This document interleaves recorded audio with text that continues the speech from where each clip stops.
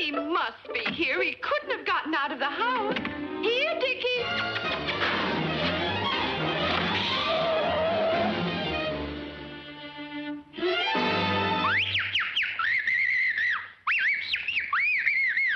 Oh, Dickie, there you are.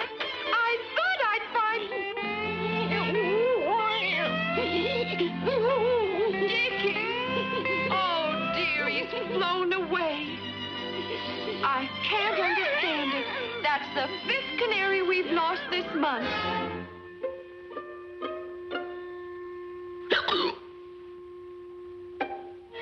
Oh, poor Rudolph. You miss your little friend, don't you? Hello? Pet shop? Have you any more canaries? Oh, that's fine. Will you send one right over to 1605 Maple Drive? Yes, that's right. 1605 Maple Drive.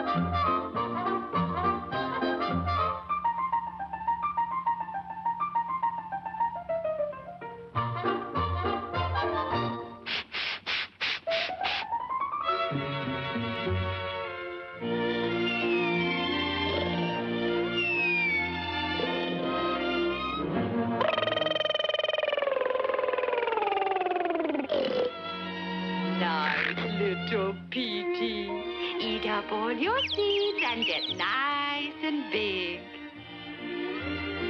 And you too, Rudolph, eat up all your dinner.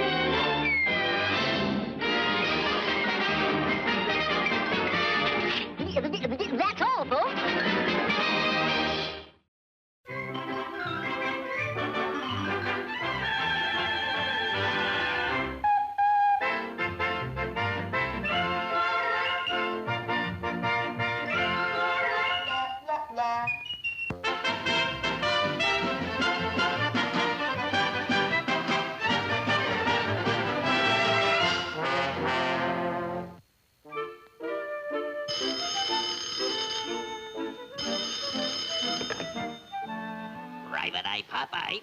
At your service. Gosh.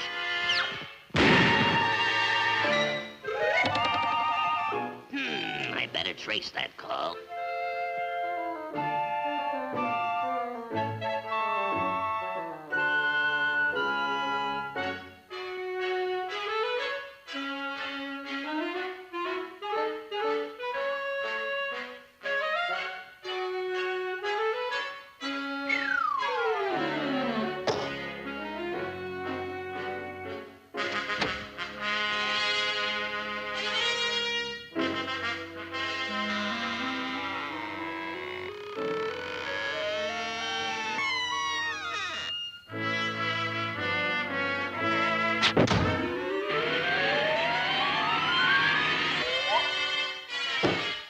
Madam is expecting you, sir.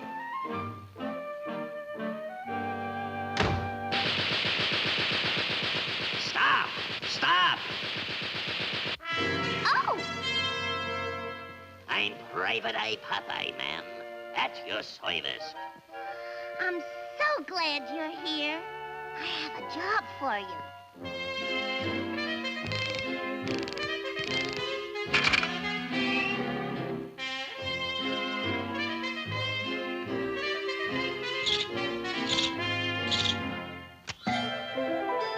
Guard this precious stone with your life. That's quite a rock you got there. Huh?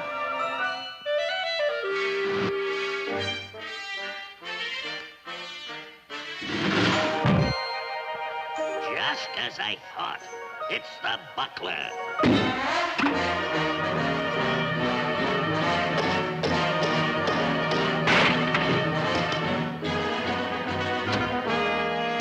Come back here, you crook.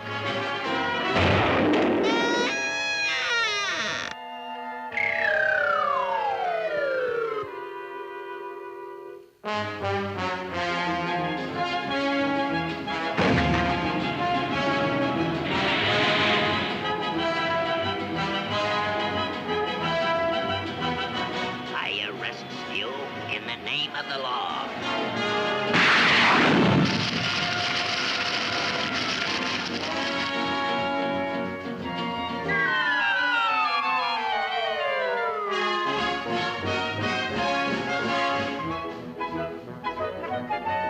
Garçon! Your order, monsieur. Huh? Where to, monsieur?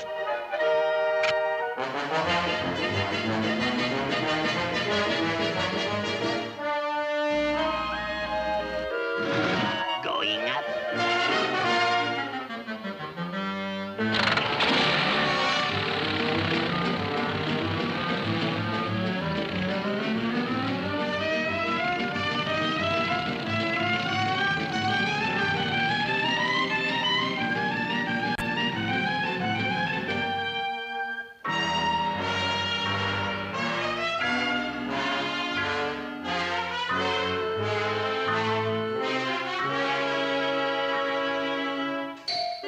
I arrest you in the name of the law.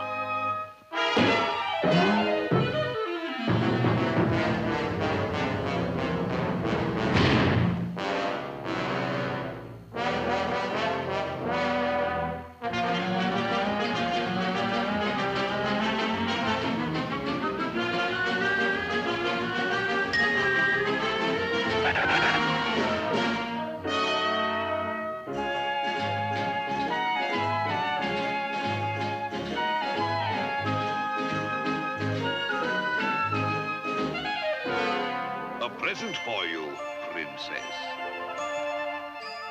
I arrest you in the name of the...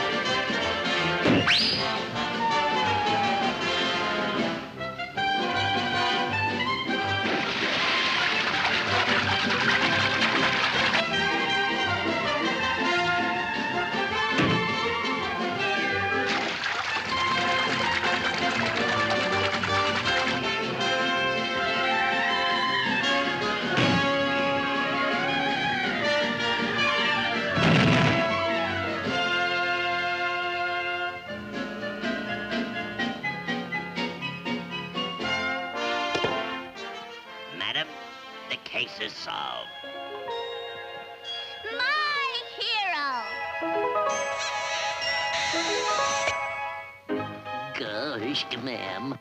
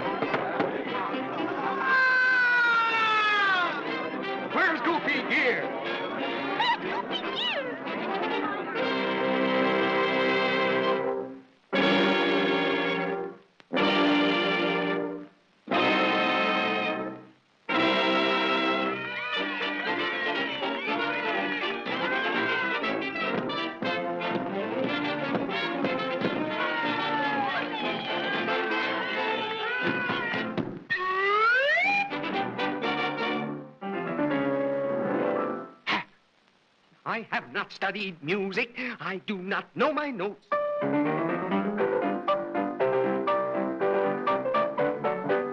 I'm just a slave to music. No time to sow my oats.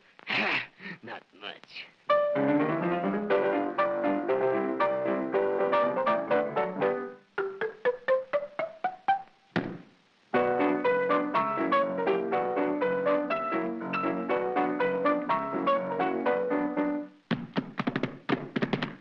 I have not studied music. I do not know my notes.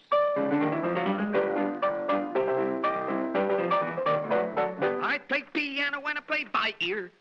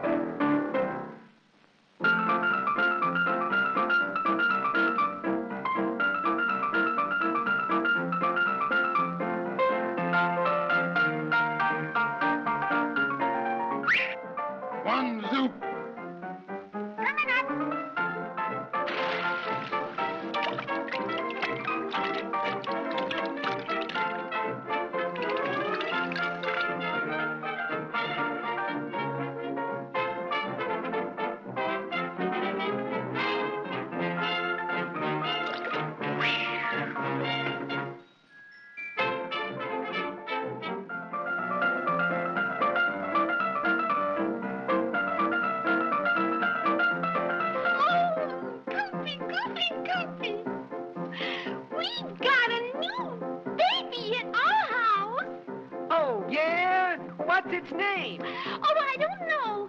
We can't understand a word it says. Oh! I need lovin', that's what I crave. I need lovin', I can't behave. I want some sweet to call me his own. I'm mighty tired of waiting here all alone. I need heaven into your house. I long to cuddle and howl. Take me, hesitate, take me, I can't wait. Bum, bum, bum, bum, wa-da-da-da-da. I need some lovin', wa-da-da-da-da, wa-da-da-da.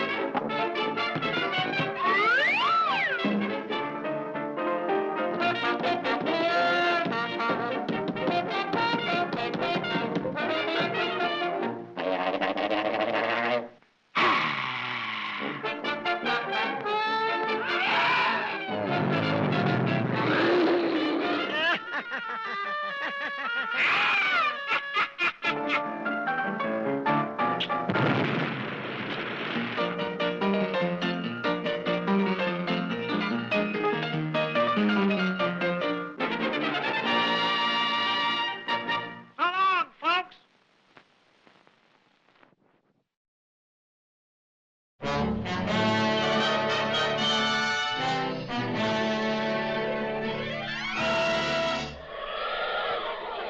Up in the sky, look! It's a bird. It's a plane! It's Superman!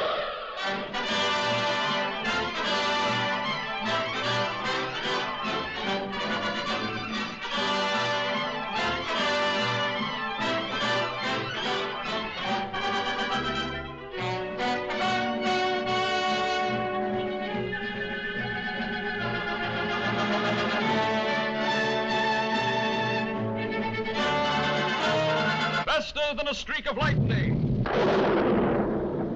More powerful than the pounding surf. Mightier than a roaring hurricane. This amazing stranger from the planet Krypton, the Man of Steel, Superman. Possessing remarkable physical strength, Superman fights a never-ending battle for truth and justice, disguised as a mild-mannered newspaper reporter, Clark Kent.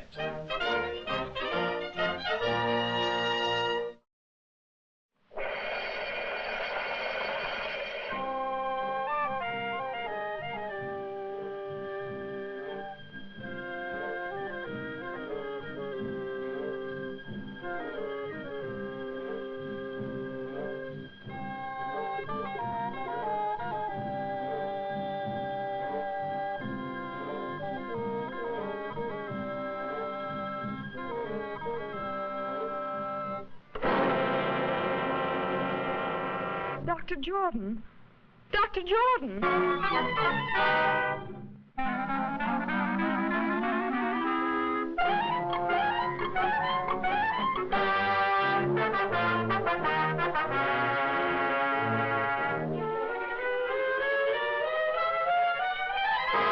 You deny poisoning Dr. Jordan, yet you admit these fingerprints are yours. Yes, but you don't. That's all.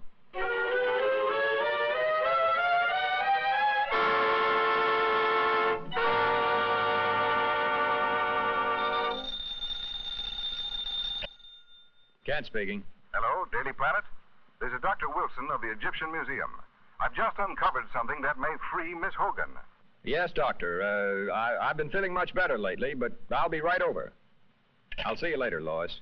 Doctor's orders. Doctor my eye.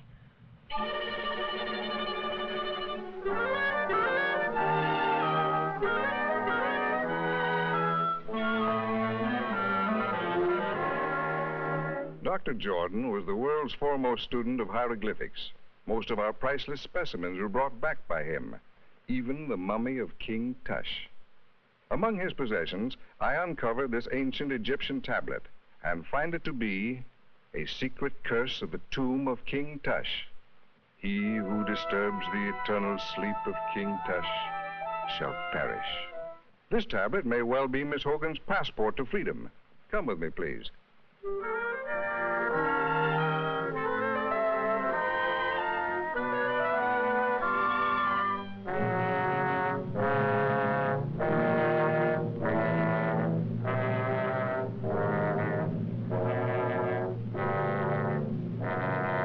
Over 3,000 years ago, the valley of the Upper Nile was ruled by an old and powerful king.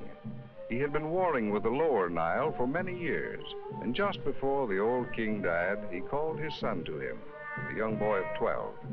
He commanded his giant guards to swear an oath of eternal allegiance to the boy prince, to guard him constantly in this world and the next. Shortly after, the old king died. A youth of 12 now ruled the kingdom of 10 million people. But the boy was not fashioned for such responsibility, and being of a sickly nature, soon became ill himself. Never was a person attended more faithfully than this youth, yet he withered away and soon died. True to their oath of allegiance, each of the royal guards drank poison, so that they might continue to protect the spirit of their young king in the Valley of the Dead. Here in these catacombs, Dr. Jordan has reconstructed the burial vault exactly as he first discovered it in one of the pyramids. Working for years in absolute and frenzied secrecy, he finally duplicated an ancient mystic formula, which he called the fluid of life. Just before he was found dead, Dr. Jordan had inoculated each of the mummies of the giant guards. They were supposed to return to life, but somehow the test failed. Dr. Jordan was found here at the feet of King Tush. The rest you know. But what you don't know, Mr. Kent, and what I am equally certain of, is that Dr. Jordan violated the ancient warning by attempting to open the coffin of King Tush.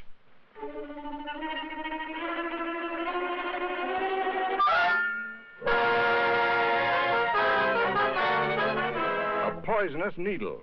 That's how Dr. Jordan was killed. Yes, and Miss Hogan is a free woman.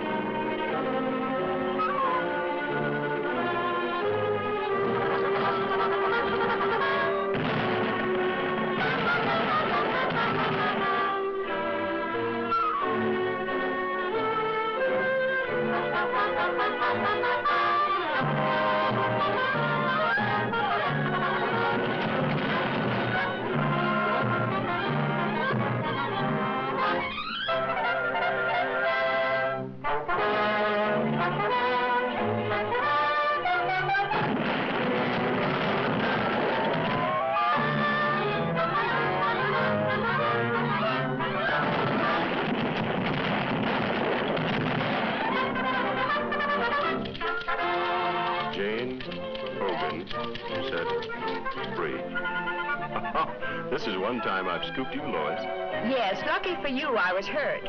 Incidentally, who told you I was at the museum? My mummy done told me.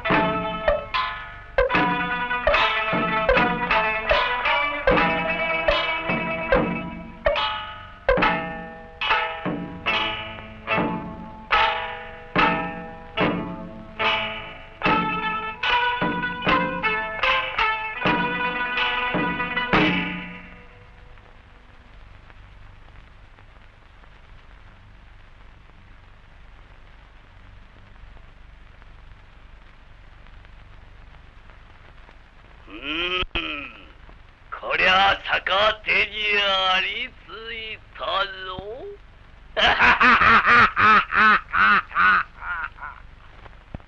どうよ、時間はまだ2時か。これはちと早いな。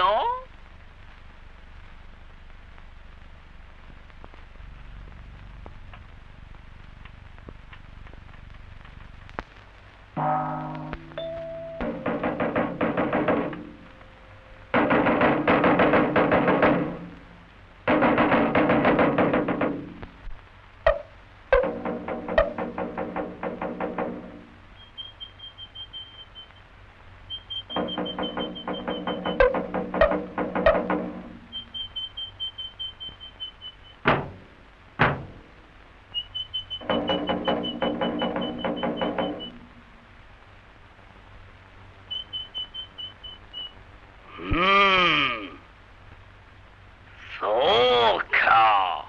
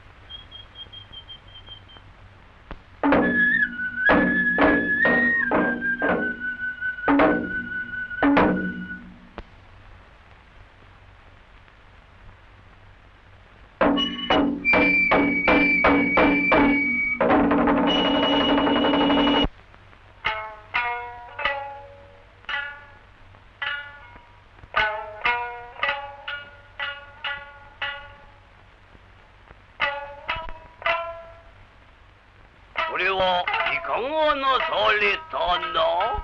化け物のために。心配見さるなよ。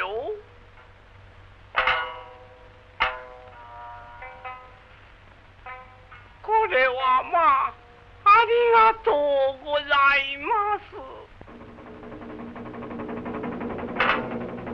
いやいやいや。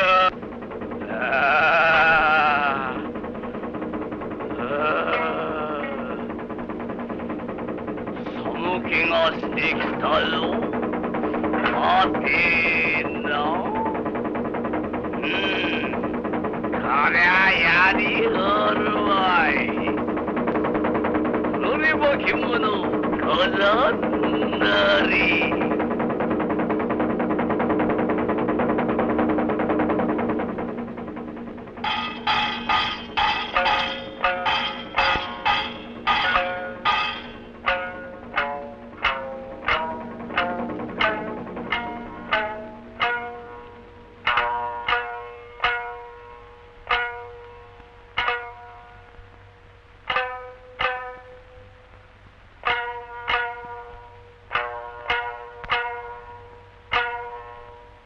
言ったからよせよ。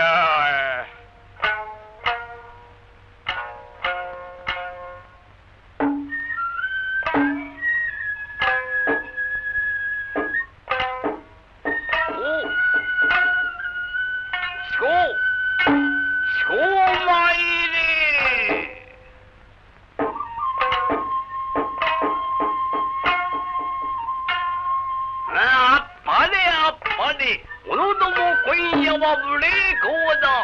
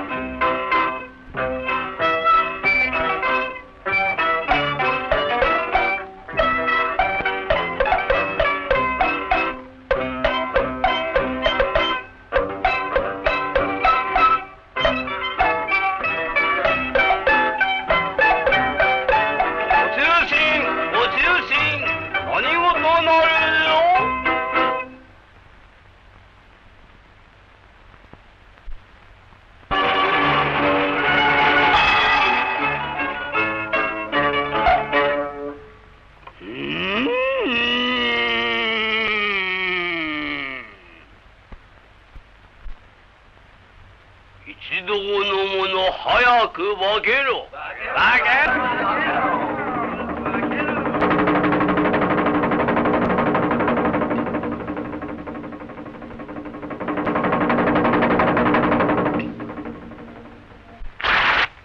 いや遠からん者は音にも聞け近くばよって目にも見よ天下の豪傑万代二門藤原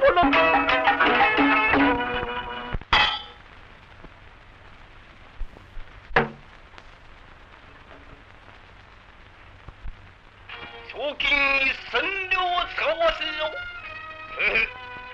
皆の者今夜はたぬき汁であるぞよ。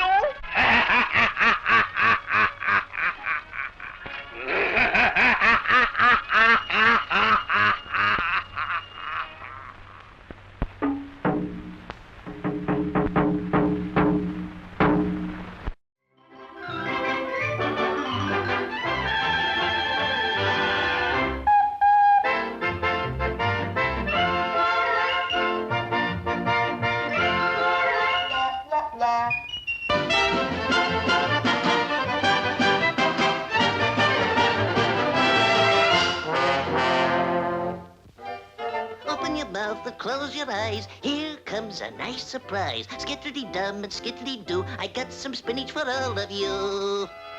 Here you are. Pip-eye, peep-eye, pup-eye, and poop-eye. But we hate spinach. Huh? You gotta eat your spinach if you wants to be strong like your great Uncle Hercules. Hercules, our uncle. He was strong. He was great. Did he get that way from the spinach he ate? Certainly. It's a hysterical fact. I'll tell you the story how it happened. Once upon a time, a long time ago, in a distant land far away, there lived the strongest man in the world, and the people's best friend, Hercules. One day, while Hercules was riding along in his chariot, he saw a baby boydie fall off a tree. Jumping out of his chariot, he ran to the boy to see what happened. Now, so's he can help the boydie, he has to get strength. So, he takes a piece of strong garlic and sniffs it.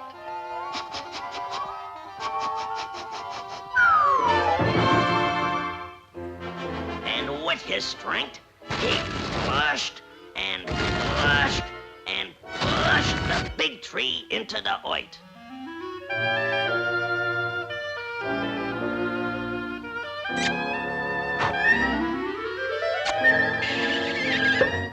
Hercules was awful strong, but very tender.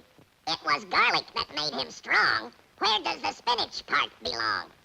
Don't come to inclusions. You ain't heard everything yet. Like I was saying, one day, a big bull-headed bully come to Hercules' neighborhood.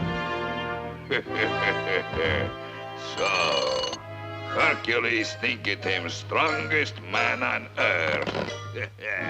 In my hands, he be like dirt. Fight!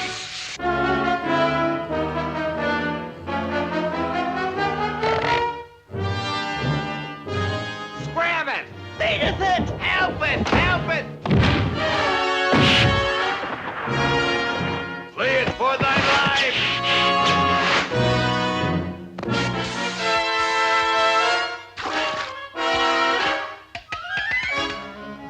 Hercules, I challenge thee.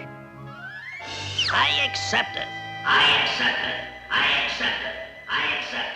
So Hercules accepted the big bully's challenge to feats of strength. Top this, sport.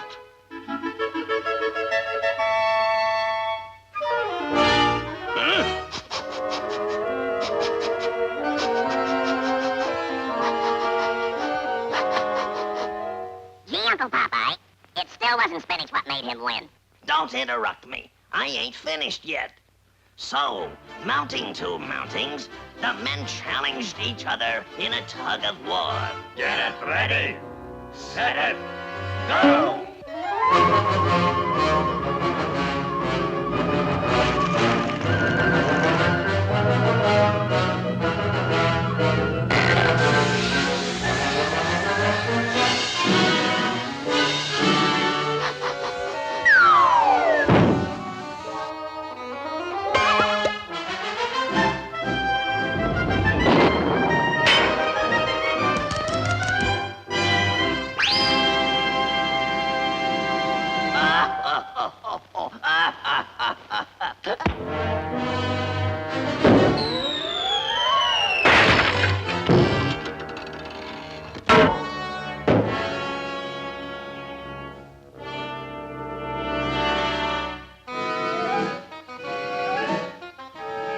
The garlic!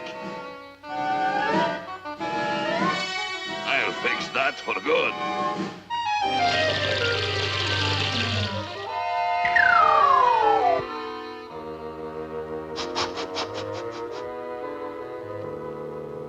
I'll fixeth thee, and how? Mind strength. Good. One good blow and thou art through.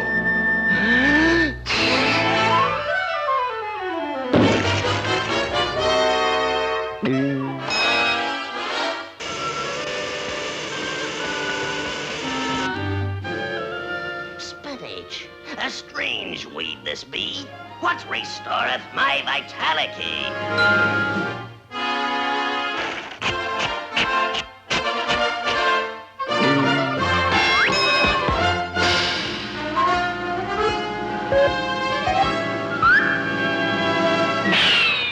How come you got strength without garlic?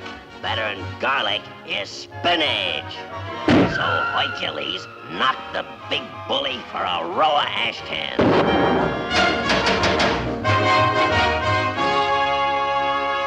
So, kiddies, that's why you has to eat your spinach. Huh?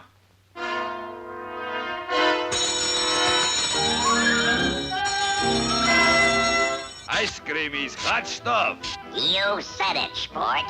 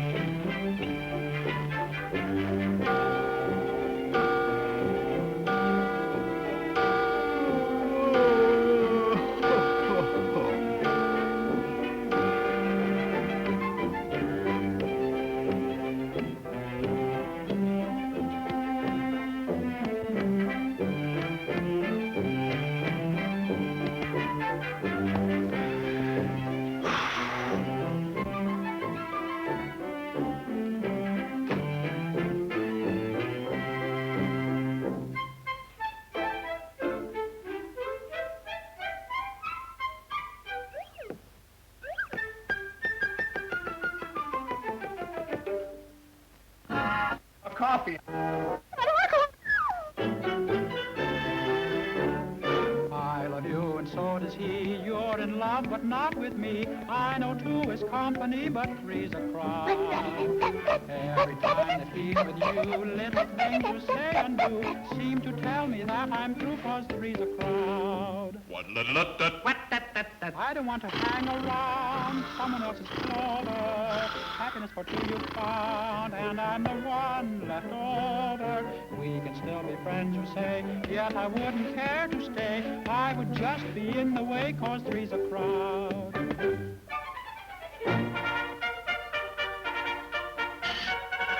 All for one, and one for all. 1, 2, 1, 2.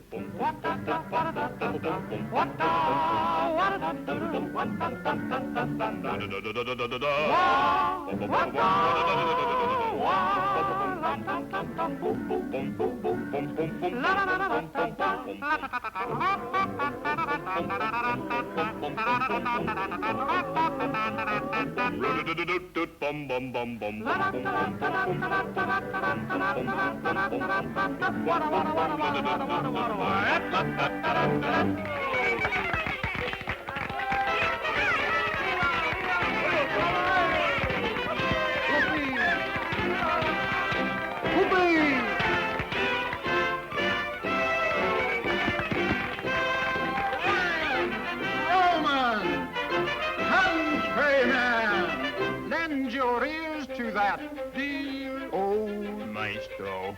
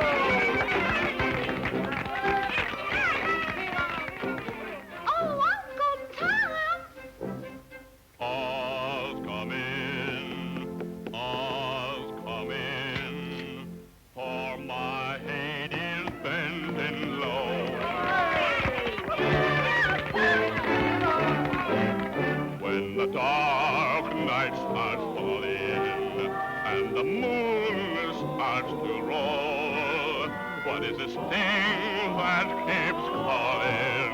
It's the South in my soul. How I long for that Delta.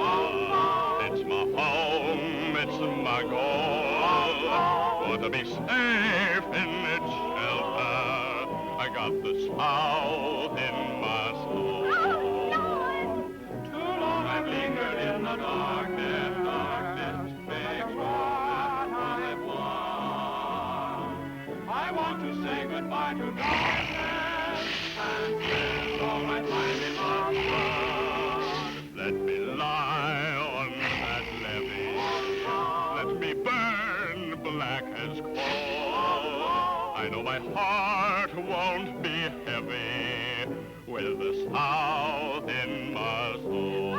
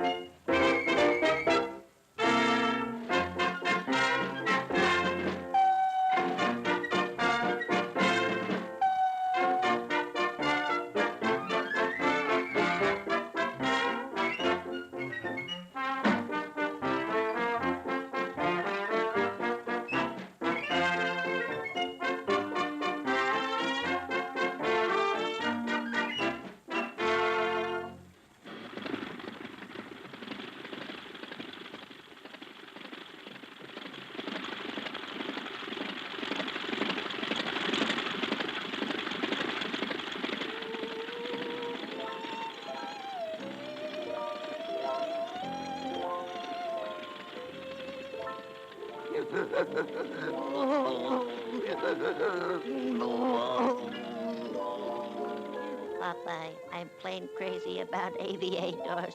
I flying away with one goodbye. I'll live.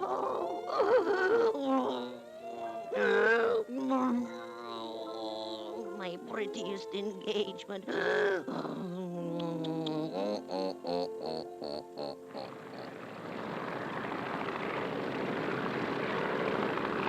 Hurry up.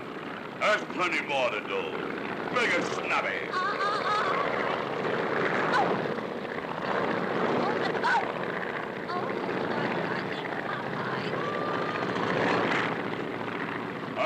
You're no help at all.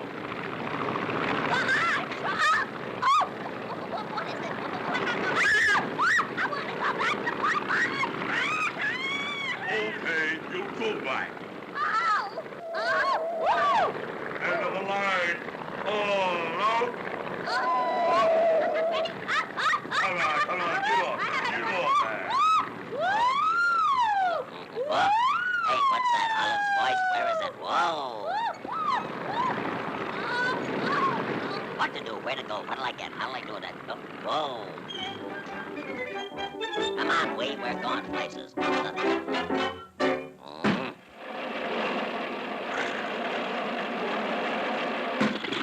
do it. Signals. 24, 36, 42, 43.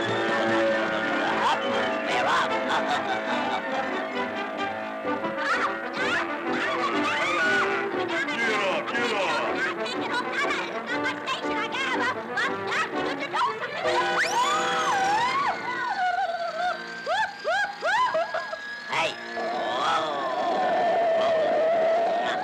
Take this, I'll be right back. Oh! Oh, what a predicament! Oh, what happened here? I didn't even know what...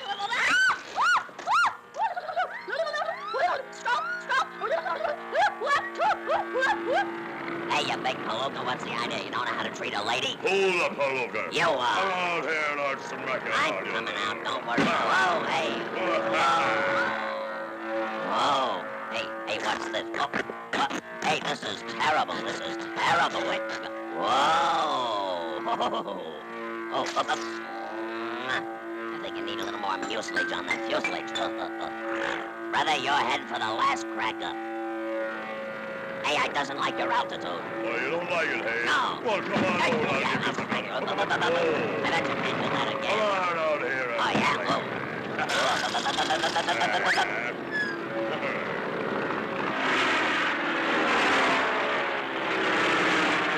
Yeah, I think something's wrong here. What's the matter? How do you stop this thing? Turn on the air brake. I'll grind up like a square. I don't like these Sunday drivers. Oh, hey, what happened? Where's the rest of this thing? I had a couple of wings on here. Oh, hey, look out below. Haul out the bumper chute. Up. Hey, spread your wings there, young fella. Whoa.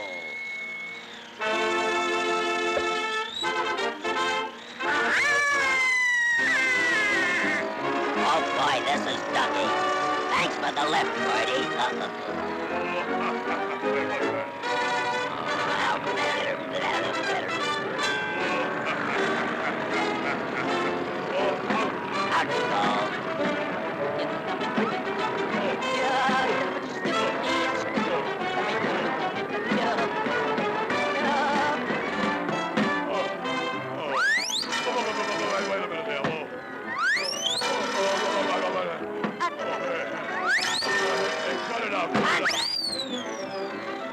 I guess I'll save his life for him. Hey, keep cool.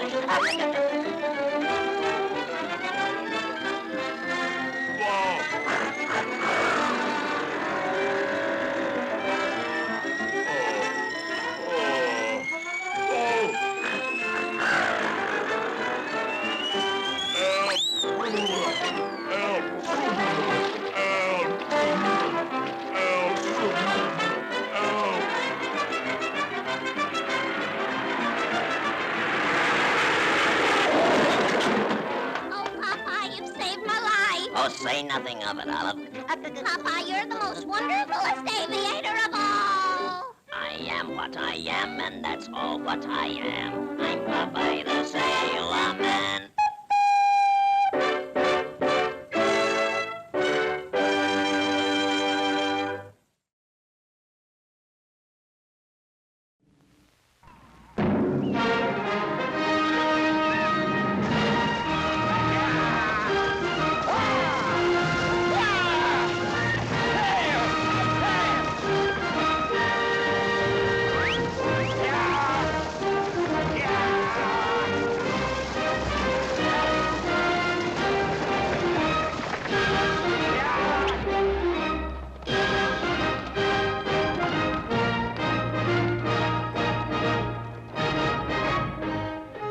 Get that guy. Who wants to come with me? You're not going anyplace.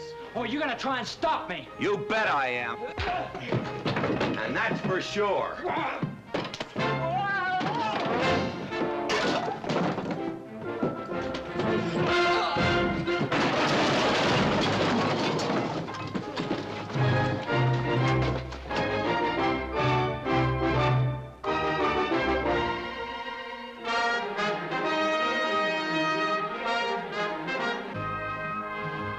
Texas is a woman, she used to say. A big, wild, beautiful woman. You get a kid raised up to where he's got some size, and there's Texas, whispering in his ear, smiling, saying, come on out with me and have some fun. It's hard enough to raise children any place, she'd say. When you gotta fight Texas, mother hasn't a chance. The Sons of Katie Elder. Led by Big John, the eldest, the gunslinger, the toughest. Tom, the gambler, who would play any game at any odds. I'm getting out of here. Matt, the quiet one, the dangerous one. Bud, the kid, who had to be taught what it meant to be an elder and a man. John, this guy just called Pa a liar and a drunk. That invitation to pick up a gun still holds for Johnny Elder. Mary, the woman who tried the impossible, taming the sons of Katie Elder. You're gonna try and find out who killed your father, aren't you? I sure am. So you can even a score, kill again. Maybe even do it in front of Bud so he can be proud of his big, tough brother. The sons of Katie Elder. Setups for paid deputies who put them in chains before they dared to kill them in ambush.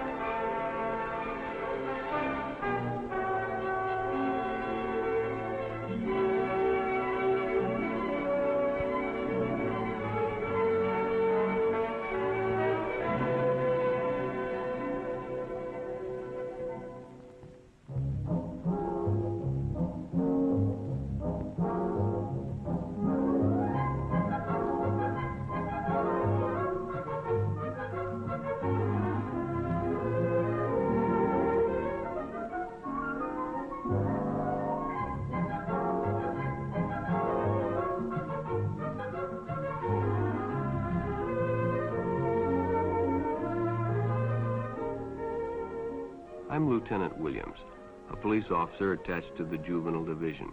I'm on my way to Monroe Junior High School to talk to a group of young people. That looks innocent enough, doesn't it? Lots of young people hitchhike. Seems like a good way to get from one place to another. But sometimes there are dangers involved that never meet the eye. Let's take the case of Jimmy Barnes. Jimmy played baseball all afternoon, and he didn't feel like walking home, so he decided to thumb a ride.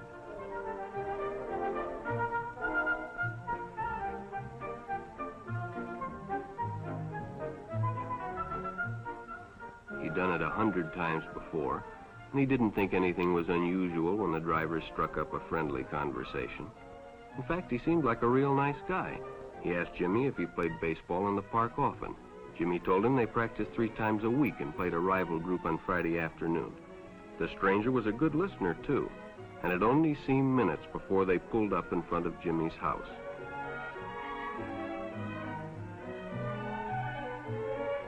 When Jimmy got out, the stranger gave him a friendly pat. Then he told him he'd see him again, as he always drove by the park on his way home.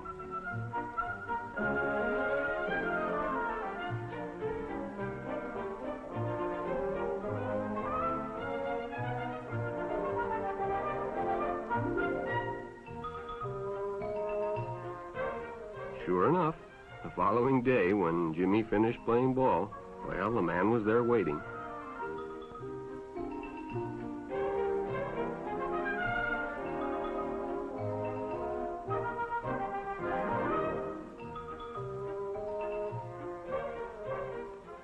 They stopped at a drive-in, and the stranger treated him to a Coke.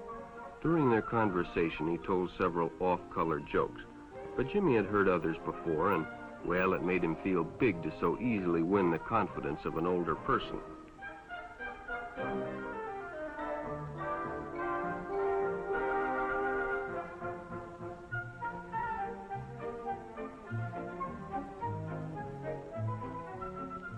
following Saturday, they went fishing together. By now, they were using first names. Ralph said it was more friendly.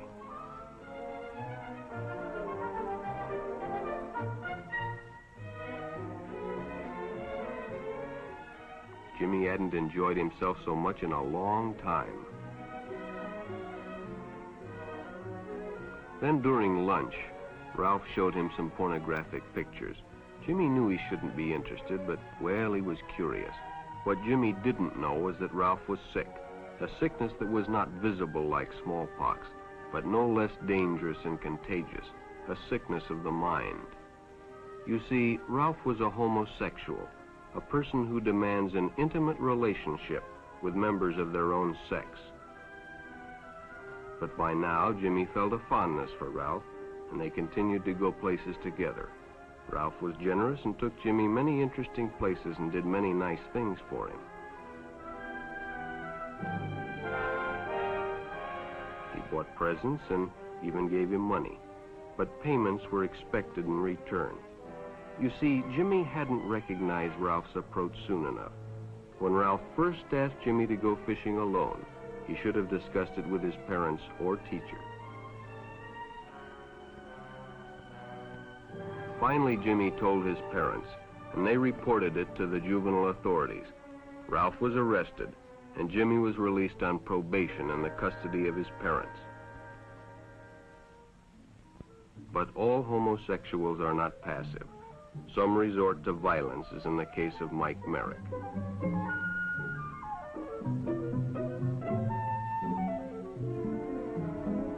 In the heat of competition, no one noticed the man who sat and watched. And when the game broke up and the others left, Mike decided to stay and practice a little longer.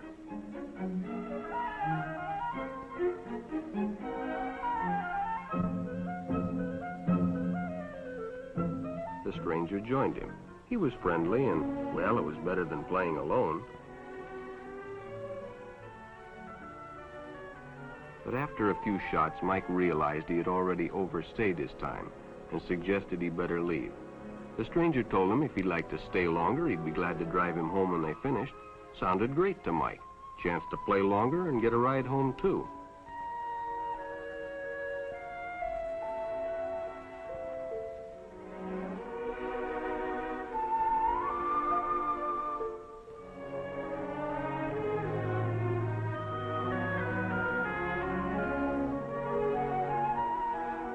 When they finished, the stranger told him he'd make a fine player someday if he got lots of practice.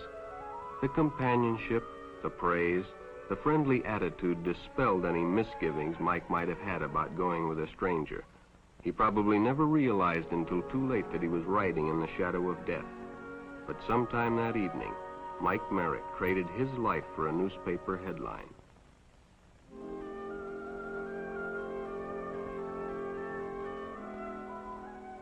As Denny and Jerry got the papers ready for Jerry's afternoon delivery, they only casually noticed the two boys that raced by in the afternoon traffic, and they didn't pay much attention to the car that drew up shortly afterwards until the man called them over.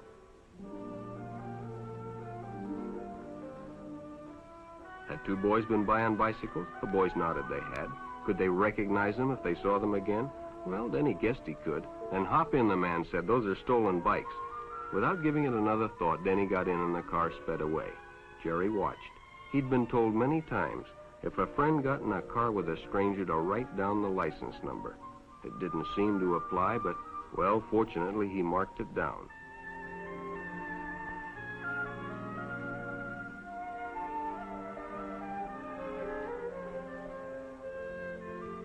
When he delivered a paper to Denny's house, he asked his mother if they'd caught the boys that had stolen the bicycles.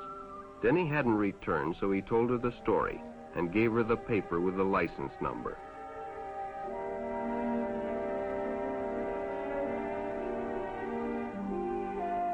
Being a careful parent, she decided to call the police. Jerry supplied the necessary information, and the stranger's car was quickly spotted. It was a good example of how important it is to always get the license number and description of any stranger who takes a young person off alone, no matter what they tell you.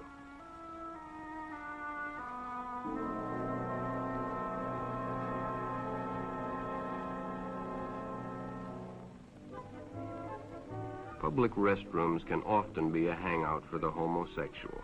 Bobby and his friends hadn't noticed the man who had been in the restroom when they changed, and as it was late, he suggested they take the shortcut under the pier, but the others preferred to take the more traveled way home.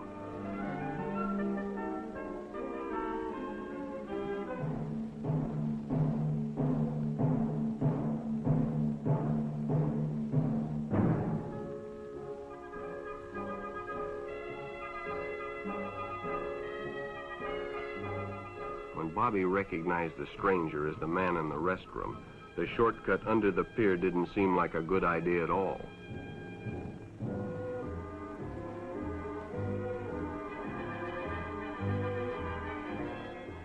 After all, it's more fun to stay with your friends anyway. Bobby had made a wise decision. It may have saved his life. The decision is always yours, and your whole future may depend on making the right one. So no matter where you meet a stranger, be careful if they are too friendly, if they try to win your confidence too quickly, and if they become overly personal. One never knows when the homosexual is about. He may appear normal, and it may be too late when you discover he is mentally ill. So keep with your group, and don't go off alone with strangers unless you have the permission of your parent or teacher.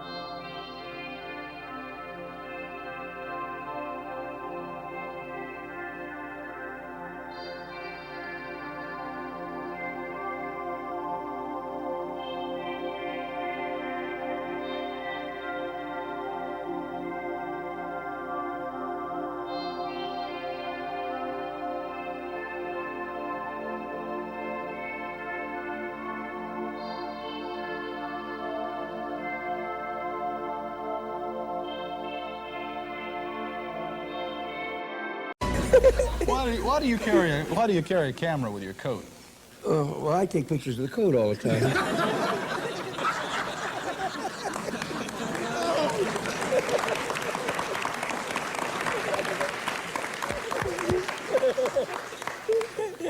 Would you? I have fun. You know. I don't mean to butt in, but I have a job I have to do. See, they sent me in here for some reason. When is the regular guy coming?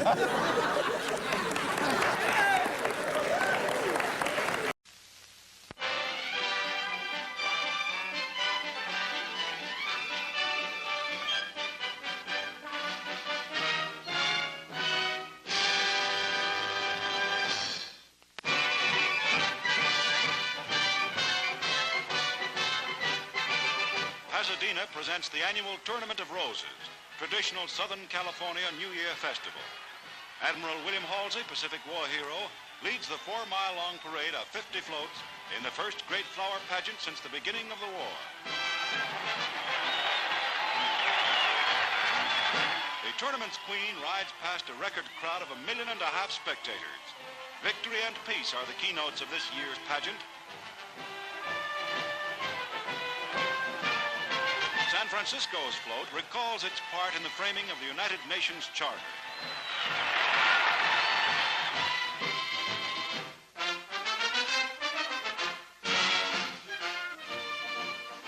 For the first meeting of the United Nations Organization's General Assembly, the United States delegation boards the Queen Elizabeth. Edward Stettinius, Mrs. Franklin D. Roosevelt, and Senators Connally and Vandenberg will represent the United States in opening the great and hopeful meeting for world peace.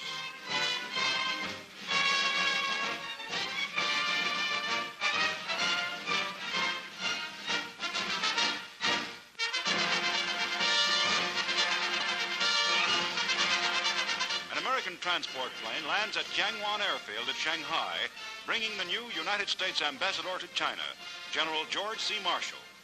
War Minister Ho Ying-chin, the mayor of Shanghai, and United States General Wedemeyer extend official welcome.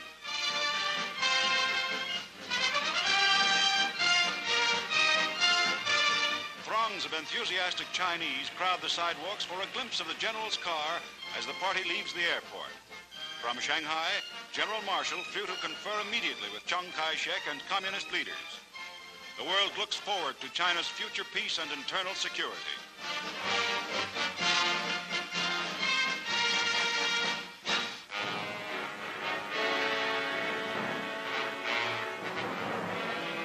At a California port, a transport lies ready to take a group of Japanese war prisoners away from the United States. Most of them will go to Hawaii for reassignment to construction work in the devastated areas of the Pacific before ultimate return to Japan. They make the trip in vessels which will bring American soldiers back home. Hats over eyes, huddled in corners, these soldiers were taken prisoner in the island campaigns which led to Japan's final defeat. All prisoners of war held in America will have been returned by April.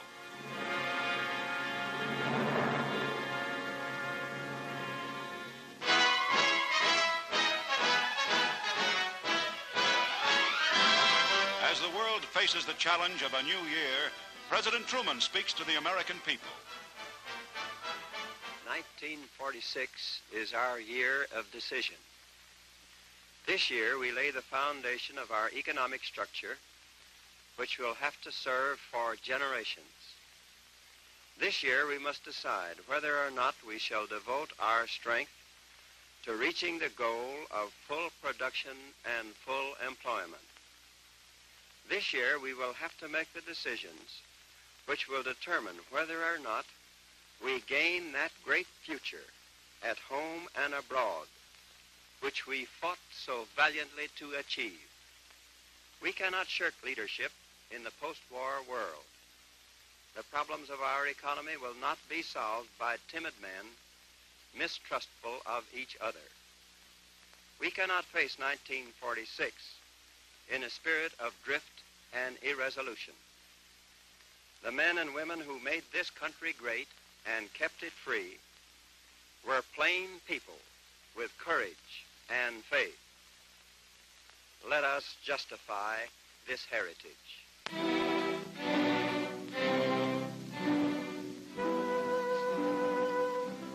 Allied nations mourn the death of General George S. Patton, fiery commander of the famous United States Third Army, which swept all before it on the battlefields of Europe. Returning to the ancient Duchy of Luxembourg, liberated a year ago by Patton's army en route to Germany, come the remains of the famous general who survived 2 wars, only to die of injuries received in an automobile accident. His widow accompanies the casket as it is borne in an army vehicle through the silent streets of a grave and grateful city. The cortege, continuing to the nearby American cemetery, includes the general's horse, its saddle tied with crepe, and the general's boots reversed in the stirrups.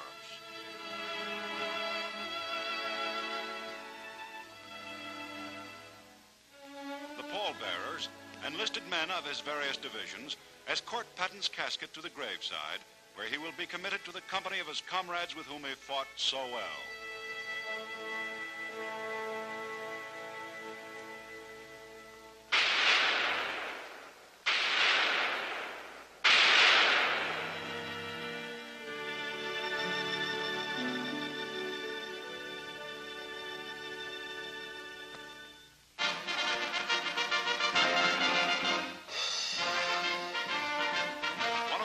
Most famous ships brings home one of America's most famous fighting units.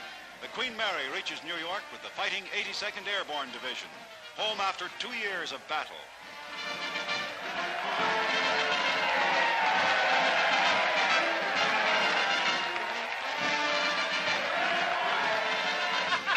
One soldier couldn't wait for the big ship to dock. He bet his comrades he'd be the first man ashore, and he had to get wet to win.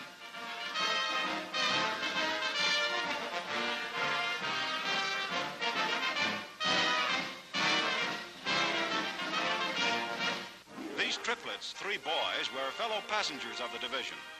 Infant sons of an American sergeant and his English wife, they were christened aboard ship with the entire division as godfathers. Their mother, Mrs. Robert Glass, who arrived to join her husband, is grateful to the 8,000 soldiers who contributed a substantial fund for the youngsters' education.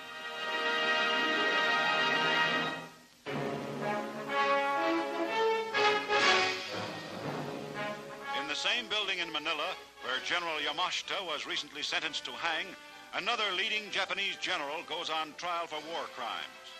In civilian clothes, General Masaharu Homa, commander of the Imperial Japanese Army in the Philippines during the war's first 9 months, faces a 5-man military commission headed by Major General Leo Donovan. Homa hears his arraignment. He is held responsible for the bombing of Manila after it had been declared an open city, for the shelling of Corregidor after United States General Wainwright had expressed his intention to surrender. Asked how he pleads, Homa answers in English, not guilty.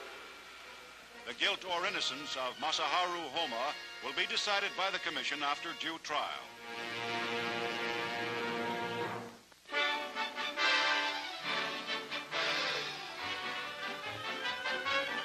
America's winter sports resorts are crowded as wartime travel restrictions are eased. In New Hampshire, the skiers take advantage of comfortable new ski toes. It's easy going up and thrilling sport speeding down the slopes.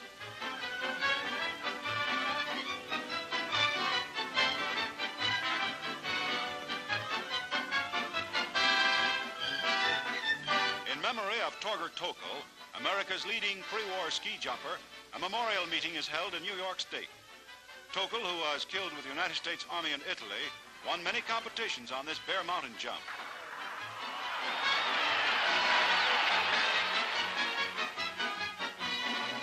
The winning jump today is made by Art Devlin, who leaps 148 feet, displaying perfect form.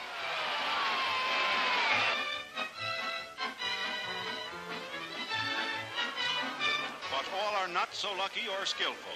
Spill follows spill as the lesser lights try hard to follow in the master skiers' ski tracks.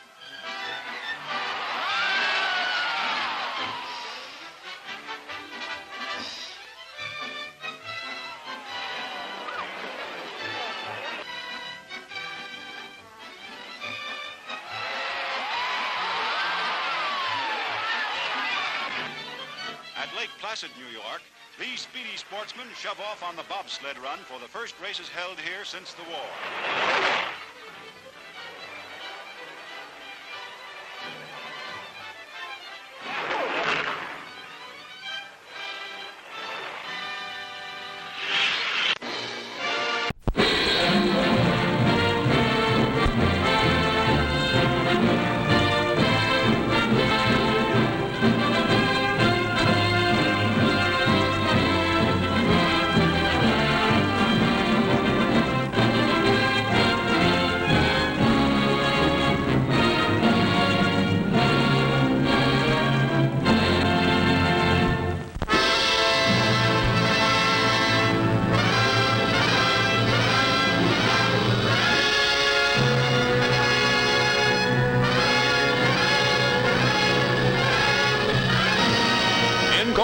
United Nations troops push on in the cautious advance against the communists.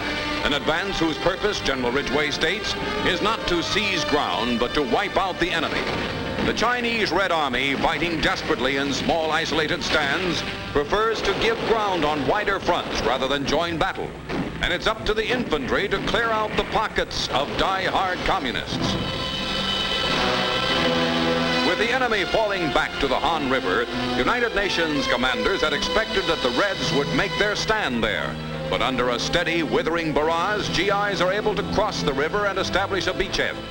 Within 2 hours, a pontoon bridge spans the Han, and United Nations troops and equipment pour across toward the capital city of Seoul.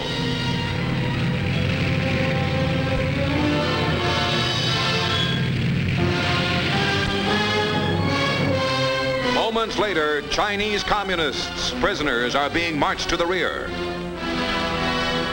Seoul, too, falls into United Nations hands, this time not as a prime military target, but as the result of the clean United Nations sweep up the Korean peninsula.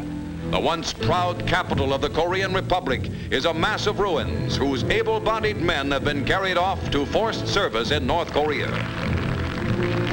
Children and the aged are left to see the liberation of their city. Above Seoul, mud and the Marines take over. For once, the Marines almost meet their match as spring thaws slow down the United Nations push. The Marines came back into action only recently from the Hungnam beachhead. Despite obstacles, United Nations forces drive on to the 38th parallel, border of North Korea.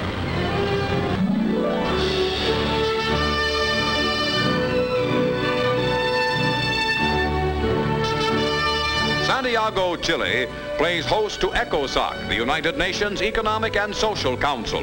Delegates from 18 nations arrive by air for the first major UN meeting in South America.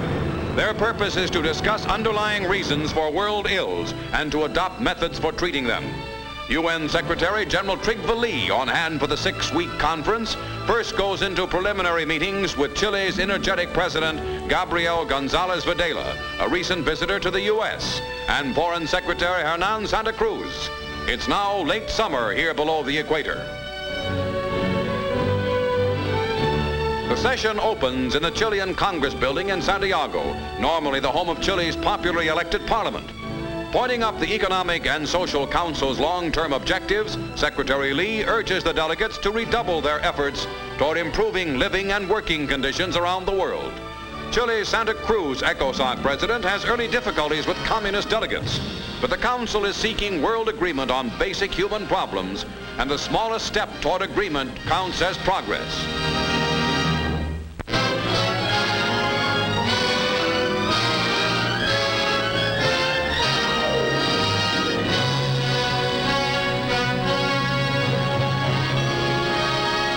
Madrid turns out its fullest pomp as Spain celebrates the resumption of normal diplomatic relations with the United States. New U.S. Ambassador to Spain, Stanton Griffiths, in a cortege of royal coaches and Moorish guards, rides to the National Palace to present his credentials to Generalissimo Francisco Franco. Other United Nations countries have also sent ambassadors in line with repeal of a 5-year-old UN resolution against Franco's government. At the National Palace, Griffiths, a New York businessman who was formerly ambassador to Argentina and Poland, meets members of the Spanish government. Then Mr. Griffiths introduces his staff to General Franco, ending the post-war gap in Spanish-American relations.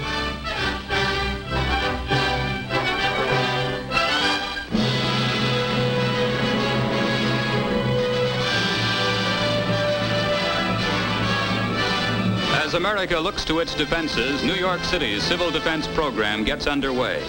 Volunteers recruited for the Medical Emergency Division assemble to take the oath of loyalty from Secretary of Defense George Marshall.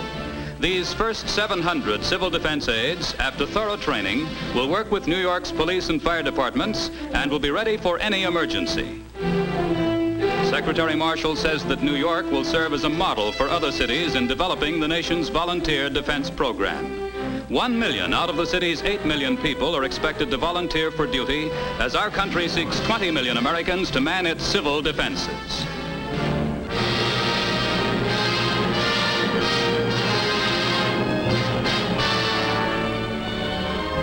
In Washington, a surprise visit by President Truman, who bears with him a gavel carved of wood used in building the White House in 1817, honors Vice President Alben W. Barkley. The occasion marks Mr. Barkley's 38th year of continuous service in both houses of Congress, first as a congressman, then as senator. Now Vice President of the United States and President of the Senate, Alben W. Barkley of Kentucky has been in Congress longer than any other man in history.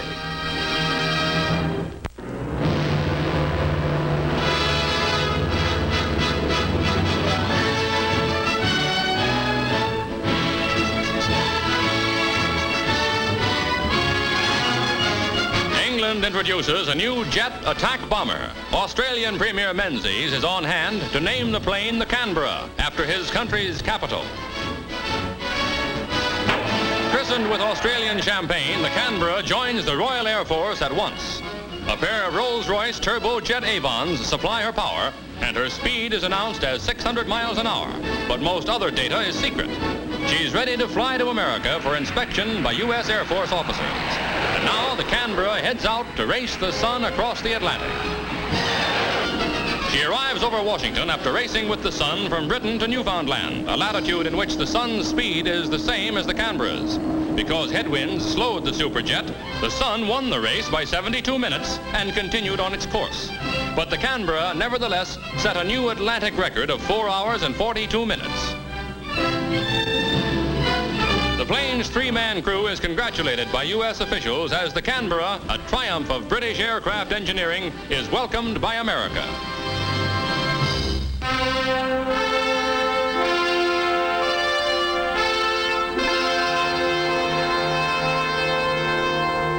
A unique machine for conditioning jet plane pilots for bailing out at supersonic speeds is demonstrated at William Air Force Base in Chandler, Arizona.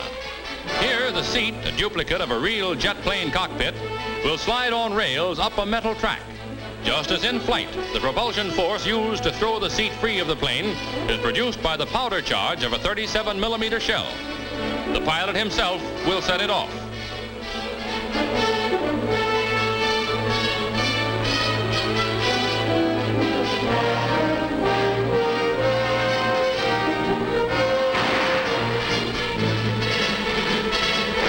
When the propulsion force is dissipated, the seat comes to a halt on a ratchet and is lowered automatically.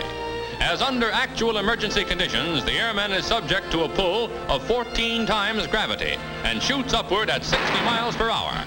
The Air Force overlooks no precaution for safety.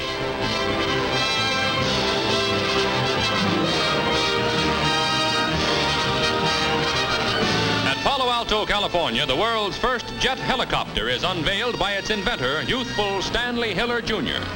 The essence of simplicity, the helicopter is powered by two small jet engines which weigh only 11 pounds each and have no moving parts. In a matter of minutes, they can be attached to the tips of the rotors. The plane is practically foolproof and fuel-proof. It runs on almost anything that burns: gasoline, kerosene, diesel fuel, or even castor oil. The plane flies with only two controls and has fewer gadgets than the average automobile. Mr. Hiller plans an inexpensive two-passenger commuter model, which, like this, will remain stable even with no hands on the controls. For the present, however, production must be exclusively for the armed forces.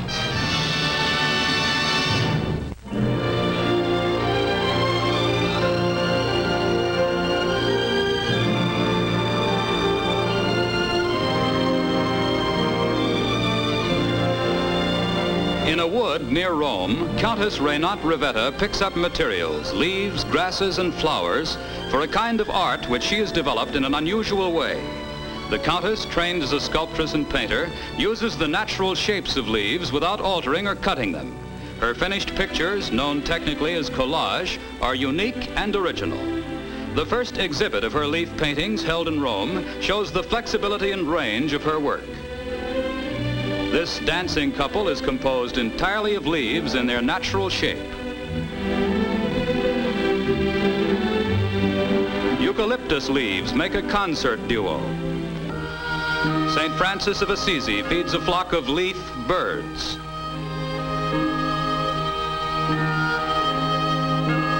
The Three Wise Men. Joseph and Mary.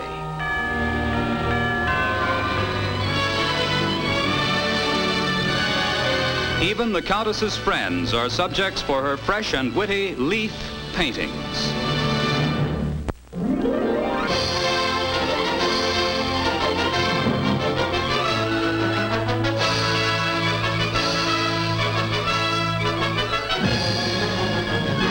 Italy, America's Dick Button meets Italian admirers as he enters the World Figure Skating Championships. Dick is after his 4th world title, skating against experts from all over Europe. Dick glides through the intricate routines required by the rules and adds some equally difficult figures of his own. An amazed international crowd sees the 21-year-old Harvard student from Englewood, New Jersey, surpass his opposition from 6 nations. By the final day of competition, Dick has run up the greatest lead of points ever compiled in the event.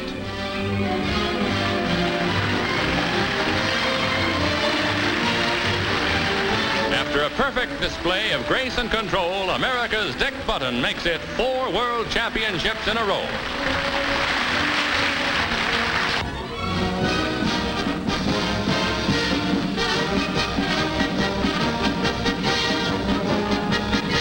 The Philadelphia Phillies, who last year captured the National League Baseball title under the guidance of manager Eddie Sawyer, are training for another championship battle.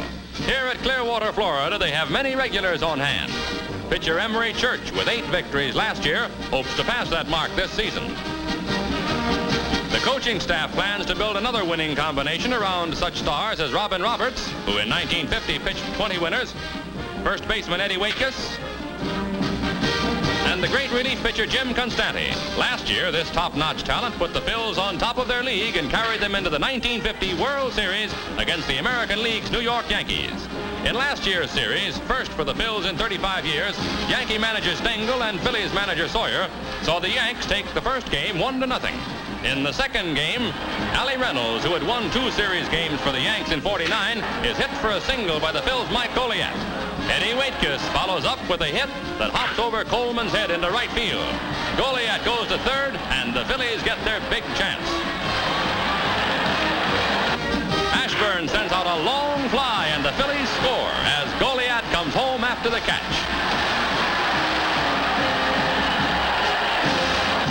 The game goes into extra innings, tied 1-1. In the 10th, Joe DiMaggio comes to bat for the Yanks. He connects for his first hit of the series, and what a hit into the upper deck in left center field. It's Joltin' Joe's 7th World Series home run, and it spells victory for the Yanks 2-1. The Yankees go on to take the next 2 games for a 4-0 series sweep and some permissible boasting in this year's spring training. The place is Phoenix, Arizona. Loosening up winter kinks, big pinch hitter John Mize outpulls brother infielders Phil Rizzuto and Jerry Coleman. With Rizzuto is heavy-hitting catcher Yogi Berra. Ed Lopat, an 18-game winner last year, finds his arm good as new, while DiMaggio, who announced this may be his last season, looks on. Tossing them in is Vic Raschi with 21 pitching victories to his credit in 1950, followed by Allie Reynolds, who chalked up 16. 320 hitter Hank Bauer blasts one out with DiMaggio right at his heels. Will the Yanks do it again this year? Manager Casey Stengel, out for his 3rd straight championship, looks mighty optimistic.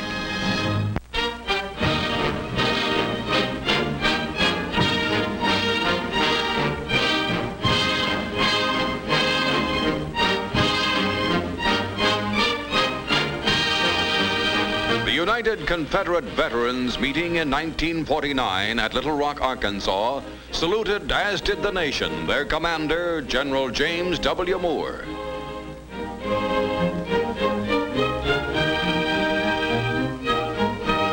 Now, General Moore, at 99, follows the heroic dead of the South to a soldier's grave in Selma, Alabama, as the last tiny handful of the boys in gray prepares for the final Confederate reunion in Norfolk, Virginia. Color guards from Virginia Military Institute, of which the general was the oldest graduate, together with relatives, friends, and neighbors, pay final tribute to the gallant soldier who ran away from school at the age of 13 to join the Confederate cavalry. The banner for which General Moore fought is presented to his daughter as an old soldier is laid to rest.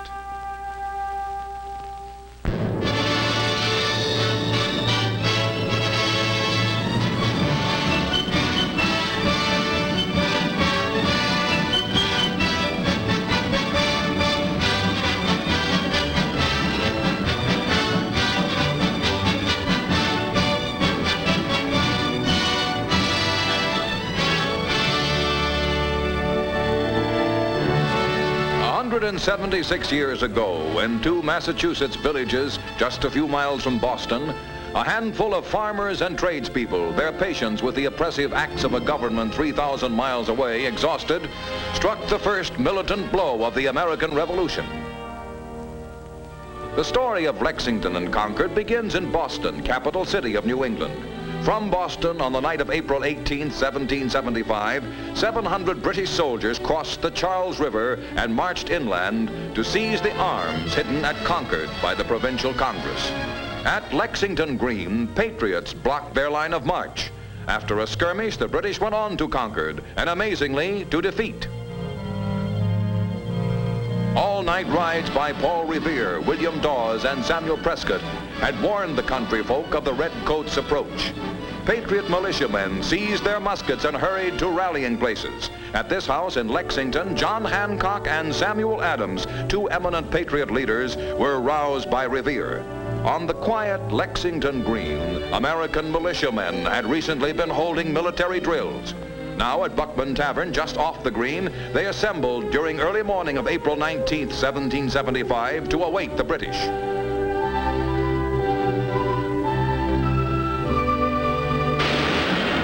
Two lines of Minutemen, numbering about 70 under Captain John Parker, refused to disperse and let the 400 British pass. No one knows for certain whether Redcoat or Minuteman fired first, but when the firing ended 15 or 20 minutes later, 8 Americans were dead and 10 wounded, and a war had begun. Here the Minutemen had made their stand. The words attributed to Captain Parker expressed the spirit of that morning. Stand your ground. Don't fire unless fired upon. But if they mean to have a war, let it begin here. Captain Parker, rifle in hand, today dominates Lexington Green, while a short distance away is the belfry, formerly on the green itself, from which the alarm was sounded. To the Harrington House, just north of the green, at the height of battle, came Jonathan Harrington, first to be mortally wounded, to die on the steps of his home at the feet of his wife.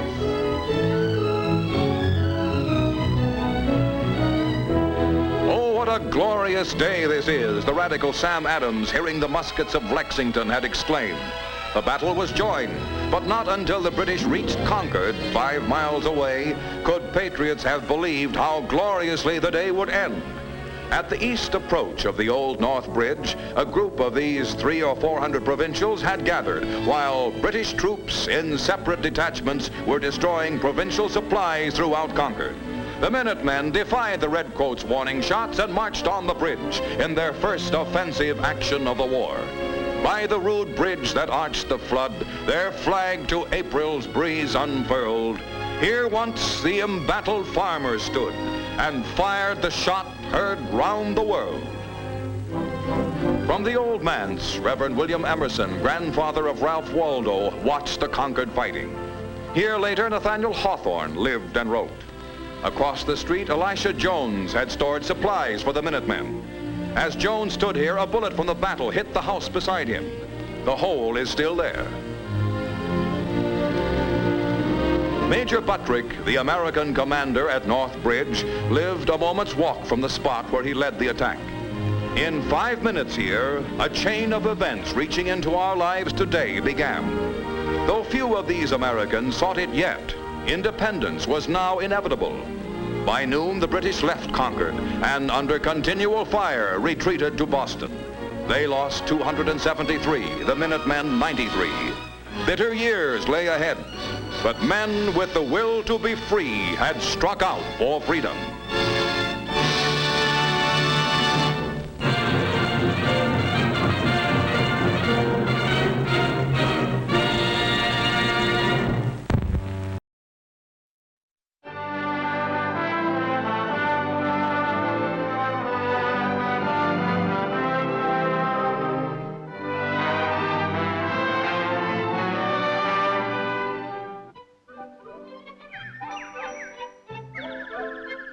Love, Grand.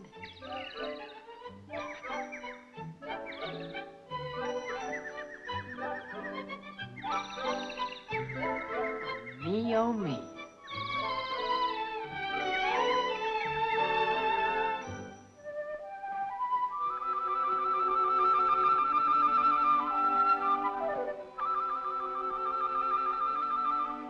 What is this? I'm getting dizzy. Oh, maybe Cupid is after me. Maybe love has found Andy Hardy.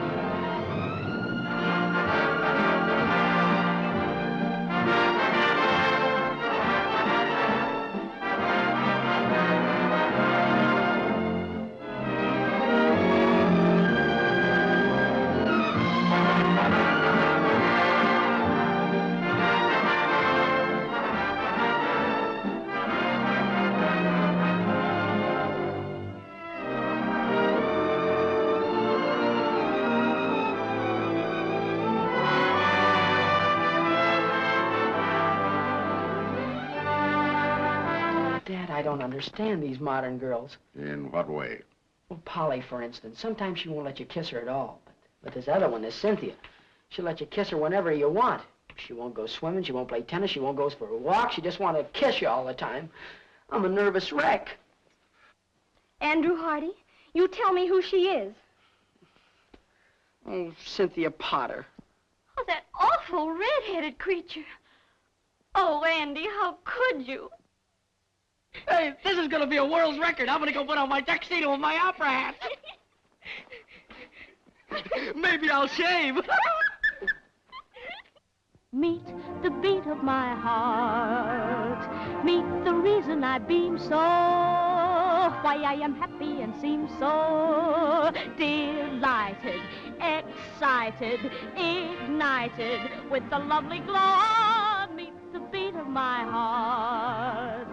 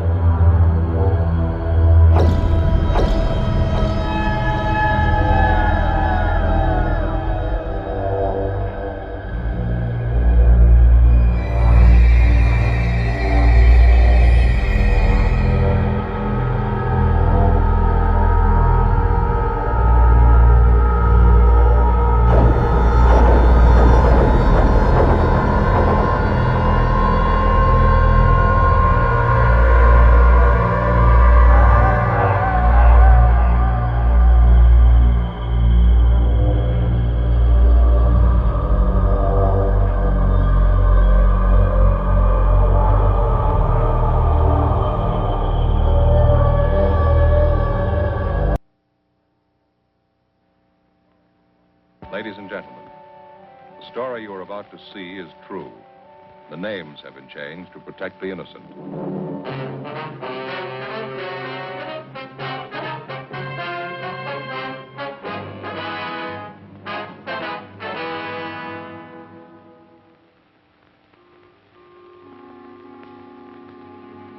This is the city. Los Angeles, California. I work here. I'm a cop. It was Thursday, December 10th. It was cold in Los Angeles. We were working the day watch out of robbery division. My partner's Frank Smith. The boss is Captain Dividend. My name's Friday. I had to report to the police academy firing range at noon. It was 7:55 a.m. when I checked into room 27A. Robbery.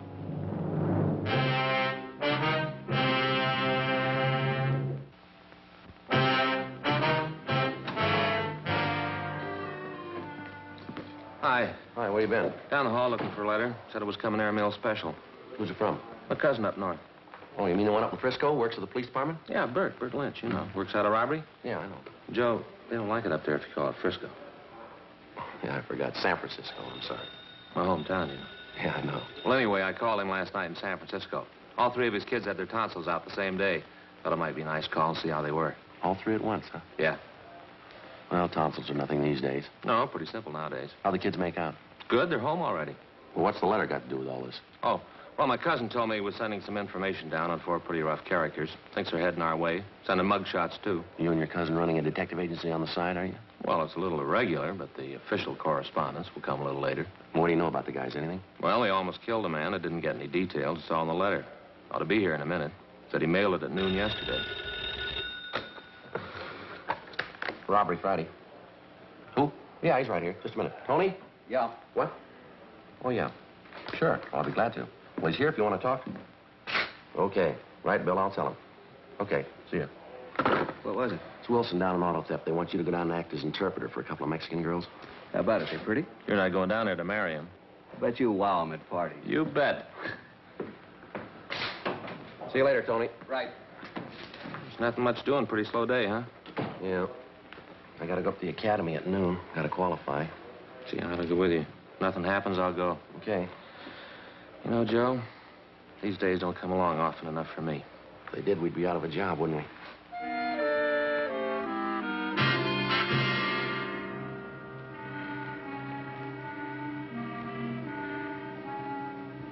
It was one of those rare, slow days. I spent a couple of hours going over the daily reports, sharpened a few pencils, cleaned out my locker. At 10:15 a.m., Frank walked into the squad room. Oh, hey, Joe. Yeah? Came. What's that? Letter from my cousin. Oh, yeah. Yeah, it came just this minute. Well, aren't you going to open it up? It's addressed to you, you know. Oh, yeah. Joe, you got a million of them. There's the mug shots. What's it say? Following 4 men wanted for robberies, auto thefts, and safe burglaries in San Francisco Bay Area. Cliff Small, 19, George Shum, 20, both escaped from Preston. Wait a minute, let's check the numbers there. Yeah. 460, yeah, there they are. Yeah. Julius Carver, 18, Fred Malik, 20, both Army deserters. Those two there. Yeah. It checks out with that APB from San Francisco last week. What do the records look like? Anything there? Well, this guy Small shot an Army captain during an argument at the bar. On 2 jobs, these men shot it out with us and escaped. Information shows all 4 left for Los Angeles several days ago. Driving stolen car, probably blue Ford using cold plates. See the mug shots. Well, now we know who we're looking for. Does your cousin tell us where? Just a couple of nice girls got mixed up with the wrong guys. Got to call a stenographer. Just a minute, Tony. Yeah? Take a look at these pictures. What do you got? Your letter here from my cousin, Tony. Says these guys are headed this way in a stolen car using cold plates. So these girls were picked up. Hot car. They went for a ride with a couple of guys they met in the movie. Car ran out of gas. Boys ducked out. The girls got picked up. They got any lead on the guys? No, not a thing. Young guys? Around 20. You think they might be the ones from Frisco? Well, no. We ought to talk to the girls anyway. Where you got them? They're still in the interrogation room.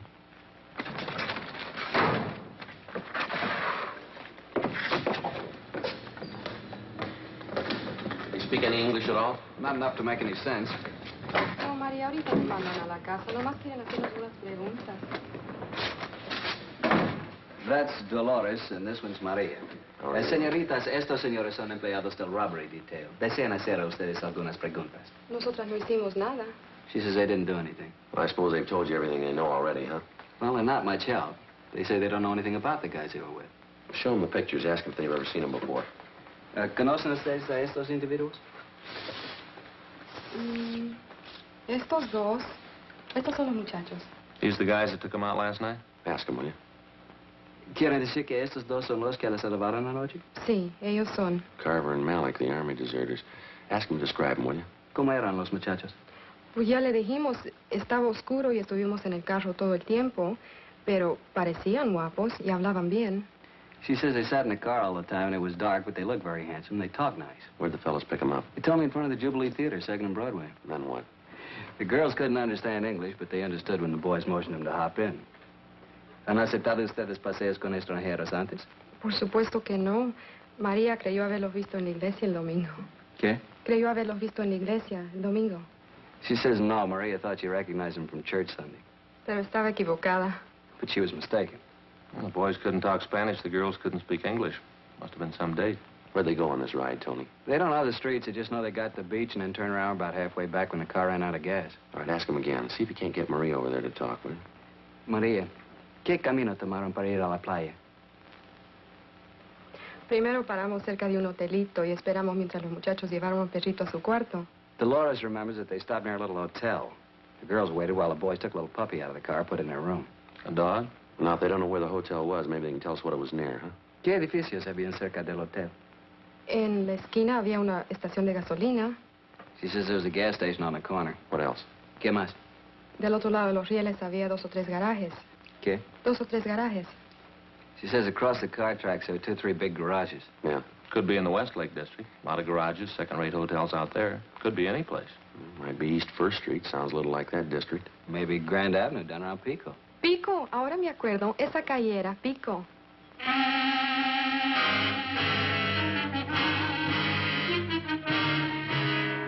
We took the girls with us, and we drove out to Grand and Pico, then up and down Pico slowly until the girls pointed out a hotel just south of Flower Street. They weren't sure. Frank and I went in the hotel to check it out. How are you? Police officers. We're looking for Julius Carver and Fred Malik. They staying here? What's the names? I can't hear you over the vacuum. Julius Carver and Fred Malik. No, not here. Take a look at these pictures, will you? Well, could have been 2 of the boys who checked out this morning, but they didn't look as tough as this. How many were there? 4. Here are 2 more pictures. Would you look at these, please? Well, could be. They're about the right age. How long did they stay? Just 2 nights. They have a pup with them? What? I say, did they have a pup with them? A puppy dog? Yes, they did. Yes, sir. Little collie pup. Did they pay up? A little collie pup. No, I say, did they pay up? Oh, no. No, they skipped out, owing me 2 days. Wonder if we could see how they registered, please. What? Hey, Colonel, will you shut off the vacuum, please? Well, that's a wonderful machine. Wish I had one. Doesn't sound too loud to me, nice and quiet. Oh, it's not the vacuum. I'm a little deaf. Oh, why don't you get a hearing aid? I got one. Rigged it up myself. Not practical, though. Why's that?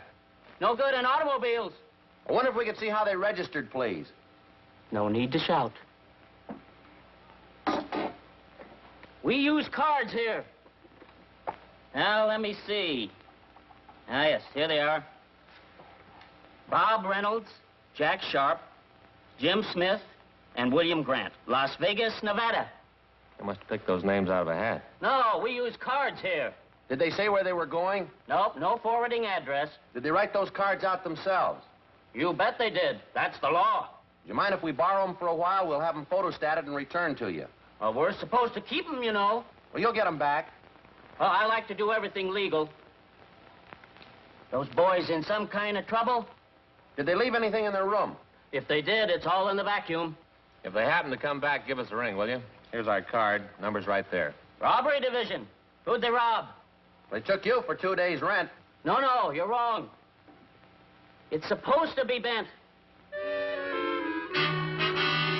We took the 2 witnesses back to the office and dropped off the registration cards in handwriting. 2 p.m., Jack Creasy met us in front of the hotel. He told us that he and Tony Chavez were checking out the parking lots in the neighborhood for stolen cars. Frank and I started running down the other hotels.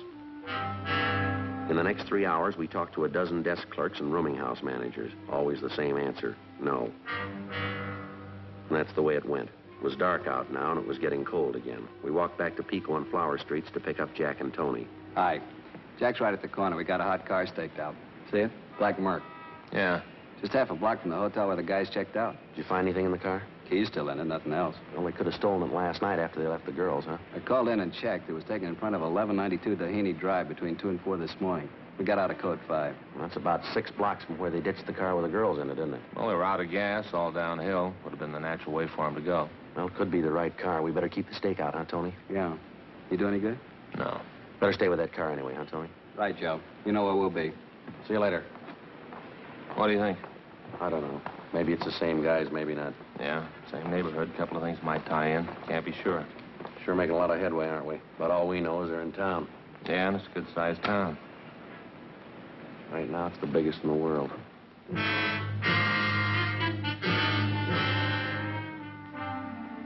7 p.m. We knew the 4 gunmen were in town. We knew they'd been seen.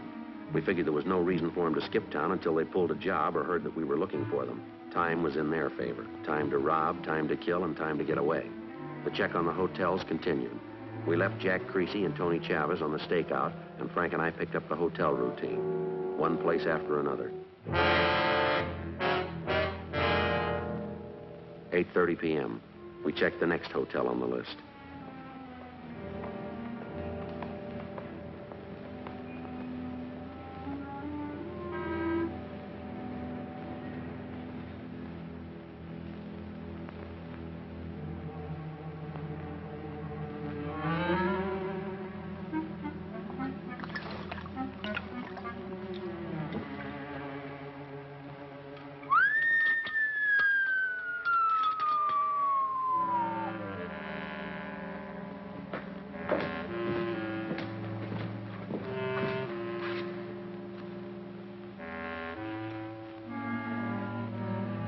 What are you doing down there?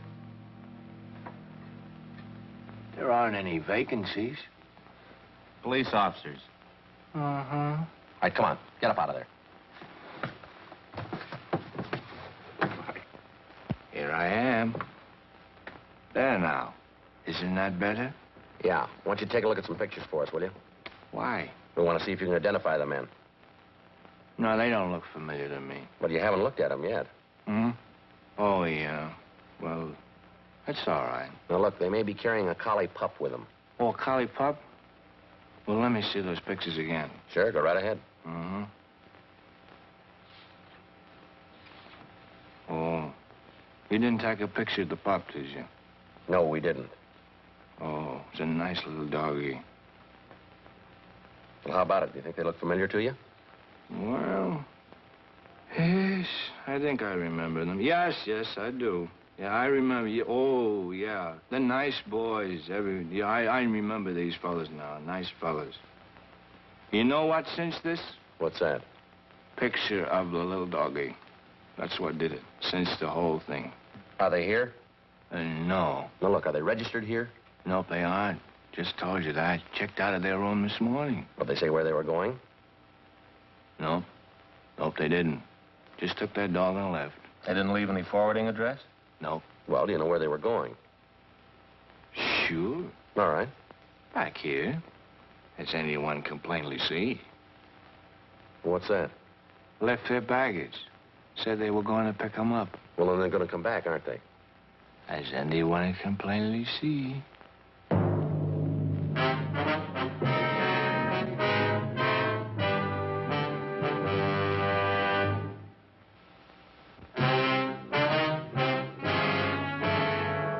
In the files of the Los Angeles Police Department, there are countless case histories that never got space in the daily newspapers. The case of Cliff Small, George Shum, Julius Carver, and Fred Malik was one of these. 4 young hoodlums wanted for a series of robberies and petty burglaries. These men were armed, and they'd shown that they wouldn't hesitate to shoot. By comparison with a sensational crime headline, the news value of the story rated 1 inch of type on the 4th page of the 2nd edition. Yet the line separating these 4 young thieves from banner headlines and back page space is much thinner than the average citizen realizes. I phoned the office and asked for 2 men to cover the stolen car. As soon as the replacements arrived, Jack Creasy and Tony Chavez left the stakeout on the stolen car and took up their positions in front of the hotel. You got any idea when they're coming back? No, sir. I told those 2 detectives I was here. Or was it you I told? It was this fella and I. Oh, yeah. I didn't remember things I say so good. But I study faces. Am I bleeding? No, you're not. Why should I be? I'm not shaving. Are you the manager here? No. This place belongs to Claude. Claude who? Tinney. Well, and you're in charge now, is that it? Only when Claude's not around. This is one of his places. How many's you got? Only one. But this is one of his places. Yeah, now listen, maybe you better leave that bottle alone till we get this thing straightened out, huh? Oh, no. I don't hit it heavy anymore. Just a little nip now and then. It's drafty in here. Hey, clerk, where's this door lead to? Oh, no, you must not go in here. Get out of the way. Oh, get out. I save old bottles to Regman, gives me a penny each for them. All right, get them back in there.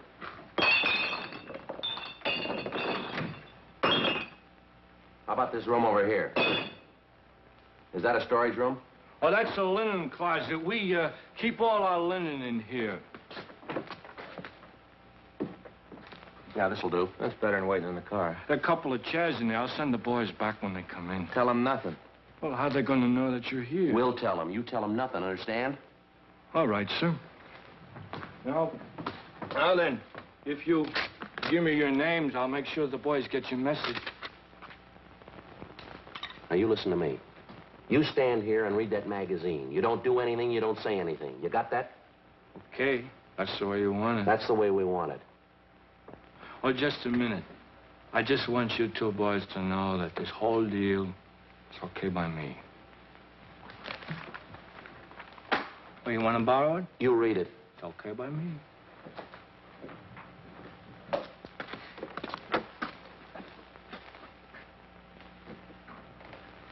What's that smell? Bleach, I guess.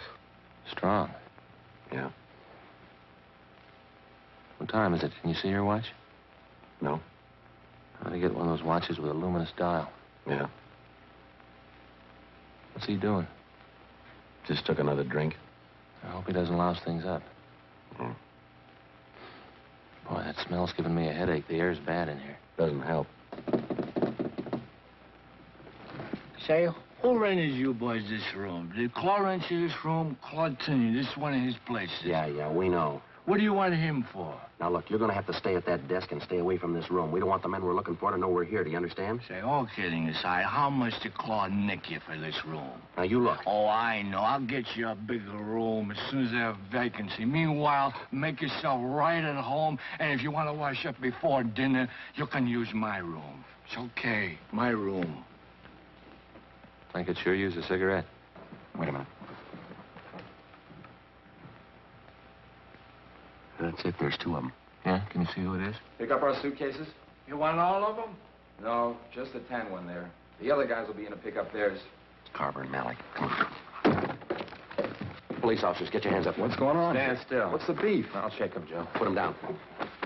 Get them up. 38. 45 automatic. Put your hands down. You keep yours up.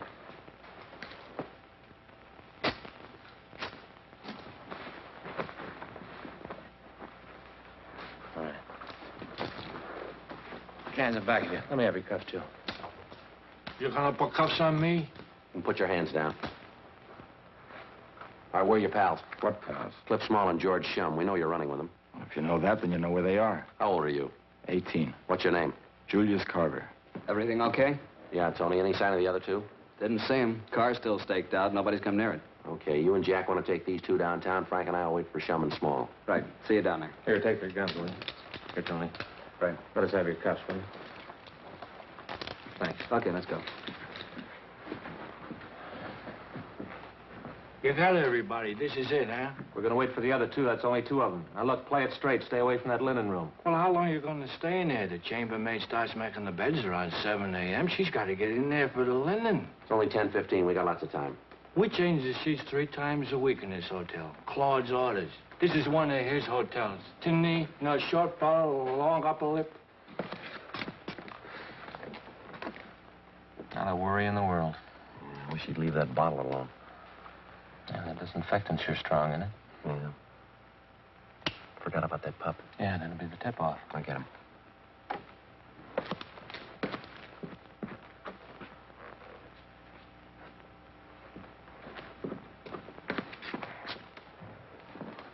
He's sure cute. I'll bet he's hungry. Yeah, I'll put him on the floor.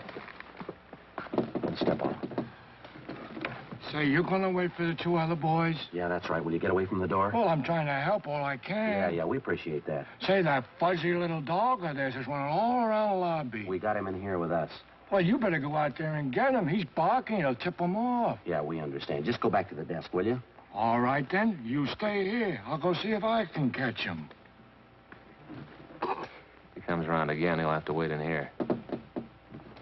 Hey, listen. I've been looking all over the lobby. You fellas are in the clear. What do you mean? The dog, it's gone. You fellas are in the clear. Yeah, we know. He's in here with us. Now, will you stay away from this door? It's okay. The dog's gone. Boy, we'll be lucky to come out of this one alive. Wait a minute. Hey, give me my suitcase, huh? Yes, sir. It's right here. Small and chum. My friends back yet? Police officers, get your hands up. Fire.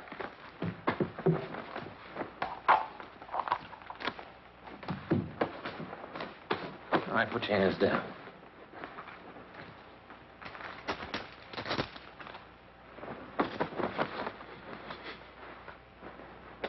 Let me have your cuffs, Joe.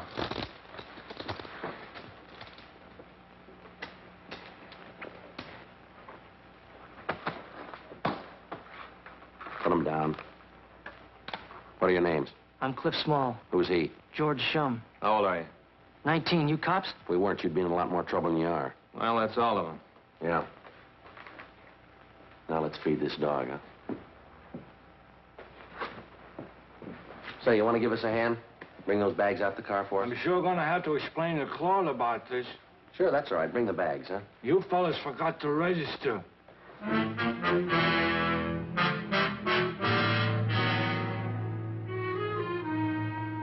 12:15 a.m. The prisoners were taken down to the city jail and booked on suspicion of robbery. After the suspects were questioned, we made out the necessary reports. Frank went across the street to the Federal Cafe and picked up a bottle of milk and a few slices of bread. You were sure hungry, huh? Yeah, you seem to be. How'd we make out? Well, here, you can read it. 4 stolen cars, 8 known robberies up in San Francisco that they copped out to. 3 jobs in Portland, they admitted.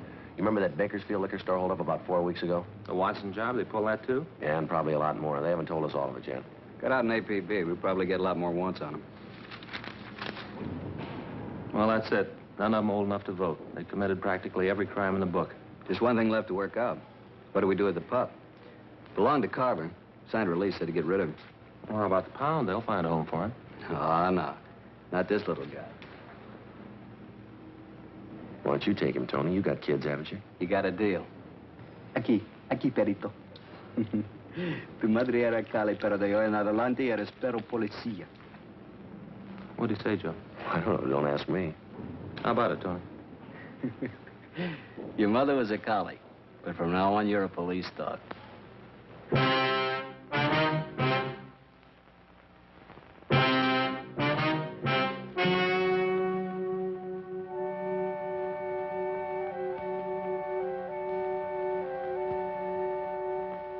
On December 21st, a hearing was held in the district attorney's office in and for the county of Los Angeles, state of California. In a moment, the results of that hearing.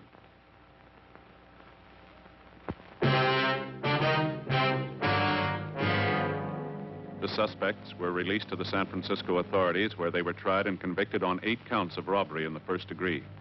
Robbery in the first degree is punishable by imprisonment in the state penitentiary for a period of not less than 5 years. A hold was placed on them by the state of Oregon.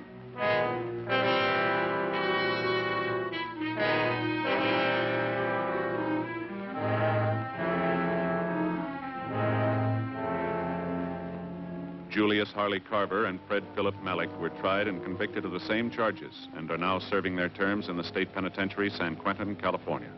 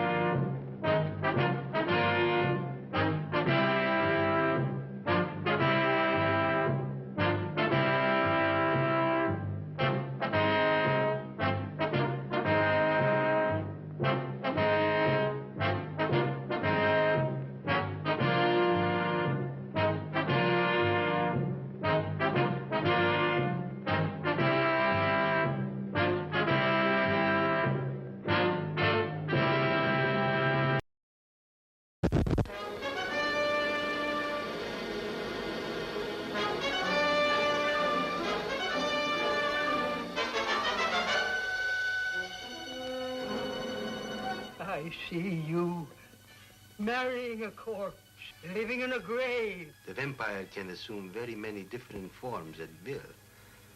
Sometimes it appears as a bat, and sometimes as a small cloud of swirling vapor. In this way, it can move unseen among its enemies. Son of Dracula, searing the screen with new terror in this weird tale of the living dead who rise from the grave at night to prey on unsuspecting victims. With Louise Albritton, Robert Page, Evelyn Ankers, Frank Craven, J. Edward Bromberg, and Lon Chaney as the new Count Dracula, you'll shudder at the screen's most fascinating woman vampire, luring men with cold beauty and the promise of immortality. Count Alucard is immortal. Through him, I attained immortality. Through me, you will do the same.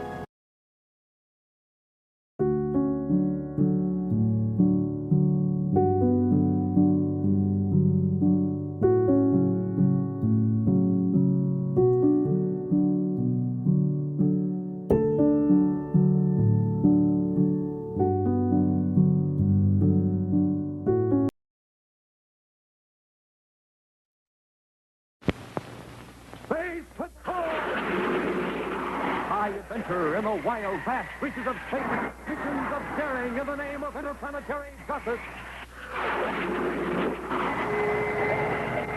Travel into the future with Buzz Corey, Commander-in-Chief of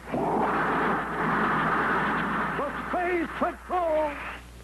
Space Patrol is brought to you by the delicious bite-sized checkerboard cereal. Rice Chex, Wheat Chex.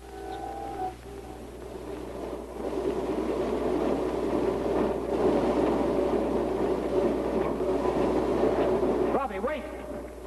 You have seen living proof of my warning that escape is impossible. In a few hours, you too will wear the hollow-eyed appearance of men who have submitted to defeat.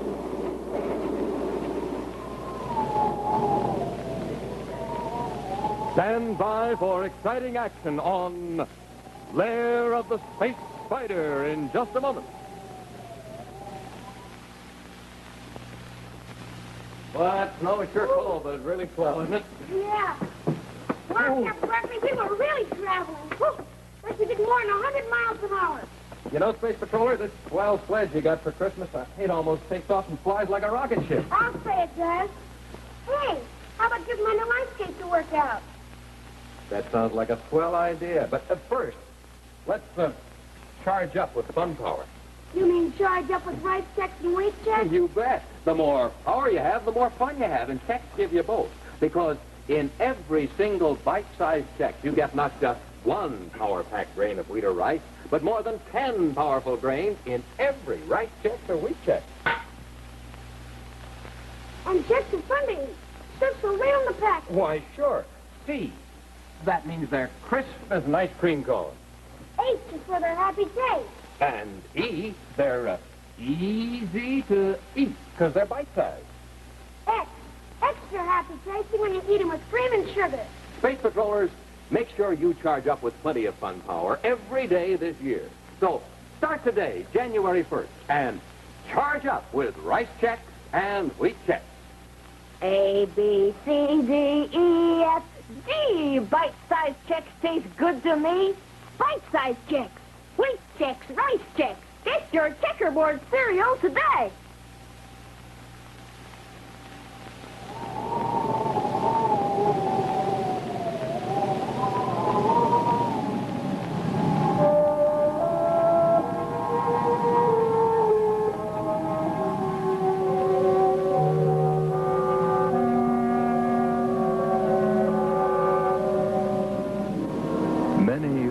years away from the solar system. A Space Patrol battle cruiser curiously pokes its needle nose deep into galactic space. Inside the ship, Major Robertson, security chief of the Space Patrol, peers ahead through the inky void, almost unwilling to believe what he sees. Setting the dial of the hyperspaceophone, Major Robertson prepares to send a message to the United Planets. Defying the laws of light speed, the powerful gravimagnetic transmitter drives its signal through hyperspace, traversing light years in a flash to establish instantaneous contact with the solar system and another battle cruiser in space. Buzz Corley, Commander-in-Chief of the Space Patrol, and his cadet Happy listen with amazement to Robbie's report. Santiago star system, approaching it now. Yes, Robbie, go on. I heard a description of this thing from the ship that just appeared. I couldn't believe it. I'm looking right at it now. Not more than 70 days ahead. Describe it, Robbie. Well, it's not much bigger than a small moon, but it seems to be moving in an orbit around Algol. It's got to be a planet. It's not much bigger than a small room, as you know. Well, I guess it's about 100 miles in diameter. I tell you, Commander, if I didn't see it, I wouldn't believe it. The planet's shaped like a donut. Maybe it's shaped more like a wedding ring than a donut. Whichever way you look at it, it's the strangest looking planet you ever saw. Is there any evidence of light when it surfaced, Robbie? No, sir. Not on this side, nothing I could tell. I'm going to pull up under it, under the ring and up to the center. Maybe I'll be able to observe it better. I was just thinking, Commander, this is the first time I ever flew through a planet to get a look at the other side. It's like threading the eye of the needle. Yes, sir, just like threading the eye of...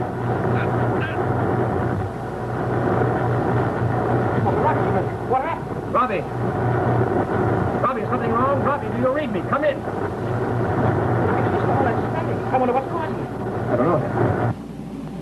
That first ship that disappeared, the one Robbie went to investigate, its communications were cut off by static interference, too. Yes, sir, that's right. Smoking Rocket, that ship hasn't been heard from since. You think the same thing might happen to Major Robertson? Not if we can help it. Go on, Hap. We're heading for that ring-shaped planet.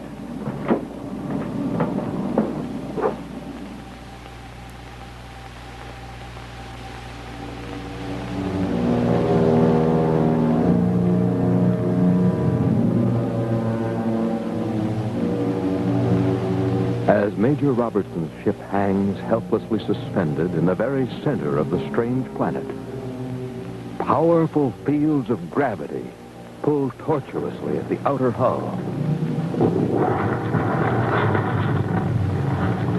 These fields threaten to rip the plate from the ship's sides.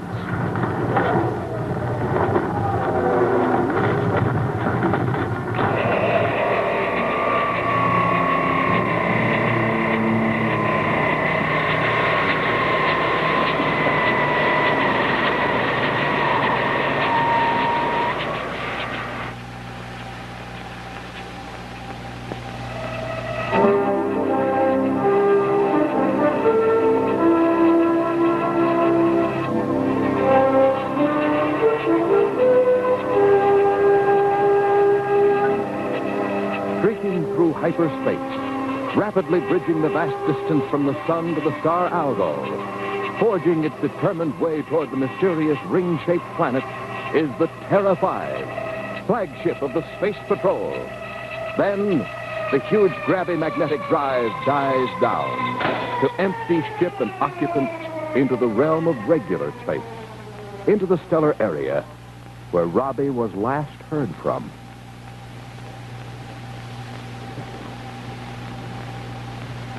There it is, Hap. That's a ring-shaped planet, sir? No, that's Algol, its sun. Have to get closer to see the ring. Fire rockets. Right. Throttle forward slowly. Quarter speed. Yes, sir. Quarter speed ahead.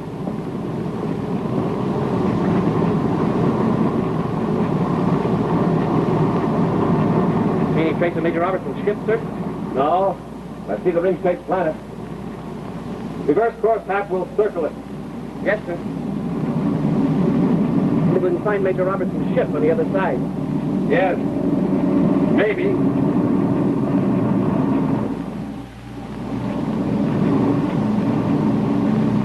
Oh. Looks like Major Robertson was right about the planet's size, Commander. Judging from the time it took us to circle it, it couldn't be more than 100 miles in diameter.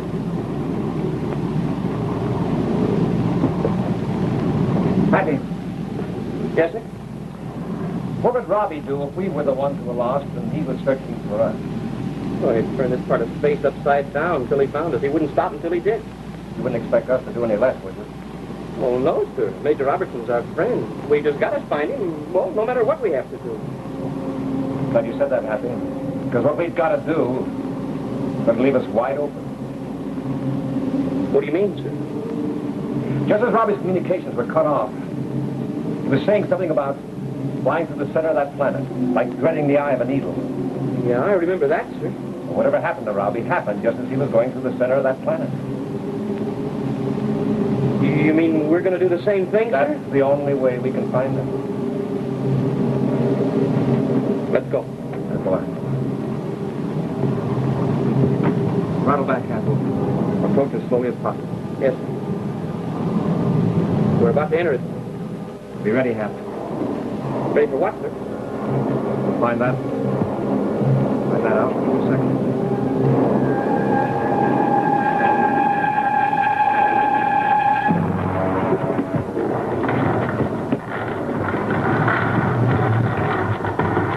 What hit us? Probably the same thing that hit Robbie. Tremendous magnetic or gravitational field. And now we're stuck here, just like the hub of a wheel. Or more like a fly in a spider's web. Look. Hey, it's a ship. There. It's coming right down toward us, Commander. What are we going to do? Just have to sit tight and wait. Yes, sir. Hey, how can that thing move around out there when we can't move? I'd say it's gravity-driven. Probably uses the very same gravity field that's holding us for its power. Smoking rocket, it's coming right down on top of us.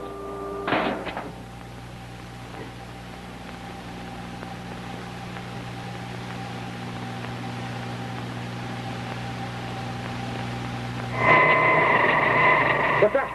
Well, they're drilling through the overhead. Help, look out!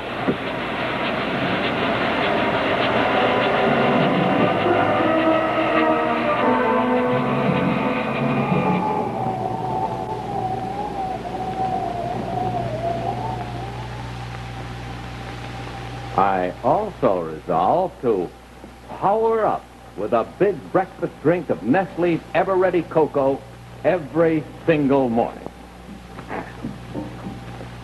Oh, hi there. Come on in. I was just finishing up my New Year's resolutions. You know, I always make the kind that I can keep for the next year. They're the best.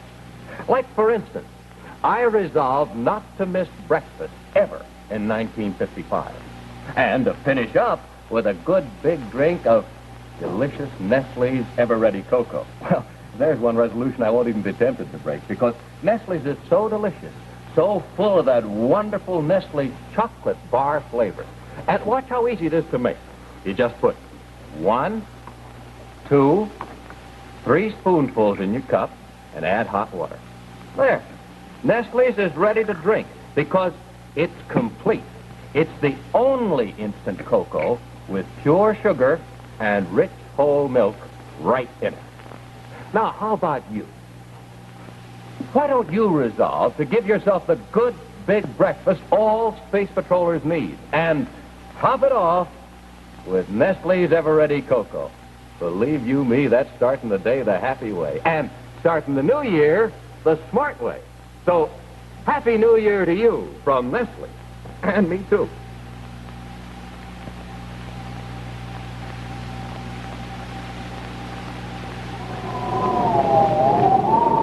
And now back to Space Patrol.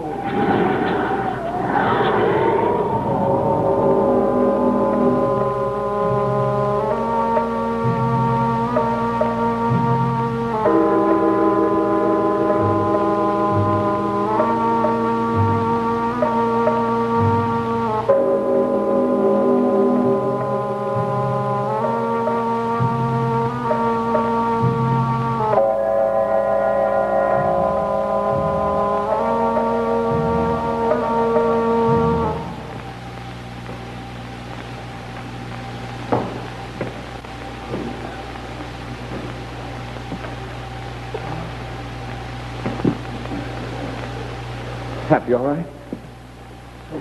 Yes, sir. Paralyzing effect of the gas. Almost gone. Looks like you were right about us being flies in a spider web, Commander. Try moving, Hap. I wonder where we are and what this thing is made of. Seems like sticky strands of spun glass. We've got to get loose. To break the web of the spider is forbidden. What do you want with us? What have you done with Major Roberts? All questions are answered by Arachna. Who's Arachna? I am Arachna. Your guard says that you have all the answers. Possibly. Good. Because I've got a lot of questions, beginning with, where is Major Roberts? Major Roberts? That's right. The spaceship was caught in your spider web not more than a few hours ago. That is possible. But I never concern myself with the ship that I track. Until they are enslaved. What do you mean, enslaved? That you will find out much later.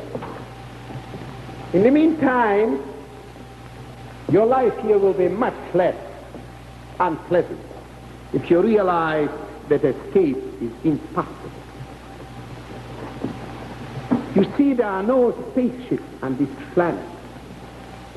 Even I do not possess one.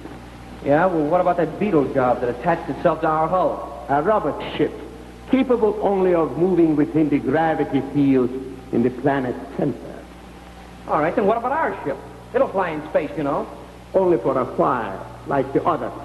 It will be stripped of its cargo and useful instruments. Its hull will be melted down in the foundry to provide more raw material for the further construction of my empire here on this planet. Stripped? Melted down? You're going to melt the Terra 5? Better than that. You too are going to have the privilege of melting it. Take them away. Take them to the foundry.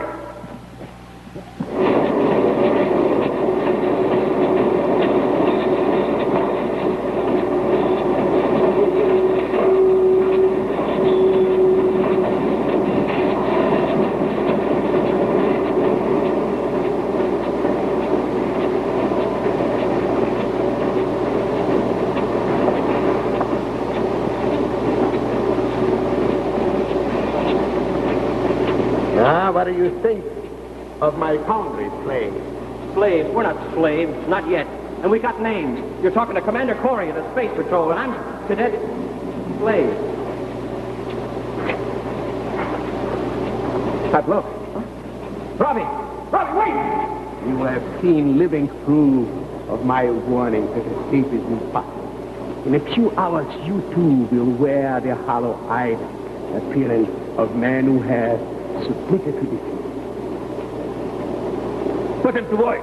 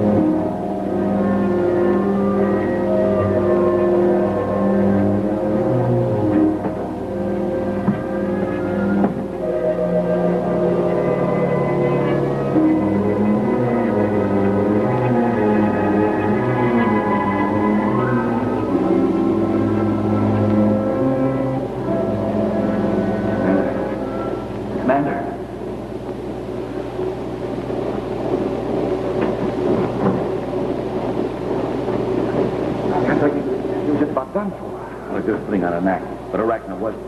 Look. The ship we just got finished stripping. I recognize it, Robbie. I haven't seen Terra 5 in here yet. Next, we've got to work fast. Terrify is the only ship that's still capable of flying. It's our last chance. We'll be assigned to stripping it, won't we? Yeah, there's a good chance of that. Arachna likes to watch his victims tear their own ships apart. Maybe when we're aboard, one of us can grab a weapon. There are several ray guns there. It's worth a chance, but it won't be easy. Guys will have their eyes on us all the time. Hey! Uh-oh. We've had it. Hey, you! Come on! Get out of there! Come on! Let's start stripping that new battle cruiser. Go on! Come on!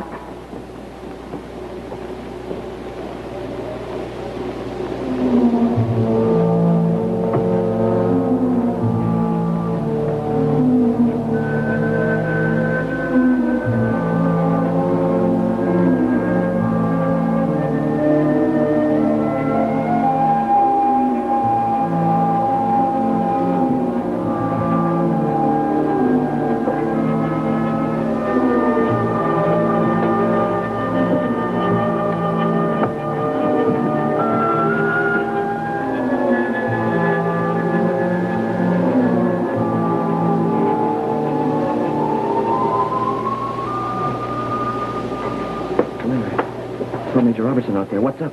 Keep quiet and get busy.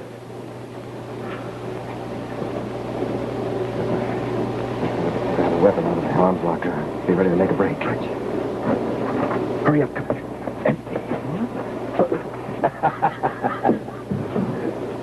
Did you think we'd be foolish enough to leave weapons aboard? Now, did you? I removed them all myself. Get to work. I said get to work. All right, whatever you say. Let's go, Ham.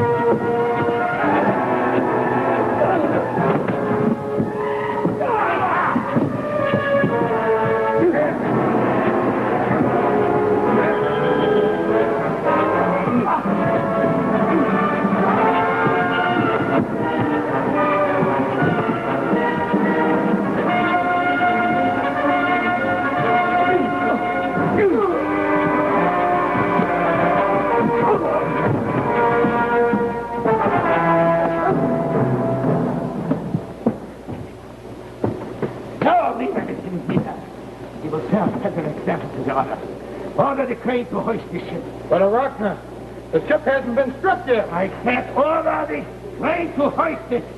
Stripped or not, he's shipping everything aboard. He's going into this vat.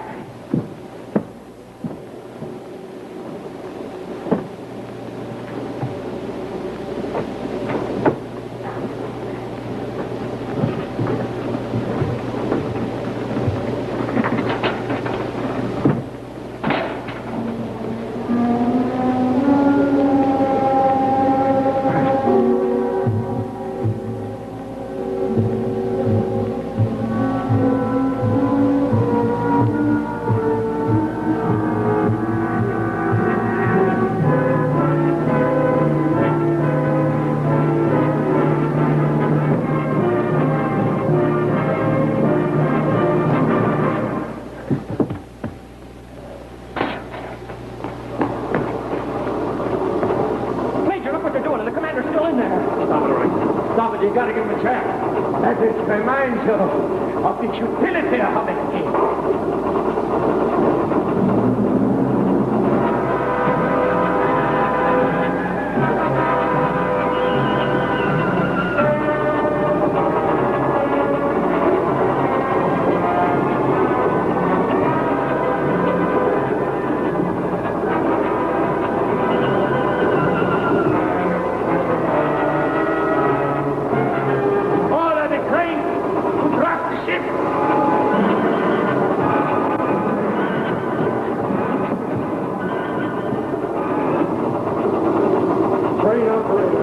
Arachna orders you to release the ship.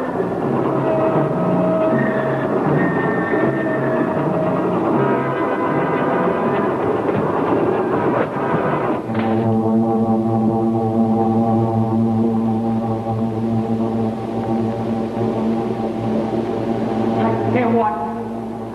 Look, he made it. The commander got to the repeller.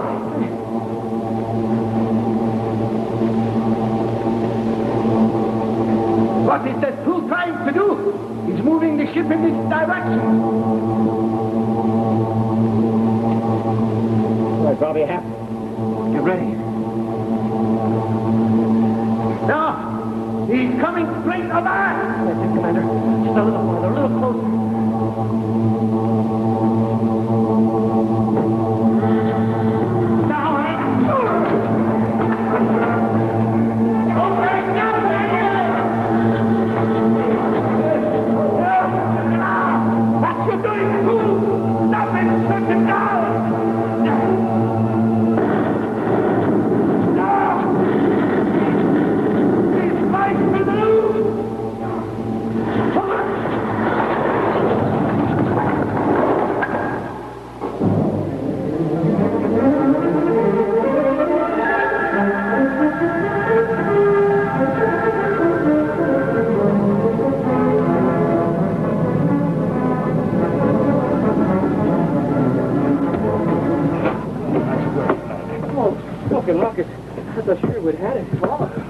We're not through with the Rockner yet. Yeah, there's still a lot of innocent people down there.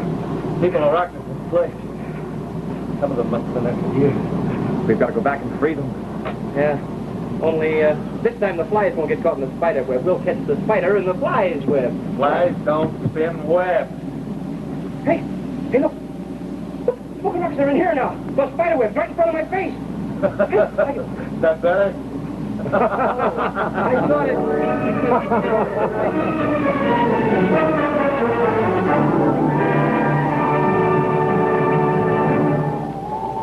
In just a moment, a preview of next week's exciting Space Patrol adventure, which will be brought to you by Nestle's Ever Ready, the instant cocoa, and famous Nestle's chocolate bars.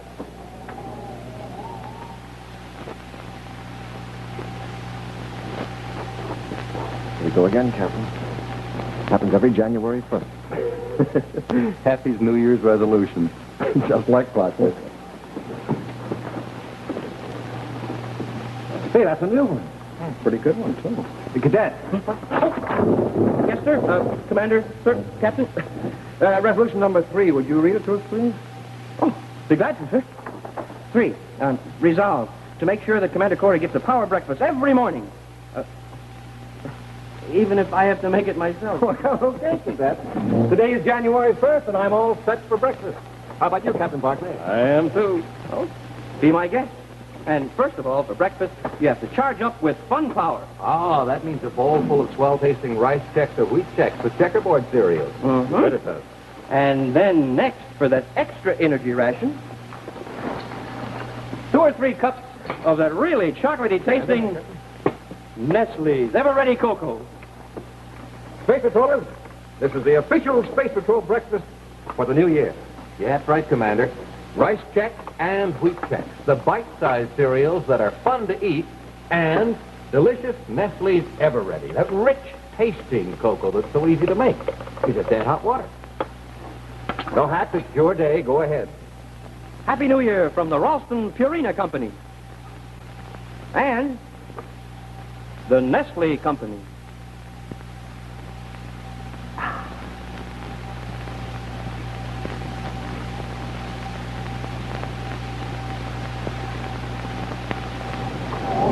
And now a scene from next week's exciting action, The Web of Arachna.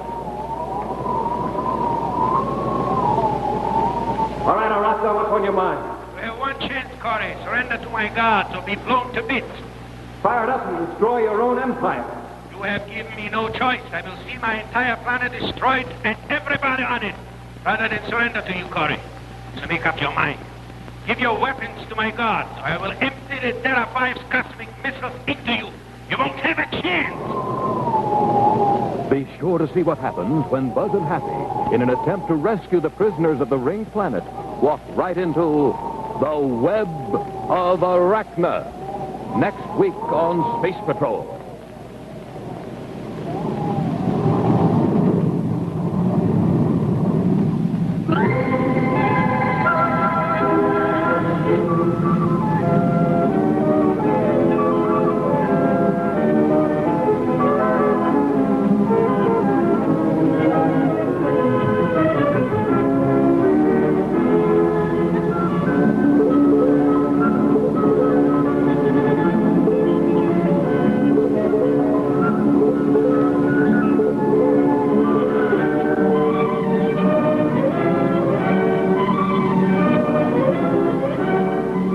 Patrol was brought to you today by the bite-sized cereals in the red and white checkerboard packages. Rice Chex and Sweet Chex.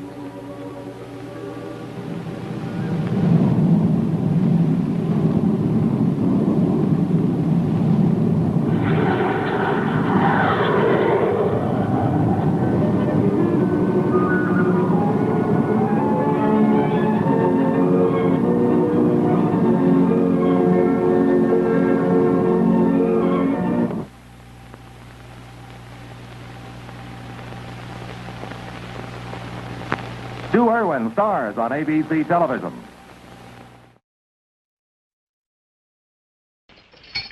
Go on, tell me all that big talk about Charlie Potatoes when the chain's off and nobody chasing you. Come on. You can't, can you? You can't because you're nothing. You're not even a man. You're a monkey on a stick. That cracker mob back there, they pulled the string and you jumped.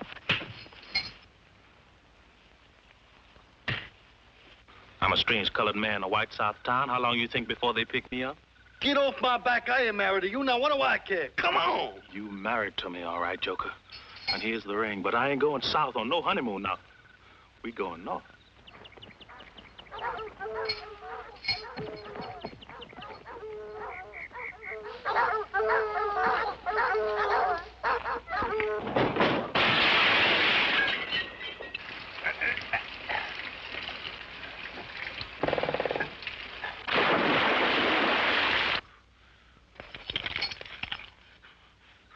Time's gonna come, Joe. The time's gonna come. Go on! Burn their eyes out! Can't go lynching me. I'm a white man. I'll tell you what kind of white man you are. And I'll be Charlie Potatoes. Charlie Potatoes coming down the street. No more yasser.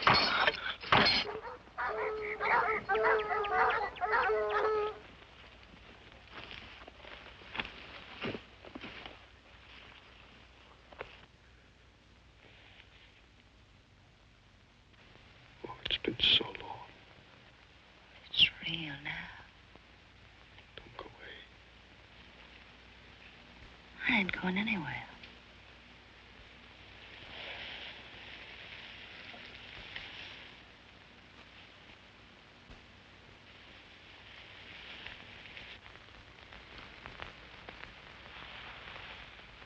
Don't go away.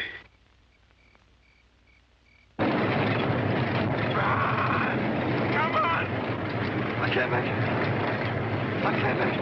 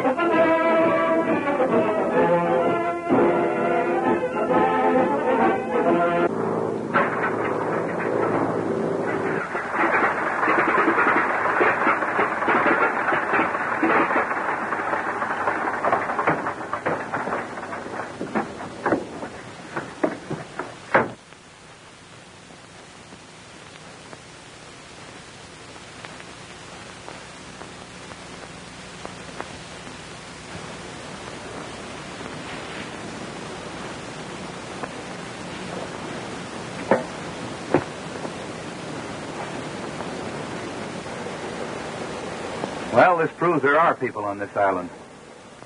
You fellows think you can book the Marines and get away with it? You're crazy.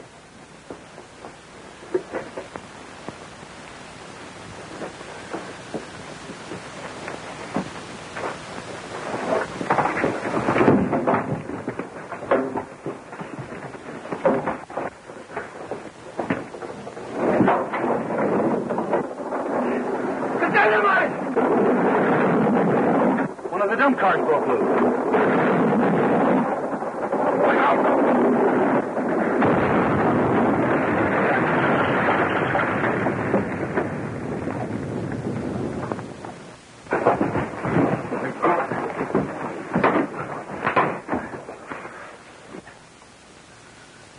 Well, we won't have to worry about those two Marines. What are we going to do with this one? Let's break the sad news to him. Well, Leatherneck, you didn't save your Marine friends after all. That explosion down there blew them to pieces. Nothing can stop the Marines from building a landing field on this island. And sooner or later, you pirates will pay with your necks. That's what you think. Hi, Ben. Call the natives. Gibson, Pedro, flag him up. Yes, sir. I'm contacting the mainland, Sergeant. The Tiger Shark will be glad to know that your Marines have been taken care of.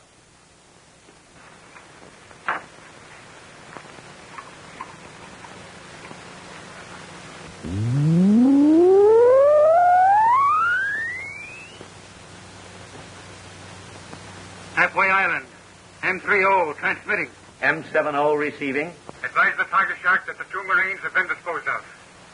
Also, that we found Sergeant Schiller and are turning him over to the natives. Good. I'll notify the Tiger Shark at once.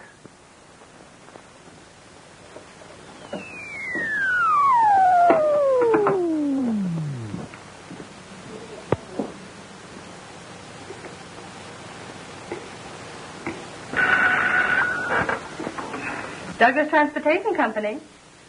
I'm sorry Mr. Douglas isn't in. No. You can reach him at Colonel Bennett's office, the Marine base. I tell you, Douglas, nothing can prevent the government from establishing a landing field on Halfway Island. It strikes me that you're uselessly sacrificing the lives of your men. Are you sure that's your only reason for trying to discourage us, Douglas? What do you mean to insinuate? We know that you have spent a fortune trying to promote a floating airport on Halfway Island, and that our proposition will ruin your plans. Colonel Bennett? For you, Douglas. Oh, thank you. Mr. Douglas speaking. What's that? Okay. I'll contact you later. When you get more definite proof of what you're saying, Colonel, we'll continue our talk. I have every confidence that Sergeant McGowan and Corporal Lawrence will bring back that proof from Halfway Island. I hope you're right. Come in. Excuse, please. Miss Schiller to see you, sir. Show her in, Cota. Well, I think I'll run along, Colonel. How do you do? Well, Miss Schiller? Oh, Colonel, I've been so anxious about my brother. Any news from the boys? No, not yet. But you mustn't be discouraged. They've scarcely had time to accomplish anything. Yes, I know. Something tells me that Mr. Douglas knows more than he'd have us believe. I feel the same way, but we must be patient till McGowan and Lawrence return.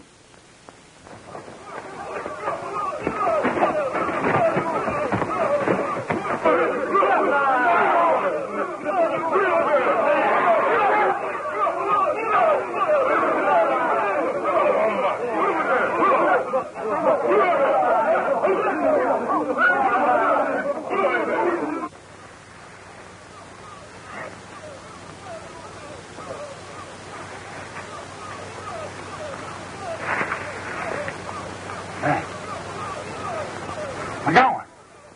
Mac. Where are we?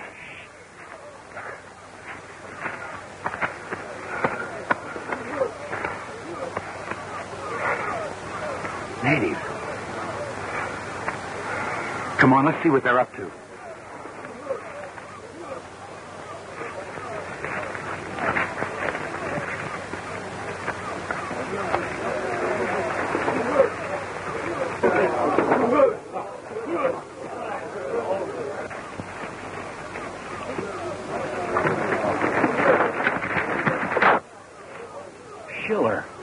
Wait a minute. Use your head. Come on.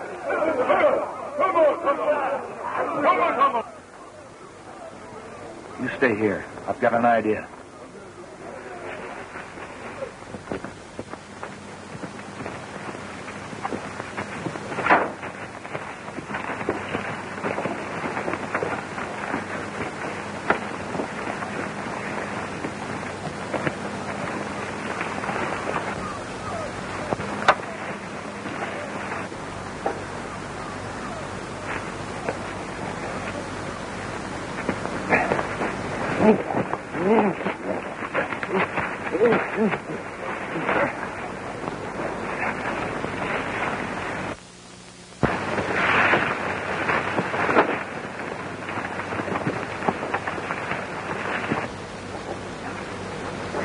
Quick, over to that tree.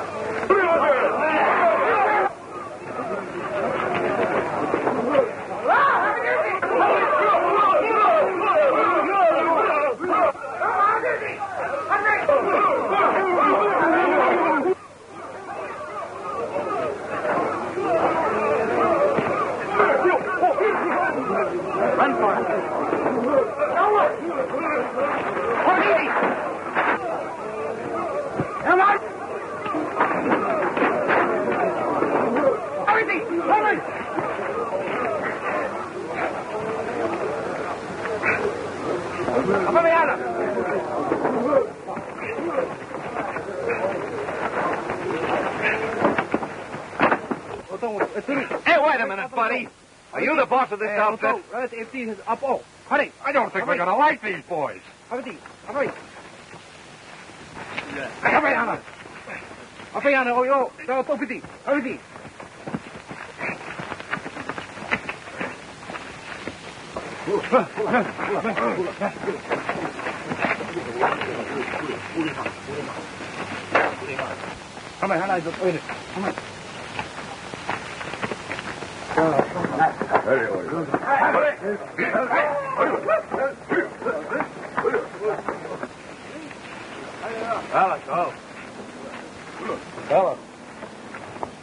When I grab that vine ahead, start knocking on the rear guard.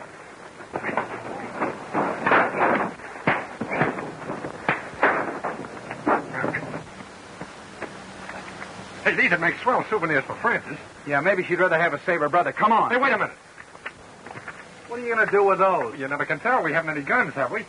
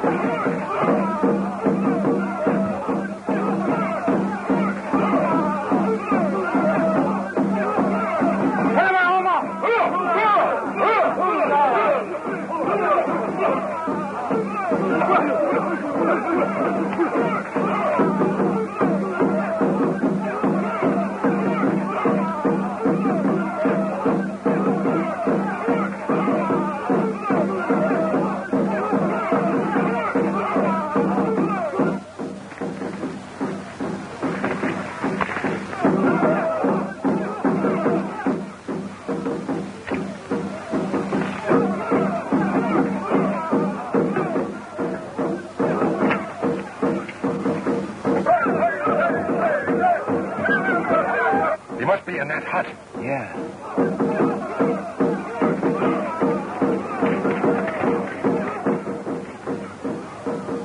Hey, listen. When I get up on that limb, hand me a couple of those spears. Okay, up you go.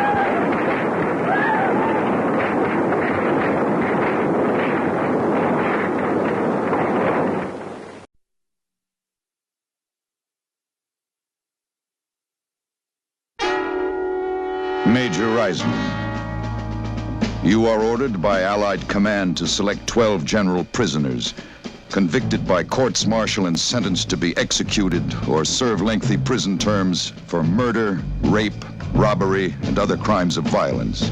And you will deliver them secretly behind enemy lines in France to undertake a mission of sabotage that could change the course of the war. The 12 men will be known as the Dirty Dozen.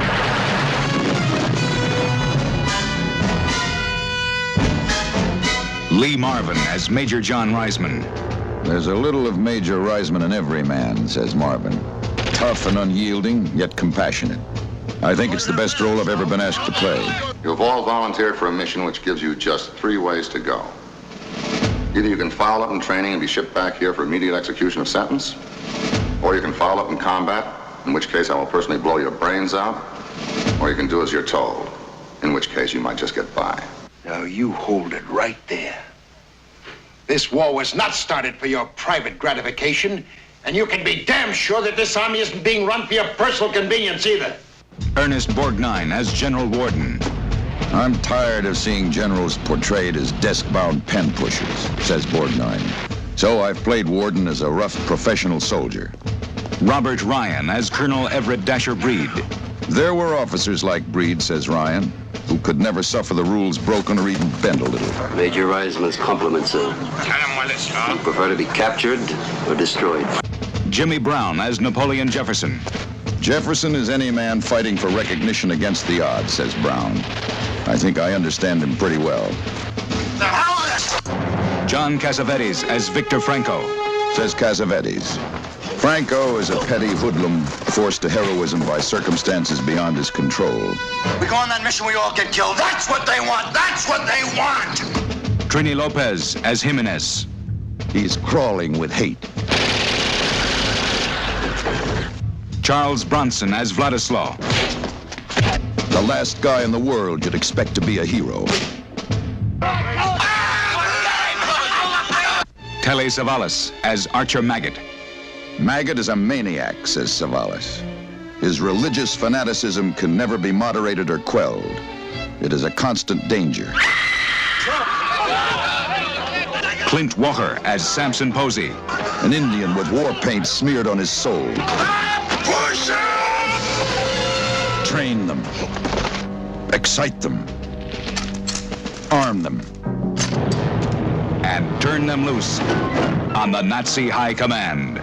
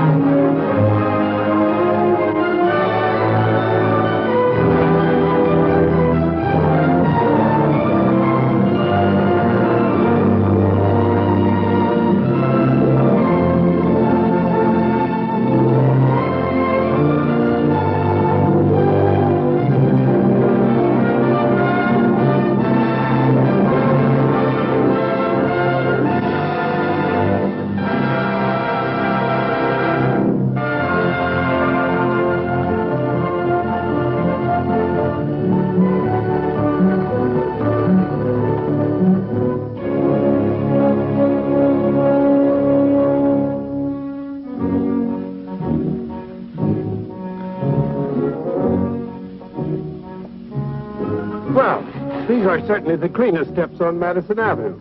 That's how Mr. Day wants them kept. Good morning. Morning.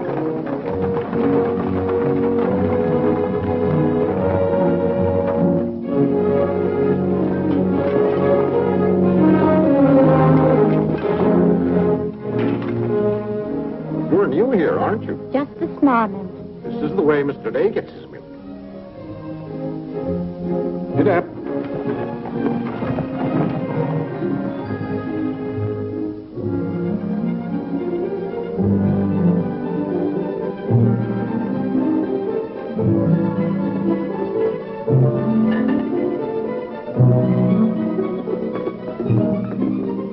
Annie, be careful of this dish. You could burn your hands. And keep the cover on till you're ready to serve them. Mr. Day likes his muffins hot. I'll do that.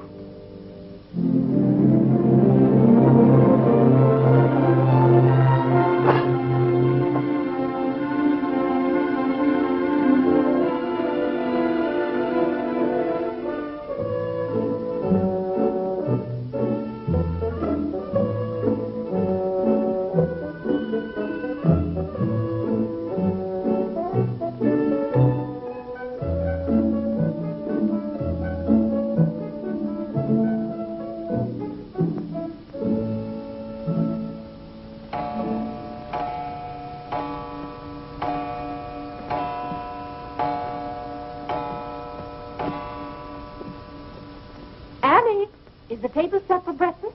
Yes, ma'am.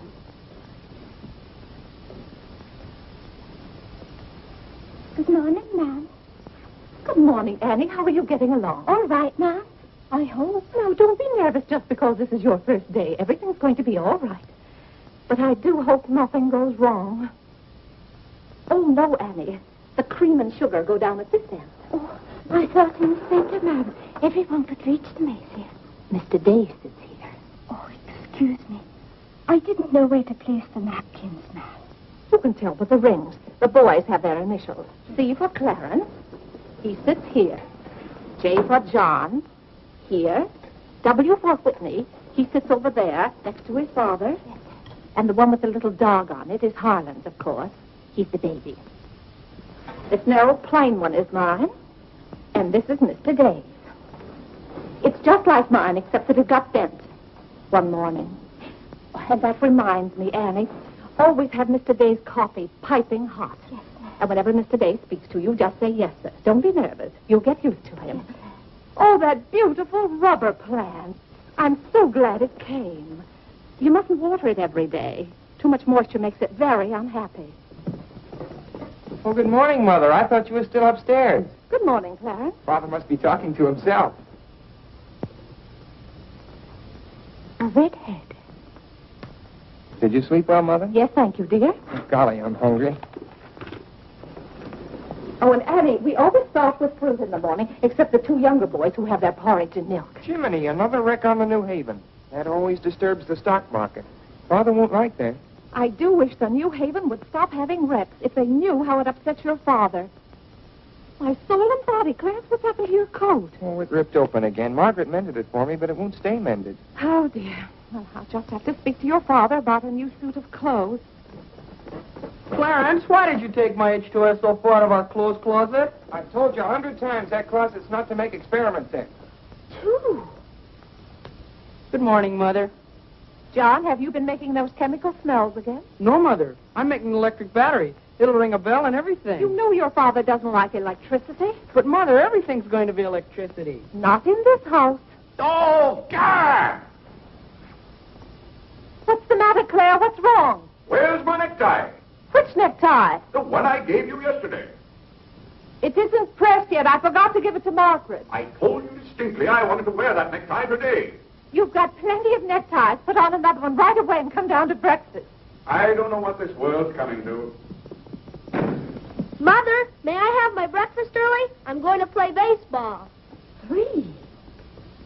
Whitney, before you leave the house, you have to study your catechism. But, Mother, they're going to let me pitch today. Good morning.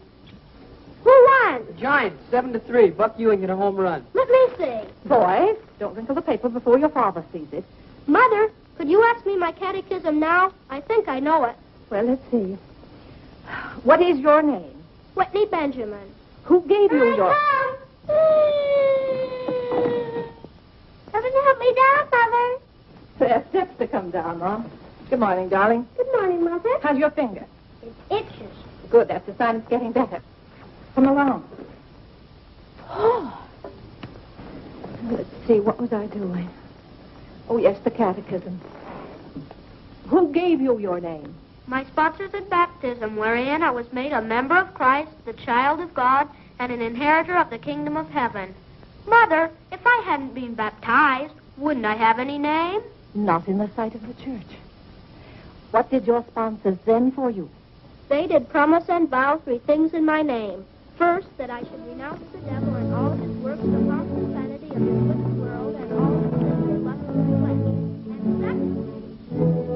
secondly, that I would keep all the articles of the Christian faith. And thirdly, that I should keep God's holy will and commandments and walk in the same all the days of my... Good morning, boys. Good morning. Good morning. Good morning, Father. Morning, Vinny. Have a good night? Yes, thank you, Claire. Good. Sit down, boys. What's that thing doing in here? Claire, that's our new rubber plant. Place for rubber plants is on the equator. Take that object out, Catherine. You're not Catherine? No, sir. Good. Never liked Catherine anyway. Thank you, sir. Put it somewhere else, Annie, but not too near a window. Sit down, Harlow. Thank you, dear.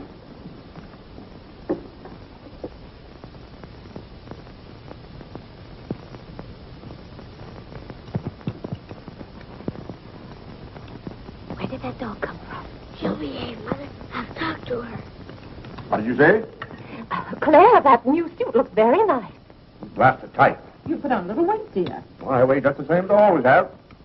Well, Clarence has just managed to ruin the only decent suit he has. I'm sorry, but I'm afraid he'll need a new suit of clothes. Vinny, Clarence has to learn not to be so hard on his clothes. But, Father, I thought... When you start in Yale in the fall, you'll be completely outfitted. But nothing this summer. Can't I have one of your old suits cut down for me? Every suit I own still has plenty of wear in it. I wear my clothes until they're worn out. Well, if you want your clothes worn out, Clarence, you'll wear them out much faster than you can. Yes, and Father, you never get a chance to wear yours out. Every time you get a new batch of clothes, Mother sends the old ones to the missionary barrel. I guess I'm just as good as any old missionary.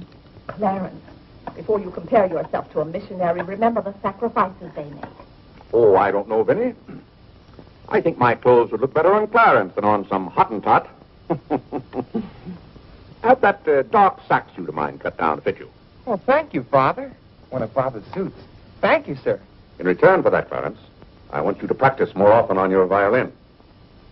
Whitney, don't eat so fast. Well, Father, I'm going to pitch today.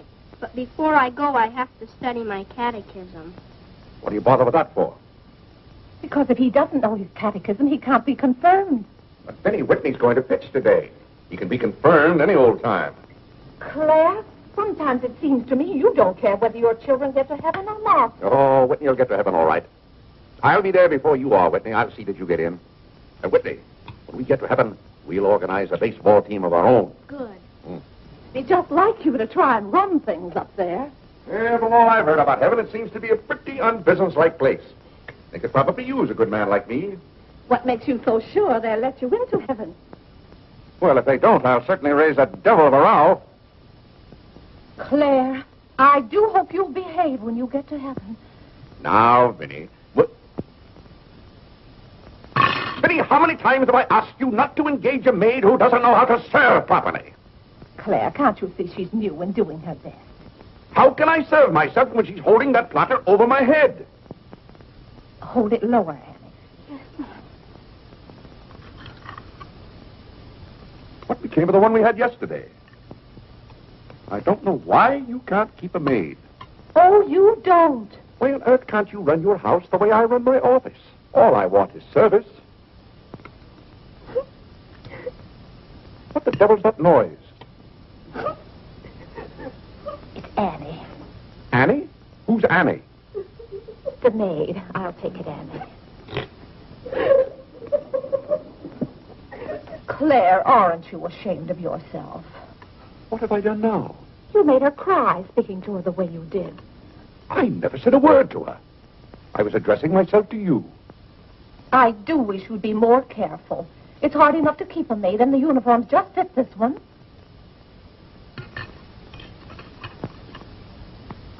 What's the matter, Claire? What's wrong?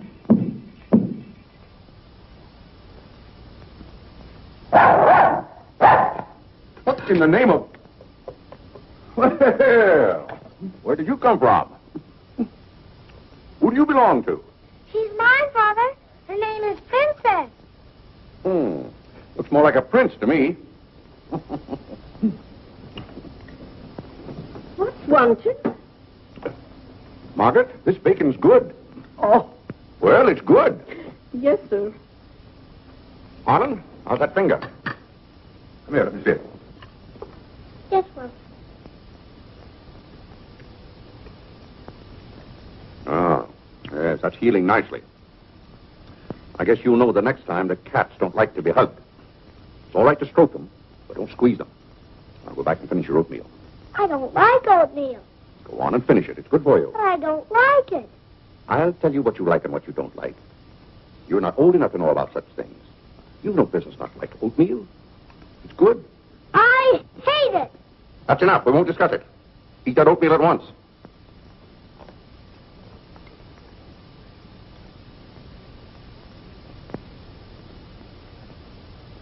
Ugh.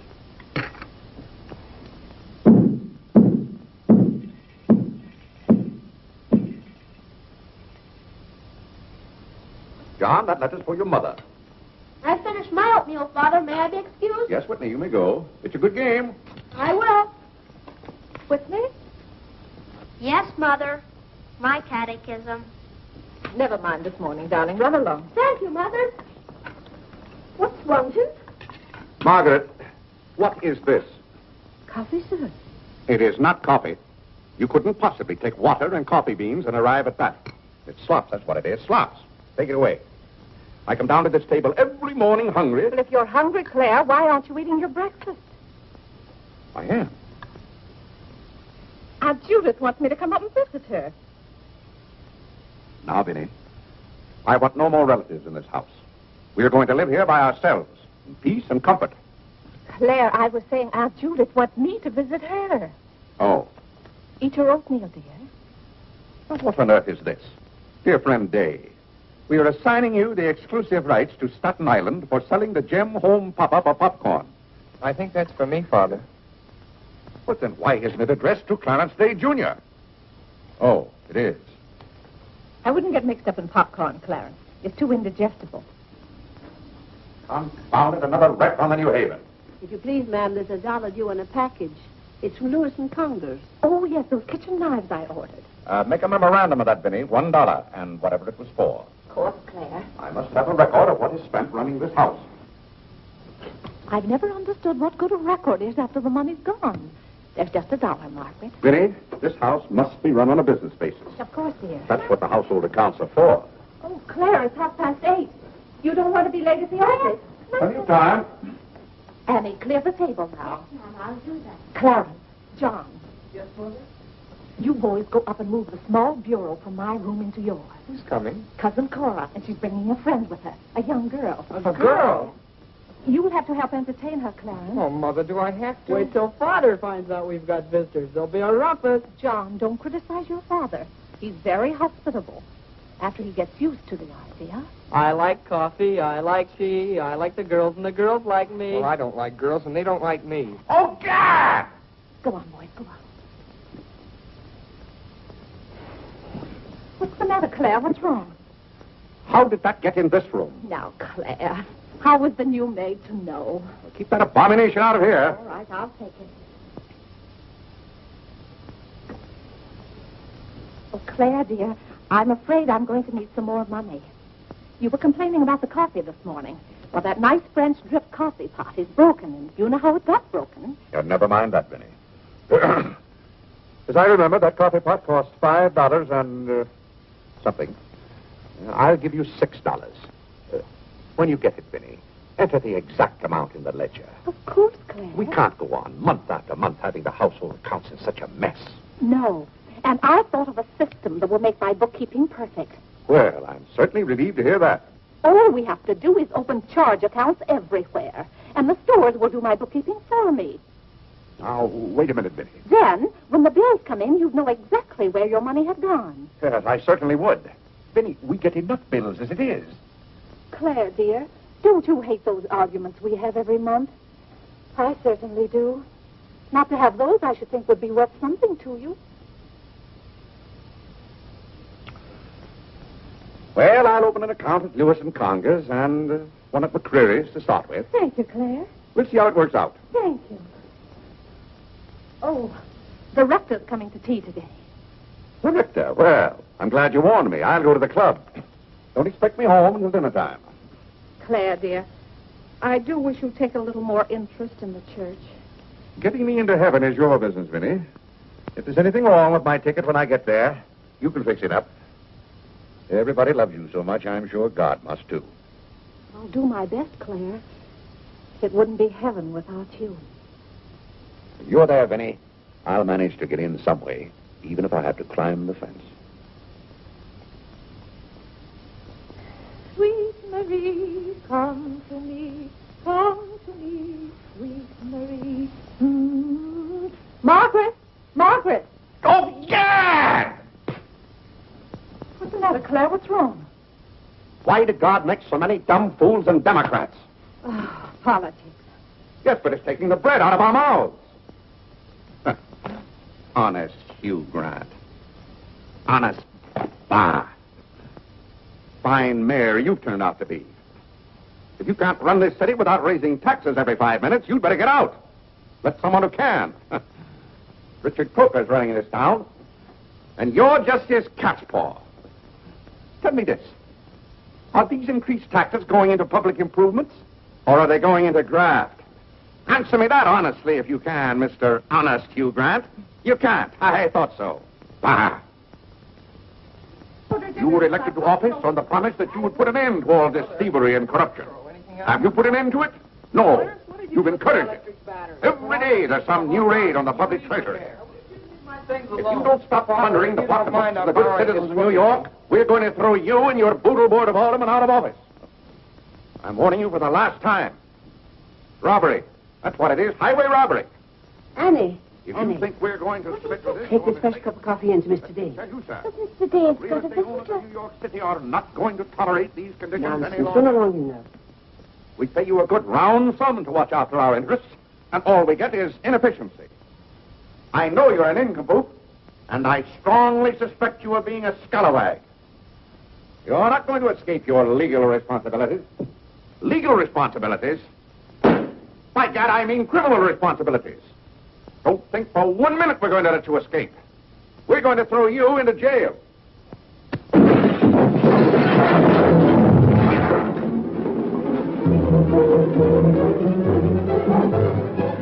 Annie, are you hurt? He can't throw me into jail? Vinny? Vinny, why can't I have quiet here in the morning? Claire, what happened?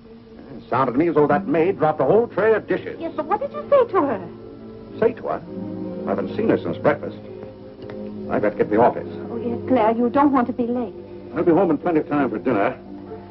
Why don't we have chicken fricassee tonight? Well, Claire, chicken's gone up. It's 8 cents a pound.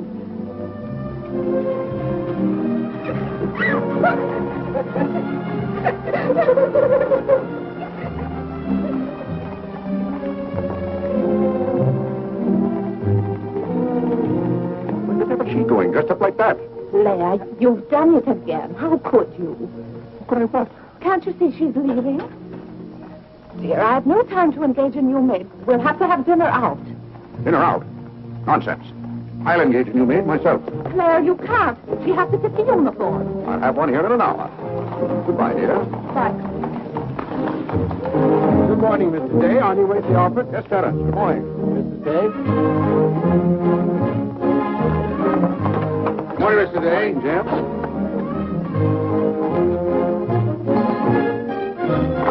Get in.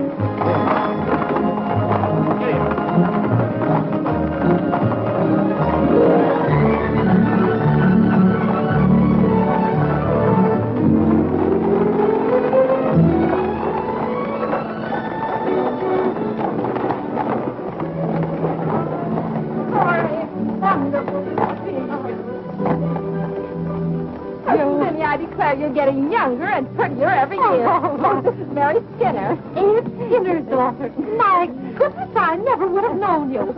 Just leave your things out here and come right on in. I've heard my father talk so much about you. Did he tell you how he used to dip my pigtails in the inkwell at school?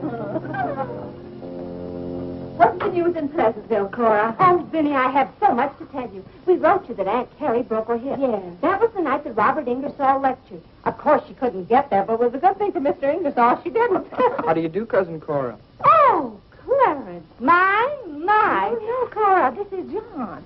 John? Why, how you've grown. You'll be a man before your mother. John, this is Mary Skinner. How do you do? How do you do? Vinny, everybody in Pleasantville sends their love. Oh. Grandpa Everett, Cousin Edith, Aunt Hattie, the Taylors, just everybody. Cora, how is Grandpa Everett? Oh, he hasn't been at all well. You know he only has one kidney, and that's floating. How do you do, Cousin Cora? I'm glad to see you. This can't be Clarence. Yes, it is. My. My goodness, every time I see you boys, you've grown another foot. Let's see, you're going to St. Paul's now, aren't you? St. Paul's? I was through with St. Paul's long ago. I'm starting in Yale this fall. Yale? Oh, Mary, this is Clarence, Mary Skinner. How do you do? Oh, this is Mary's first trip to New York. Yes, it is. It's her first trip. We'll have to show Mary around. Oh, I tell you, I'll ask Mr. Day to take us all to Delmonico's for dinner tonight. Delmonico's? Think of that, Mary, Delmonico's. And Cousin Clara's such a wonderful host. Well, I know you girls want to freshen up, so come upstairs. Clarence, get their bags. I've given you girls Clarence's room, but he didn't know about it. So now, Vinny, I don't want you to have a little things out here. Don't bother about us. That doesn't make it. John, get their old bags. We just take care of ours. Oh, you play the violin. Well, I fool with it a little. You're just being modest. No, really, I play the piano. Not awfully well, but... Now, you're being modest. Do you ever play duets? Well, I haven't up to now. Neither have I. Up to now.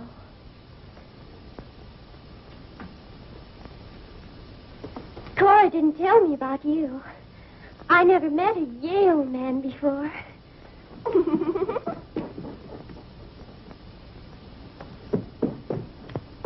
What's happened to you? Nothing. I feel fine.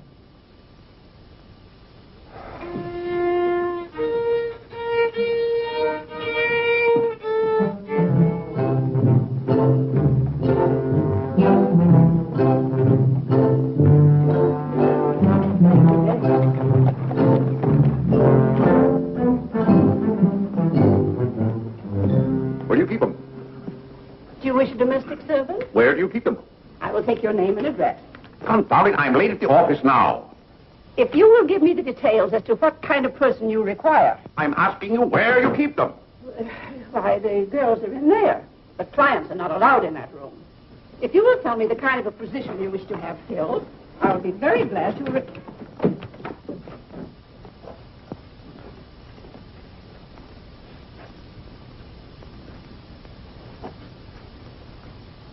You stand up, please. Sir, this is quite against the rules. I must know what you want the girl for.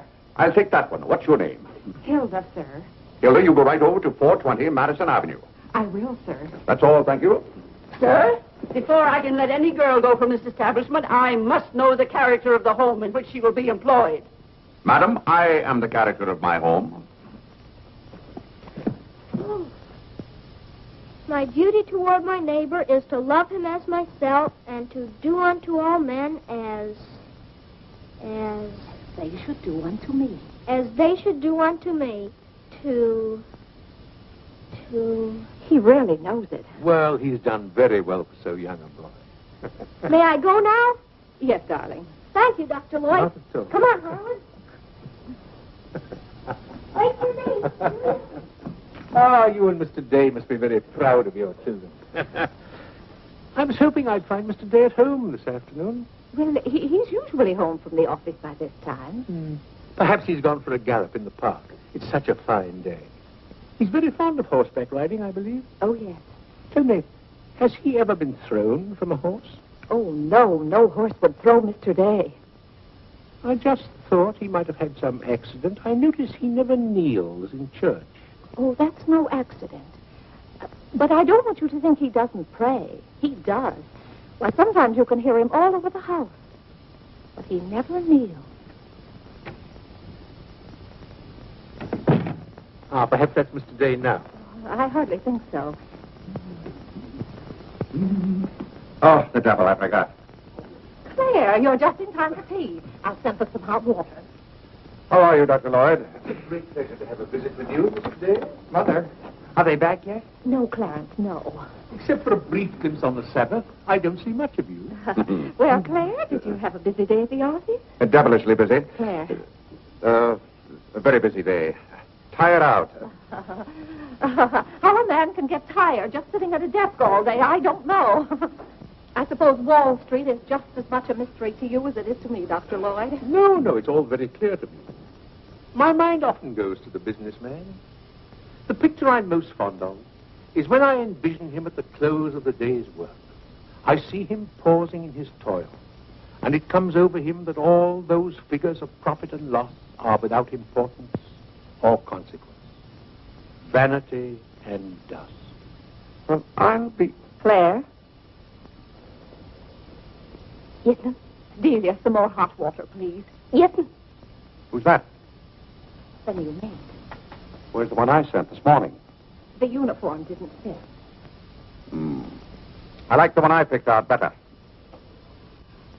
Claire, Dr. Lloyd wants to tell us about the plans for the new edifice. The new what? The new church. You knew we were planning to build a new church. Of course, we're going to have to raise a large sum of money. Well, personally, I'm against the church hop, skipping, and jumping all over the town. So any contribution I make will have to be a small one. The amount everyone is to subscribe has already been decided. Who decided it? After considerable thought, we voted that our supporting members should each contribute a sum equal to the cost of their pew. I paid $5,000 for my pew. Yes, Claire, that makes our contribution $5,000. That's robbery. Do you know what that pew was worth today? $3,000. That's what the last one sold for. I've taken a dead loss of $2,000 on that pew already. Frank Baggs sold me that pew when the market was at its peak. He knew when to get out. And I'm warning you, Vinny, if the market ever goes up, I'm going to unload that pew. Clarence Day, how can you speak of the temple of the Lord as though it were something to be bought and sold on Wall Street? Now, Mrs. Day, your husband is a practical man. We've had to be practical about the new church. We have all the facts and figures. Oh? What's the property worth where we are now? Oh, let's see. Is it $40,000? I know the figure has a 4 in it. What's the new piece of property going to cost you? I think the figure I heard mentioned was $85,000. Or was it $185,000? Dr. Lloyd, you preach that someday we'll all have to answer to God. We shall indeed. Well, I hope God doesn't ask you any questions with figures in them. Mrs. Day is in the living room. Thank you. It's Cousin Cora. Hmm? She's passing through town. Oh. Well. Oh, hello. Hello. Hello. Thank you for helping me. Come, Mary. Oh, Vinny, what a day. We've been in every shop in town. Why, Cousin Claire. Cora. My. You're as welcome as the flowers in May. This is Mary Skinner, Mr. Day. How do you do? I've been telling Mary all about you. She's been dying to meet you. Well. Dr. Lloyd, I want you to meet my favorite cousin, Miss Cartwright. How do you do? And this is Mary Skinner, Miss Skinner, Dr. Lloyd. How do you do? How do you do? It seems to be a family reunion. I'll just run along. Goodbye, Dr. Lloyd. Goodbye, Miss Cartwright. Goodbye. Goodbye. Clarence, you haven't said how do you do to Dr. Lloyd. Goodbye, Dr. Lloyd. Goodbye, everybody. I'll go to the door with you, Dr. Thank Lloyd. you, and thank you so much for the tea. Those muffins were delicious. Who did you say this pretty little girl is? She said Skinner's daughter. This is Mary's first trip to New York. Oh, sit down, sit down. Have some tea. We had tea downtown. Oh, never mind then. Delia, sit down. Even if you have had tea, you can stay and visit for a while. As a matter of fact, why don't you both stay to dinner? That's all arranged, Claire. Cora and Mary are going to have dinner with us. Fine, fine. Of course, you just have to take potluck. Well, I'd hardly call it pot. Claire, did you know the girls are going to visit Aunt Judith in Springfield for a whole month? Fine. Now, how long are you going to be in New York, Cora? All week. Splendid. We'll hope to see something of you. Well, you certainly will. Cora, did you find anything you wanted in the shop? Oh, I can't wait to show you. Oh, but I'm afraid some of these packages can't be opened in front of Cousin Claire. Shall I leave the room?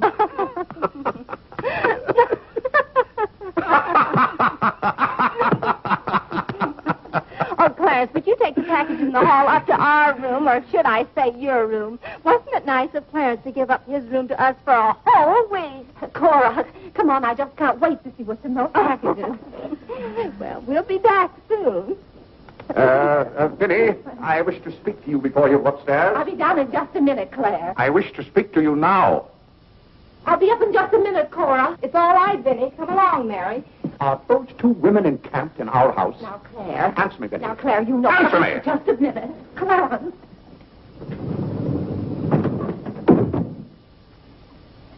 Now, Claire, you know you've always been fond of Cora. What has that to do with her planking herself down in my house and bringing hordes of strangers with her? How can you call that sweet little girl a horde of strangers? Why don't they go to a hotel? New York is full of hotels built for the express purpose of housing such nuisances. Claire, two girls alone in a hotel? Why, who knows what might happen to them? All right, then put them on the first train. They want to roam with the gypsies? Lend them a hand. Keep them roaming. But, Claire, they're just staying in that little room of Clarence's. The trouble is they don't stay there. They stay in the bathroom. Every time I want to take my bath, it's full of giggling females, washing their hair. I tell you, I won't have it. Send them to a hotel. I'll pay the bill gladly, but get them out of here. Father, I'm afraid they can hear you upstairs. Then keep those doors closed. Clarence, you open those doors. Open them all the way. Now, Claire, you be quiet and behave yourself. They're here, and they're going to stay here. That's enough, Vinny. I want no more of this argument.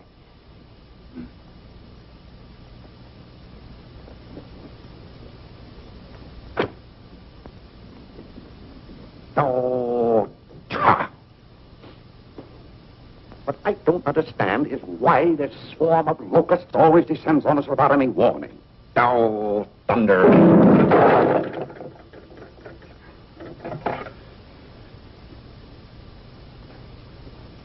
Vinny.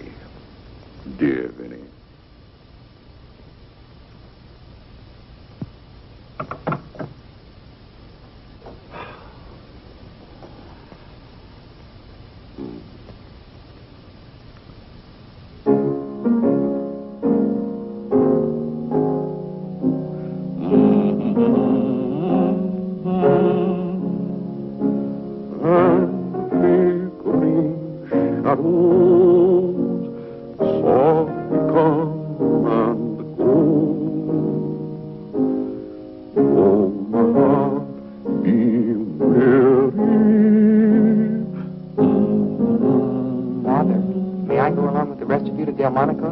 What's that, Delmonico's? You're taking Mother, Cousin Cora, and Miss Skinner to Delmonico's for dinner tonight. Oh, Gad! I won't have it. I won't have it. I will not have my life arranged for me. I bought this house for my own comfort. I will not submit myself to this indignity. Now, Claire, what's the matter? I won't stand it. By heaven, I won't stand it. Clarence. Do I understand that I am not permitted to have dinner in my own home? Claire, a little change will do you good. I have a home to have dinner in, and any time I can't have dinner at home, this house is for sale. Well, Claire, you can't have dinner here tonight because it isn't ordered. And besides, Cora and Mary want to see something of New York. Well, that's no affair of mine. I am not a guide to Chinatown and the Bowery. Oh, Mr. Day, I just love your house. I could live here forever.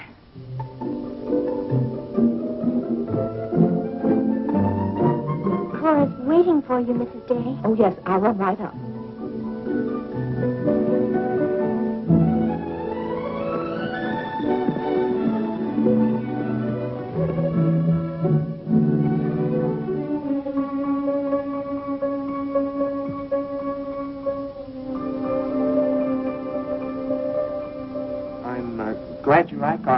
Miss Skinner?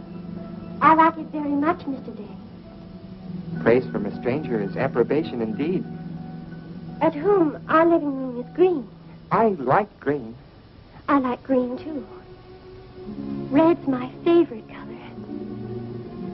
It's an interesting thing about colors. Red's a nice color in a house, too, but outside, too much red would be bad. I mean, for instance, if all the trees and the grass were red. Outside, green's the best color. That's right. I never thought of it that way. But when you do think of it, it's quite a thought. I bet you make your mark at Yale. Oh. My mother wants me to go to college. Do you believe in girls going to college? I guess it's all right if they want to waste that much time. Before they get married, I mean. I'm glad you're fond of music, Mr. Day. Oh, look, a new youth companion. John enjoys the youth companion. John. Won't you sit down? Oh, thank you. It tells all about connecting batteries in series. John, Miss Skinner and I were talking. Oh, that's all right. You won't bother me. Jiminy, that's where I made my mistake. I didn't mix enough blue vitriol with it.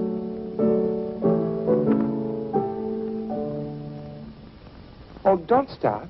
Can you play that? I'm afraid not. Can you play Sweet Genevieve? That's my favorite. Not without my music. Hymns are nice, don't you think? I like this one.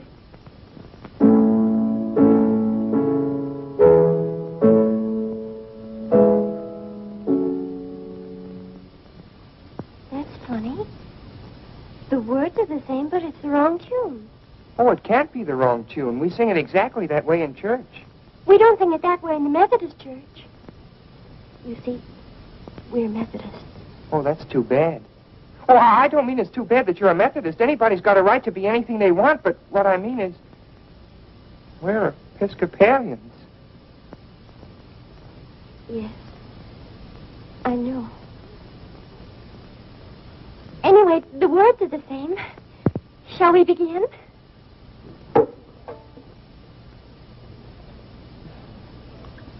Now.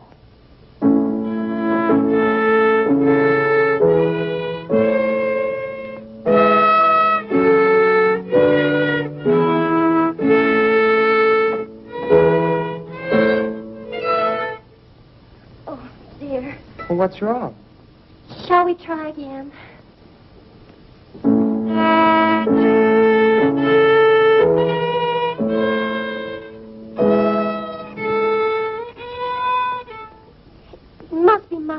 Oh, no, it's my fault. No, you're the Episcopalian.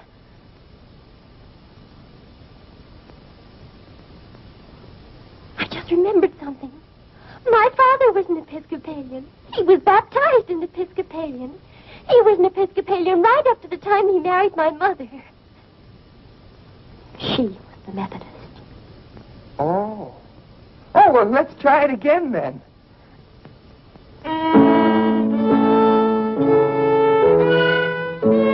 Well, Clarence, if you're going to Delmonico's with us, you'd better get dressed. Am I going to? Jiminy! Thank you, Father. Be ready in just a minute, Mother.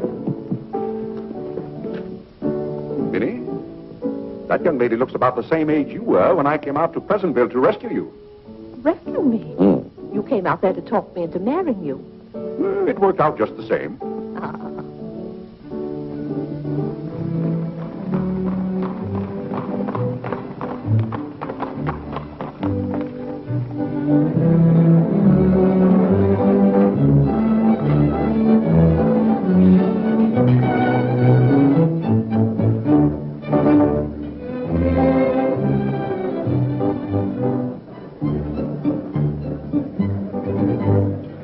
L'addition, François. Oui, monsieur, tout de suite.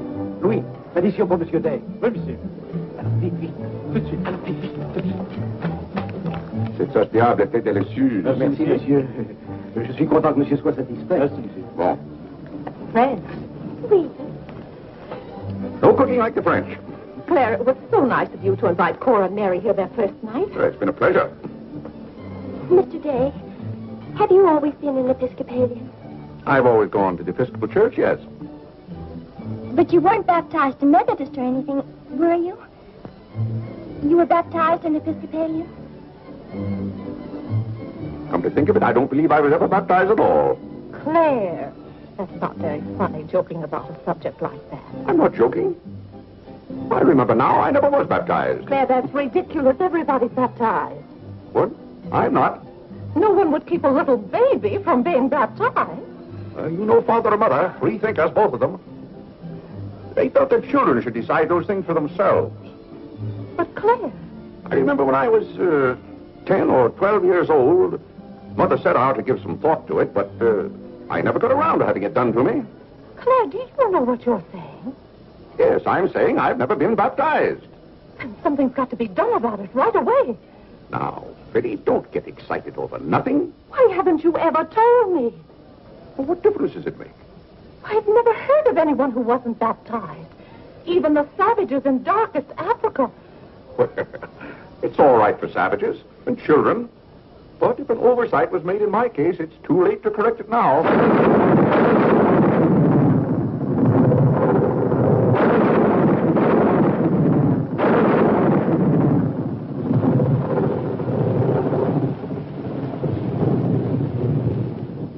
But if you're not baptized, you're not a Christian. Why, confound it, of course I'm a Christian. A mighty good Christian, too. A lot better Christian than those psalm singers in church. But you can't be if you won't be baptized. I won't be baptized, and I will be a Christian.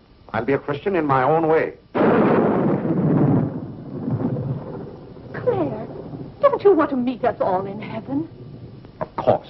And I'm going to. But you can't go to heaven if you're not baptized. Ah, that's a lot of falderall. Clarence Day, don't you blaspheme like that. You're coming to church with me before you go to the office in the morning and be baptized then and there. Benny, don't be ridiculous. If you think I'm going to stand there and let Dr. Lloyd splash water on me at my age, you're mistaken. No, I'm sleepy. Good night, Benny.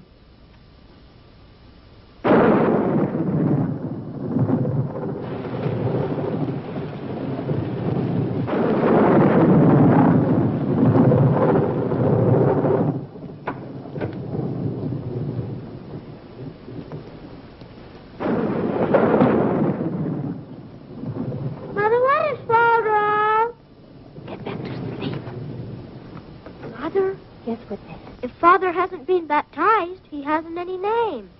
In the sight of the church, he hasn't any name. That's right. Maybe we're not even married.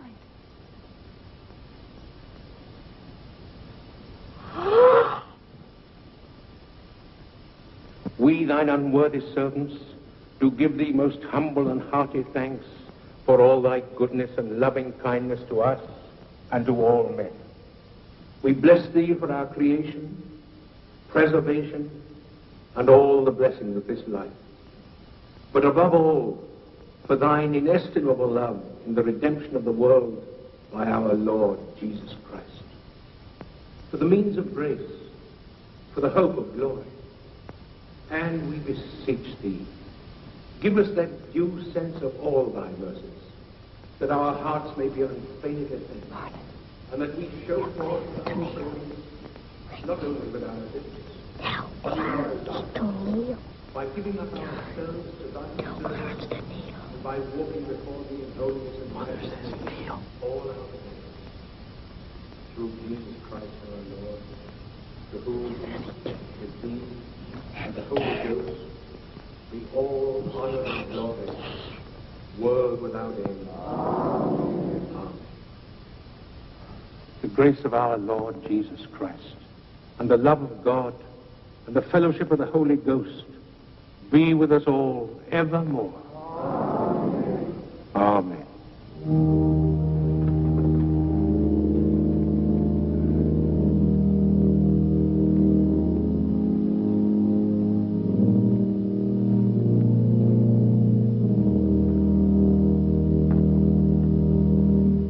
And so, my friends, what comfort and security it gives us, when we have reached the age of understanding, to know that the rite of baptism has not been neglected in our infancy or youth. Can you imagine any man who has reached maturity with the knowledge that he had never been baptized, failing to hasten to the holy font that his soul might be saved. As it says in the baptismal office, except a man be born of water and of the Spirit, he cannot enter into the kingdom of God. He that believeth and is baptized shall be saved, but he that believeth not shall be damned. What's that follow up to? It can't be. Which also showeth us the great benefit we reap thereby. He that is baptized showeth great benefit. But he that believeth not cannot enter into the kingdom of God. For the promise is to you, to your children. Doubt ye not, therefore, but earnestly believe.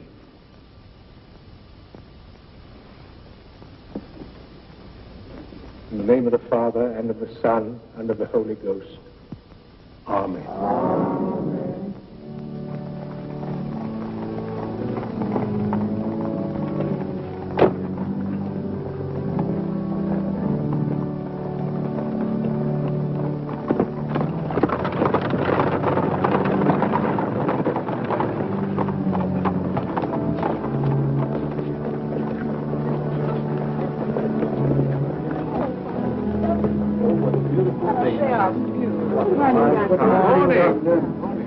This is William Tyler Wickersham. And this is Wilhelmina Eugenia Wickersham.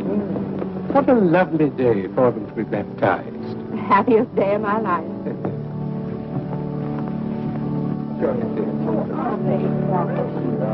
Lovely. Thank you.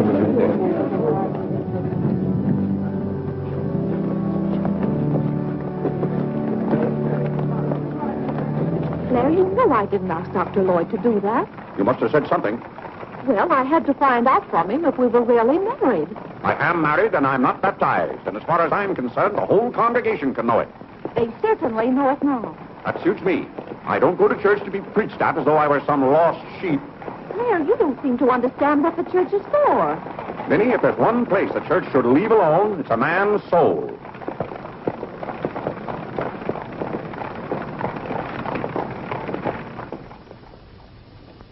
Well, he's going to be baptized, Cora. You mark my word. I just couldn't go to heaven without Claire. Why, I get lonesome for him even when I go to Ohio. It's awfully hard on a woman to love a man like Claire so much. Oh, men are so aggravating. They take everything for granted. They certainly do. You know, I don't believe Claire has come right out and told me he loves me since we've been married. Of course, I know he does because I keep reminding him of it. You have to keep reminding them, Cora. Minnie, the table isn't set for dinner yet. I'll be back in a minute, Cora. We're having it after Cora and Mary go to the train. Their cab's coming at 1 o'clock. Cab? The horse cars go right past the door. But, Claire, they have those heavy bags. Cabs are a waste of money. Well, if dinner's going to be delayed, I'll work on this month's bills. What are they? Now, Claire, it isn't fair to go over the household accounts when you're hungry. Vinnie, where are those bills? They're in the library on your desk. Oh. I didn't know dinner was going to be late. No one ever tells me anything in this house. Back home I ride all the time. I love horses. The horse is my favorite animal. Well, goodness, where have you two been? Clarence wanted to show me his grandfather's house. You'll have to hurry and finish your packing. It won't take me long. Can I help you pack? Clarence! Clarence? Why didn't you kneel in church today? I just couldn't. If it's because your father doesn't kneel, you must remember he wasn't brought up to kneel in church. But you were. Has it anything to do with Mary? I know she's a Methodist. Oh, no, Mother. Methodists kneel. Mary told me. They don't get up and down so much, but they stay down longer. Clarence, you want to kneel, don't you? Oh, yes, I wanted to kneel today. I tried. You saw me try, but I just couldn't. But is that suit of your father's too tight for you? No, it's not too tight. Well, what is it? Mother, very peculiar things have happened to me since I started to wear this suit. I can't seem to make these clothes do anything Father wouldn't do. Oh, that's nonsense, Clarence. And not to kneel in church is a sacrilege. Making Father's trousers kneel seemed more of a sacrilege. Clarence! Do you know what happened at Dora Wakefield's party for Mary last night? We were playing musical chairs, and some girl sat down suddenly right on my lap. Well, I jumped up so fast she almost got hurt. She was sitting on Father's trousers. Oh, Mother, I've got to have a suit of my own. My soul and body. Well, you'll just have to talk to your father about it. I'm sure if you approach him the right way, you know, tactfully, he'll see. Oh, excuse me. Gracious. It didn't take you very long. Well, I'll see about your box lunch for the train. Remember, it's Sunday.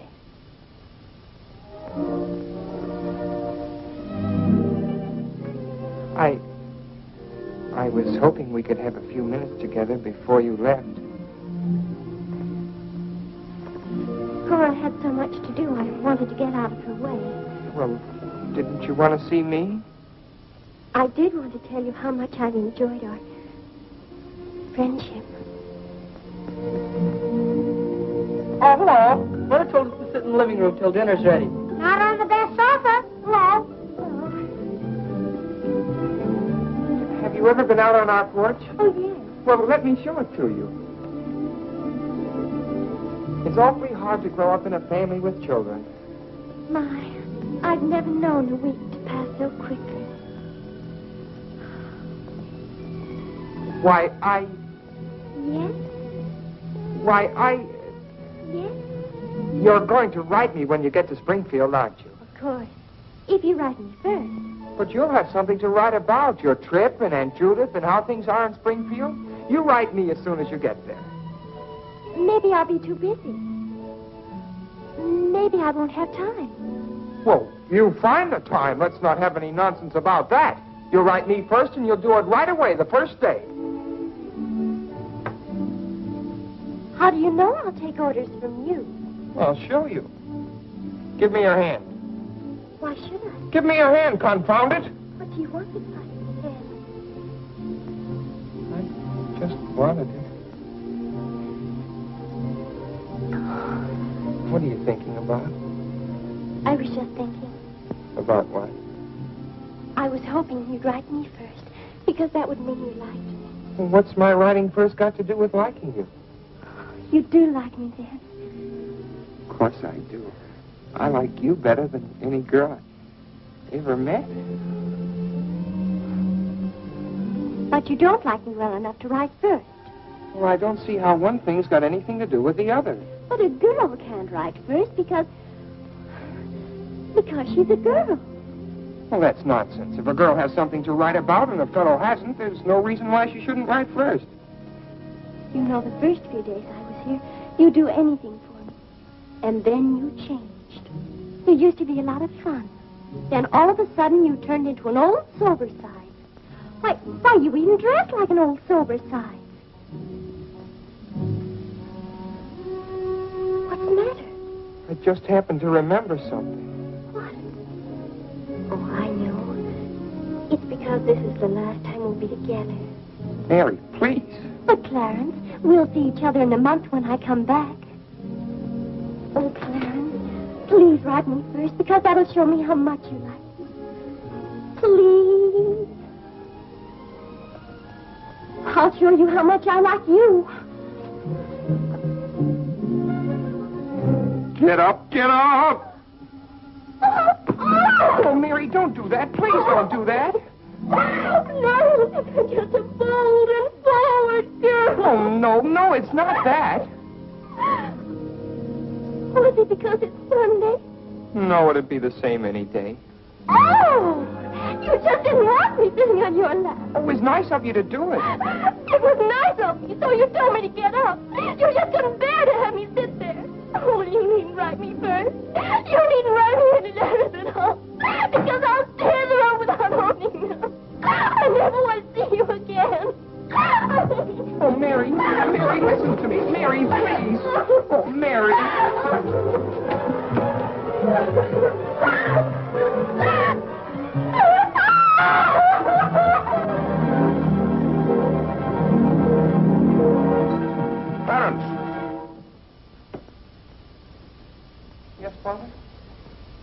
That young lady's crying. She's in tears. What's the meaning of this? I'm sorry, Father. It's all my fault. Nonsense. What's that girl trying to do to you? Well, no, she wasn't. It was... Well, whatever the quarrel was about, Clarence, I'm glad you held your own. Father, I have to have a new suit of clothes. You've got to give me the money for it. Young man, do you realize that you're addressing your father? I'm sorry, Father. I apologize. But you don't know how important this is to me. A new suit of clothes is so important. Oh, why should... Clarence, has your need for a new suit of clothes anything to do with that young lady? Yes, Father. Clarence. Well, this comes as quite a shock to me. What does, Father? Well, you're being so grown up. Still, I might have known if you were going to college this fall. Yes, you're at the age when you'll be meeting girls. Clarence, there are things about women that I think you ought to know. Sit down.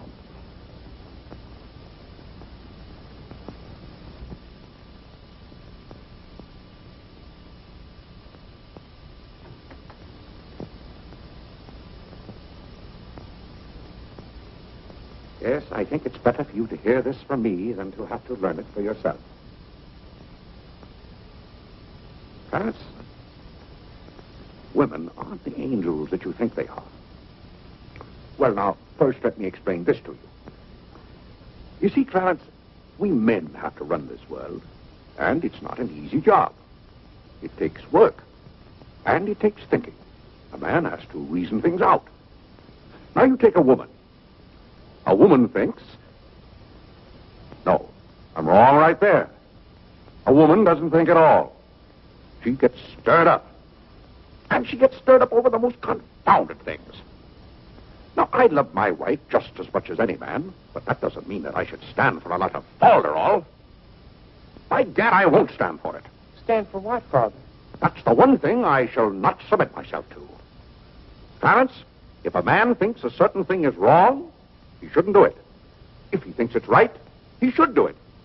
Now, that has nothing to do with whether he loves his wife or not. Who says it has, Father? They do. Who, sir? Women. They get stirred up. And then they try to get you stirred up, too. But don't you let them do it, Clarence. Don't you let them do it. Now, if you can keep reason and logic in the argument, well, a man can hold his own, of course. But if they can switch you, pretty soon the argument's about whether you love them or not. I swear I don't know how they do it. But don't you let them, Clarence. Don't you let them. I see what you mean so far, Father. If you don't watch yourself, love can make you do a lot of things you don't want to do. Exactly. But if you do watch out and know just how to handle women, then you'll be all right. All a man has to do is be firm. You know how sometimes I have to be firm with your mother. Yes, but Father, what can you do when they cry? Well, that's quite a question. You just have to make them understand that what you're doing is for their good. I see. Now, Clarence, you know all about women.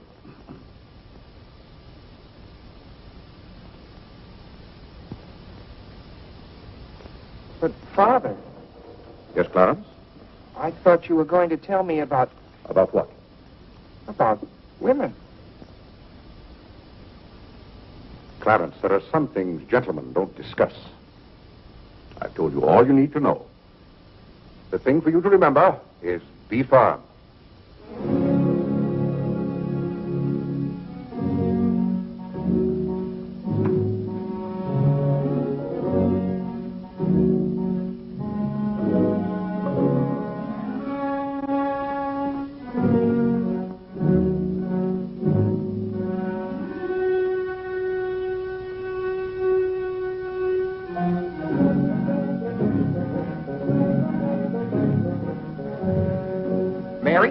When you get to Springfield, the very first thing you...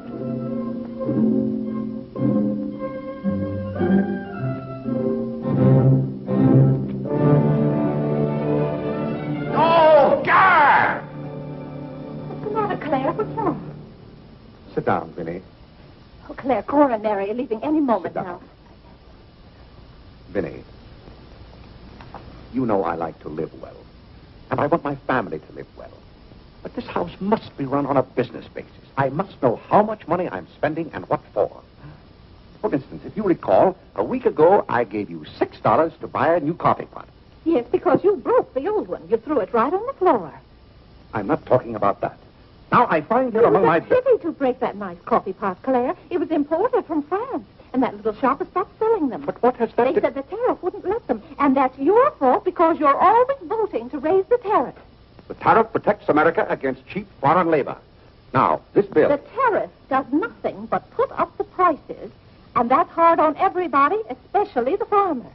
Vinny, I wish to heaven you wouldn't talk about matters you don't know anything about. I do, too, know about them. Miss Gulick says that every intelligent woman should have some opinion. Who, may I ask, is Miss Gulick? She's the current events woman I told you about, and the tickets are $1 every Tuesday. Do you mean to tell me that a pack of idle-minded females pay $1 apiece to hear another female gabble about the events of the day? Listen to me if you want to know anything about the events of the day. But you get so excited, Claire. And besides, Miss Gulick says that our president, whom you're always belittling, prays to God for guidance. Vinny, what happened to that $6? What's $6? I gave you $6 to buy a new coffee pot. Now I find that you apparently got one at Lewis and Congress and charged it. Here's the bill. One coffee pot, $5. So you owe me $1, and you can hand it right over. I'll do nothing of the kind. What did you do with that $6? Well, Claire, I can't tell you now, dear. Why didn't you ask me at the time? I give up. Wait a minute. I spent $4.50 for that new umbrella. Now we're getting somewhere. One umbrella, $4.50. And that must have been the week I paid Mrs. Tobin for 2 extra days washing. Mrs. Tobin? That's $2 more. That makes $6.50, and that's another 50 cents you owe me. I don't owe you anything. What you owe me is an explanation of where my money's gone.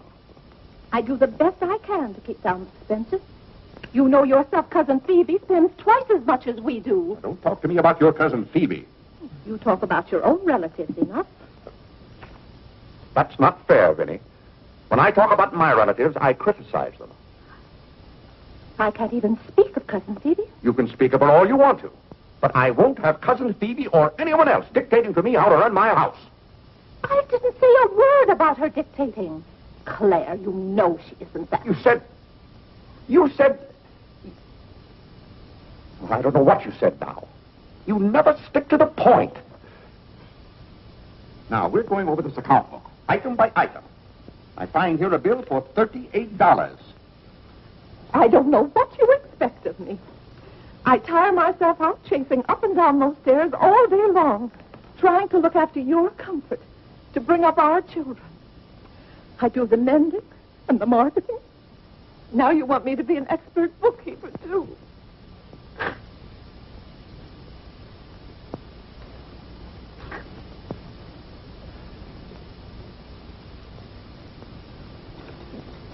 Vinny, I want to be reasonable, but can't you understand?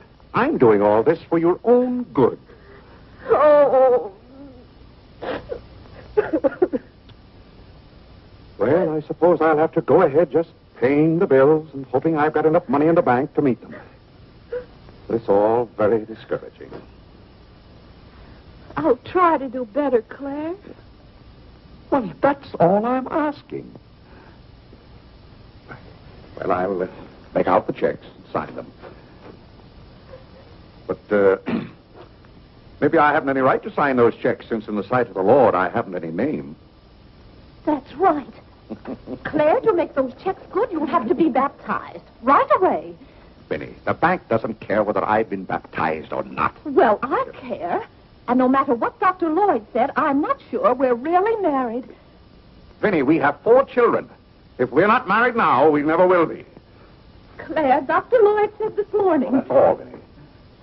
Hadn't you better go tell Whitney to watch for the cab? Not before you give me that $1.50. That $1.50? The $1.50 you owe me. I don't owe you any $1.50. I gave you money to buy a coffee pot for me, and somehow it turned into an umbrella for you. Why, Clarence Day, what kind of man are you? Quibbling about $1.50 when your immortal soul is in danger. And what's more... All right. All right, all right.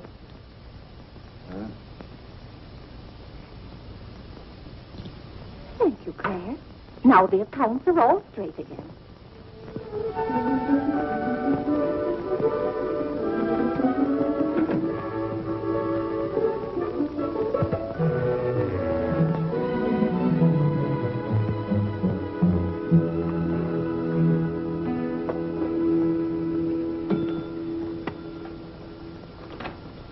What were you doing down there? I'm setting up this new burglar alarm. I invented it myself.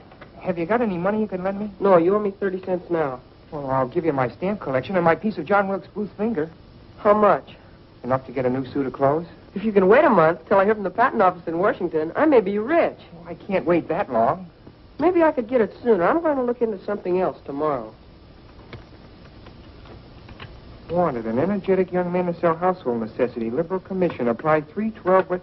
John, let me have this job. Why should I give you my jobs? They're hard to get. But I've got to get a new suit of clothes. Maybe I could get the job for both of us. I'll ask the man.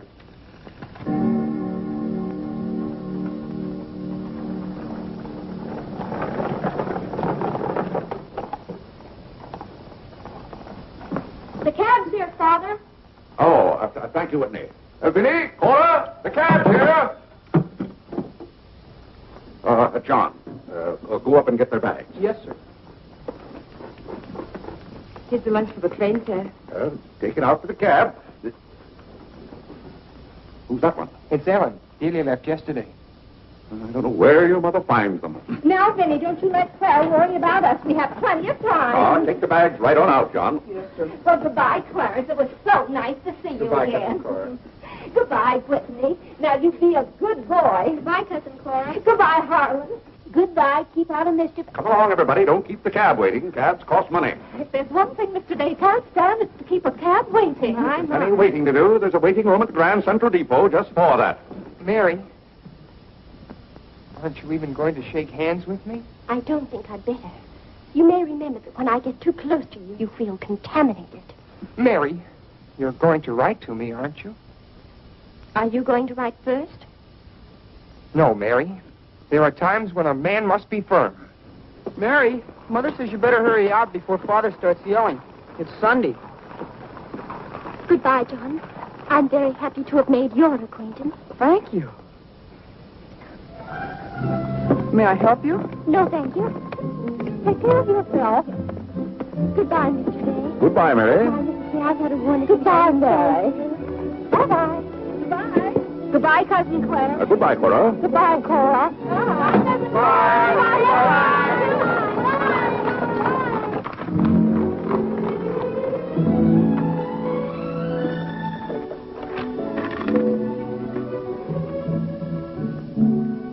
Dear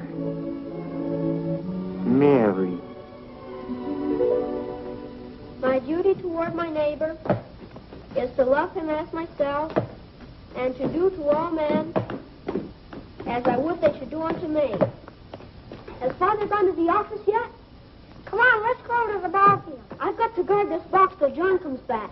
It's his burglar alarm. It wouldn't work, so he fixed it. We're going to put it back in the dining room after Father goes to the office. Are there burglars around? Everywhere. Oh.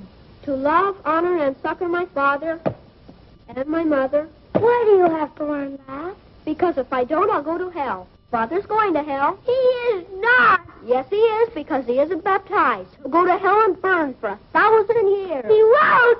He won't. He'll be in a lake of fire and brimstone, and 1,000 devils with pitchforks will be poking at him. No, Mother, don't let the Father will hear you. No, I don't.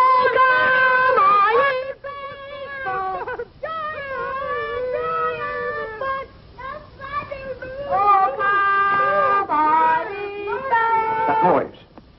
Just singing, Father. You boys be quiet. You know your mother isn't feeling well. Yes, Father.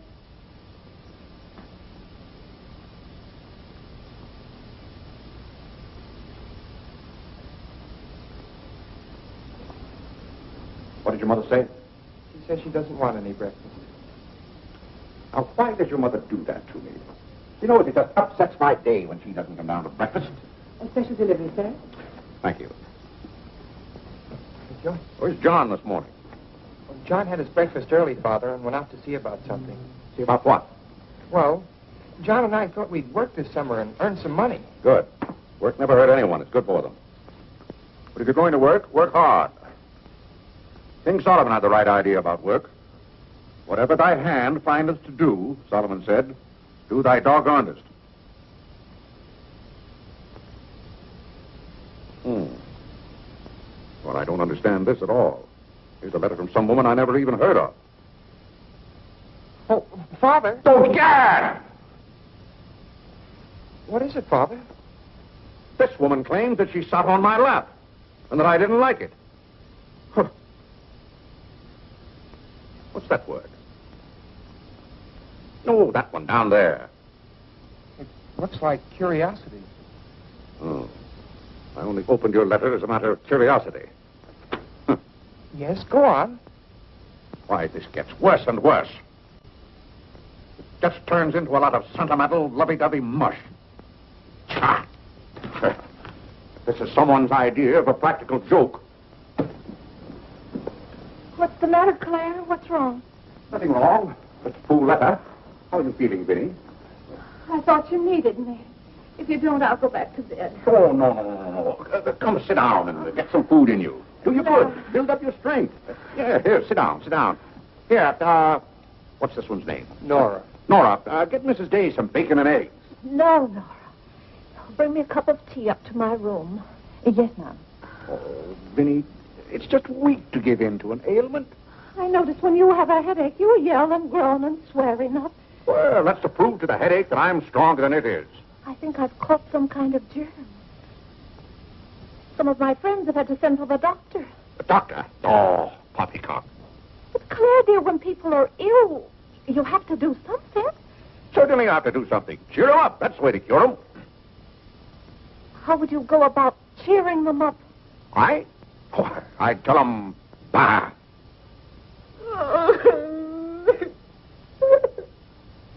What have I done now? Oh, Claire, hush up.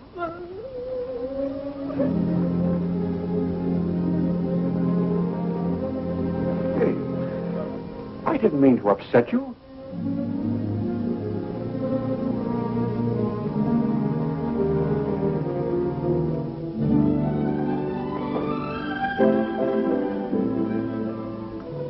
Dear Clarence.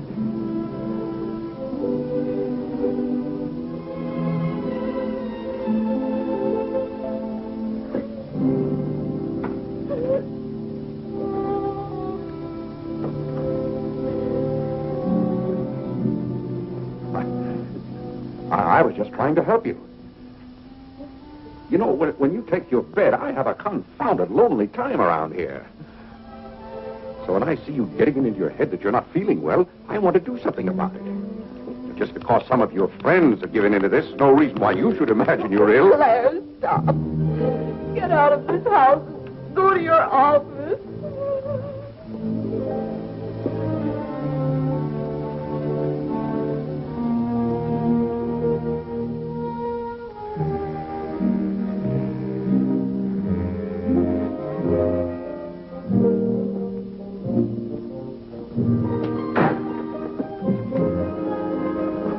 Did you get the job? Yes, for both of us. Look, I've got it with me. What is it? Medicine. Medicine? You took a job for us to go out and sell medicine? But it's wonderful medicine. Look what it cures. A sovereign cure for cold, coughs, catarrh, asthma, quinsy, and sore throat. Poor digestion, summer complaint, colic, dyspepsia, heartburn, and shortness of breath. Lumbago, rheumatism, heart disease, giddiness, and women's complaints. Nervous prostration, St. Vitus dance, jaundice, la grippe, proud flesh, pink eye, seasickness, and pimples. It's made from a secret formula known only to Dr. Bartlett. We get 25 cents commission on every bottle we sell, and he's giving us the territory of all Manhattan Island. Well, lots of fathers and mothers' friends have some of those diseases. Let's start out by calling on them. Yes. Oh, what if they ask us if we use it at our house? Yes, it would be better if we could say we did. Hey, Excuse me? Oh, is that the tea for Mrs. Day? Yes. Oh, I'll take it up to her. Thank you. Right away now, while it's hot. What's the matter with Mother? I don't know. She was just complaining. Say, it says here it's good for women's complaints. Here.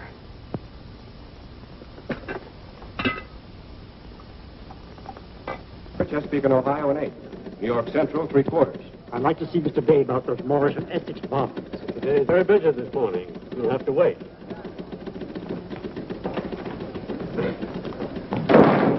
Where's Father? Well, Master Whitney, have you come to pay us a visit? Where's Father? He's busy in his office with a customer. Master Whitney! But, Mr. Day, the president of the firm is... Father, you have to come home right away. What's the meaning of this? Who sent you down here? Your mother? No, sir. Mother's ill. She's terribly ill. Did the doctor send you for me? No, sir. It was Margaret. Margaret? Margaret says you're to come home right away and no nonsense. Perkins, go down and stop the first cab you see. A cab, sir? For you, Mr. Day? Yes, I want a cab, and no nonsense. Yes, sir. I'm sorry, Mr. Hopkins.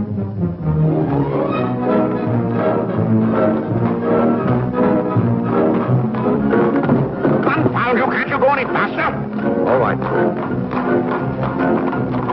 Here. Get up there, you hear me? Get up!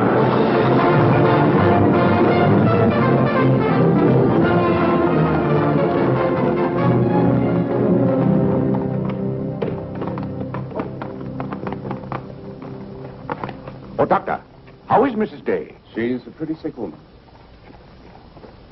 Oh, what's wrong with her? Well, do you know or don't you? What did Mrs. Day have for breakfast this morning? Not a thing. I tried to get her to eat something, and she wouldn't. I can't understand it. Understand what? These violent attacks of nausea. It's almost as though she were poisoned. Poisoned? Let me take your cab. I'll try not to be gone more than 10 or 15 minutes. And, Mr. Day, you're not to go into a room. You'd better get her well. Right away, or you'll hear from me. Turn west on 47th Street. Yes, yes.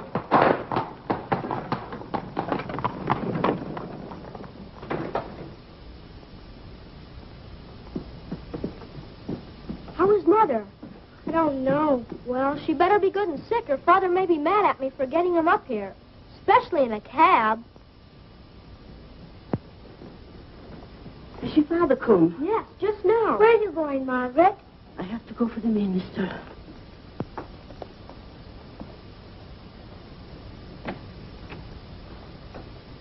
I guess the minister's coming to baptize Father, so I won't have to go to hell. You can't be baptized in a house. You've got to have water. We have lots of water. Not the right kind.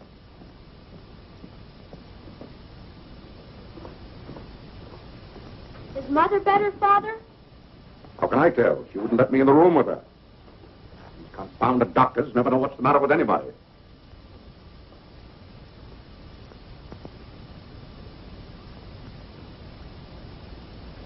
Father, Yes? Mother's going to get well, isn't she? Of course she's going to get well. Father, may we come in? It's lonesome without Mother. Yes, it is Harlem. It's lonesome. Come in, boys.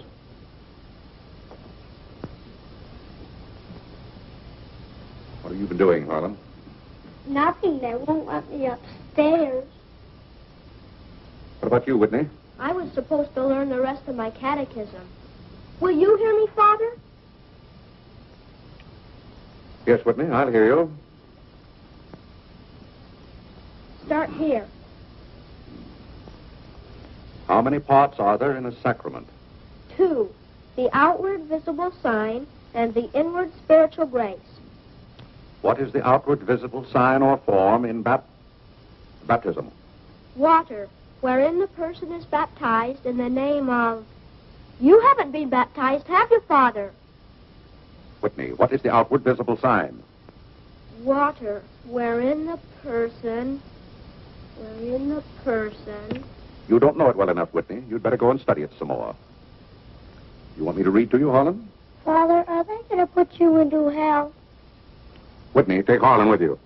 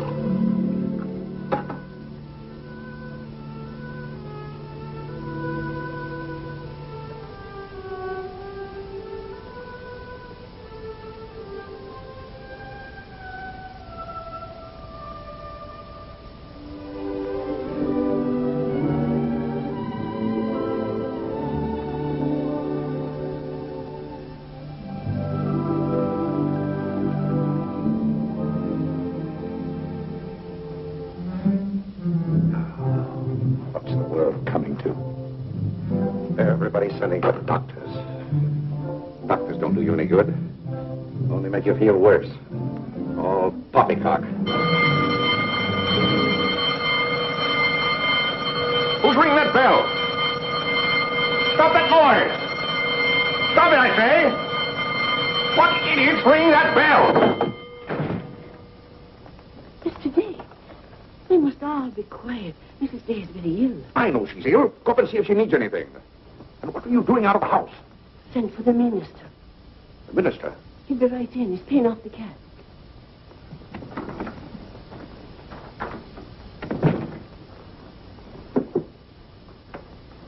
I was deeply shocked to learn the serious nature of Mrs. Day's illness.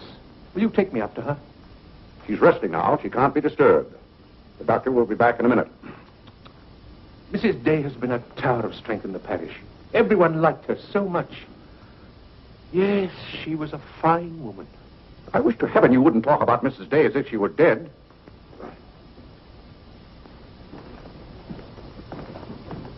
Is the doctor back yet? No. Does she need him? Well, she's kind of restless. She's talking in her sleep and twisting and turning.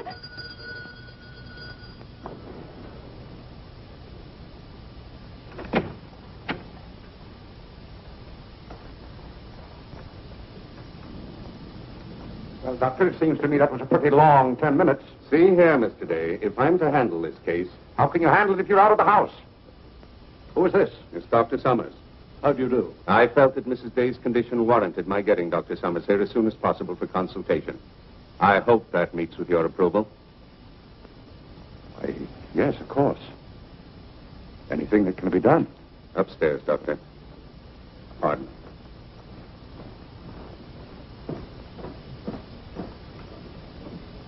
Mrs. Day is in good hands now, Mr. Day. There's nothing you and I can do at the moment to help. Dr. Lloyd. Yes? There's something that's troubling Mrs. Day's mind. Oh? I think you know what I refer to. Yes. You mean the fact that you've never been baptized? Yes, I gathered that you knew about it from your sermon last Sunday. But let's not get angry. I think something had better be done about it. Yes, Mr. Day? When the doctors get through up there, I want you to talk to Mrs. Day. I want you to tell her something. Why, I'd be glad to. You're just the man to do it. She shouldn't be upset about this.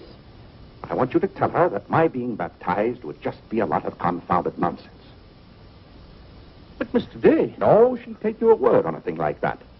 And we both must do everything we can to help her now. But the solution is so simple. It would take only your consent to be baptized. That's out of the question. And I'm surprised that a grown man like you would suggest such a thing.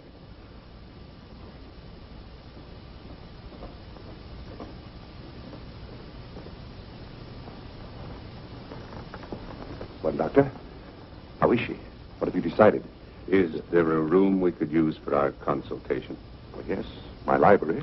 Doctor. Dr. Summers, this isn't serious, is it? After we've had our consultation, we'll talk to you, Mr. Day. But surely you Rest assured, Dr. Summers will do everything that is humanly possible. We'll try not to be long.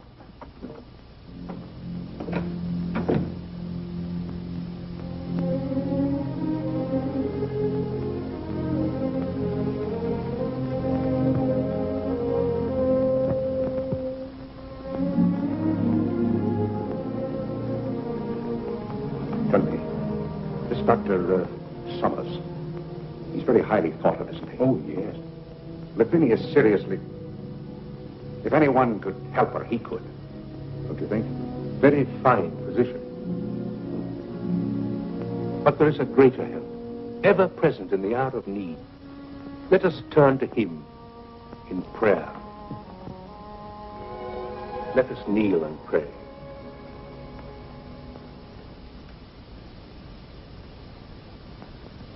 Let us kneel and pray.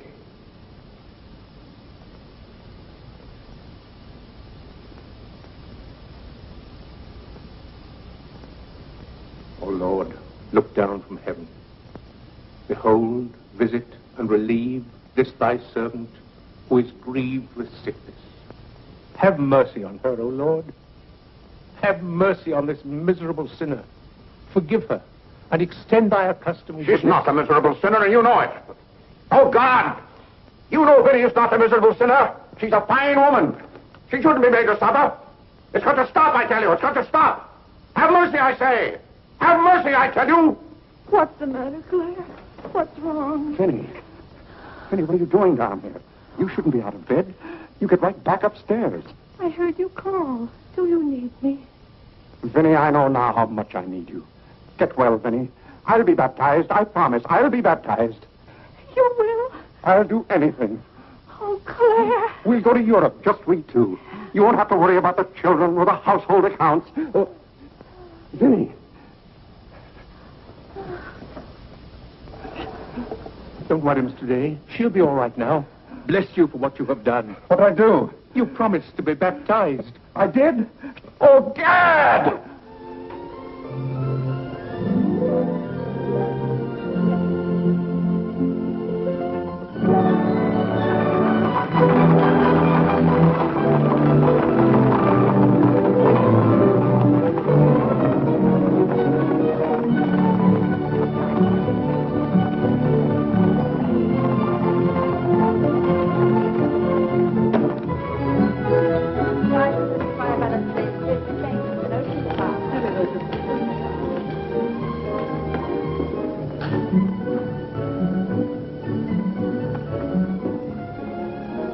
Isn't it drafty here, Mother? Shall I get your coat, Mother? The No, doctor said thank you. mustn't take cold. I'm quite comfortable, thank you. Come on now, let's stay together. Holland, don't you get lost again. Aren't the hats lovely this year? Ostrich feathers. You wouldn't wear that hat, would you, Mother? I think that's very pretty.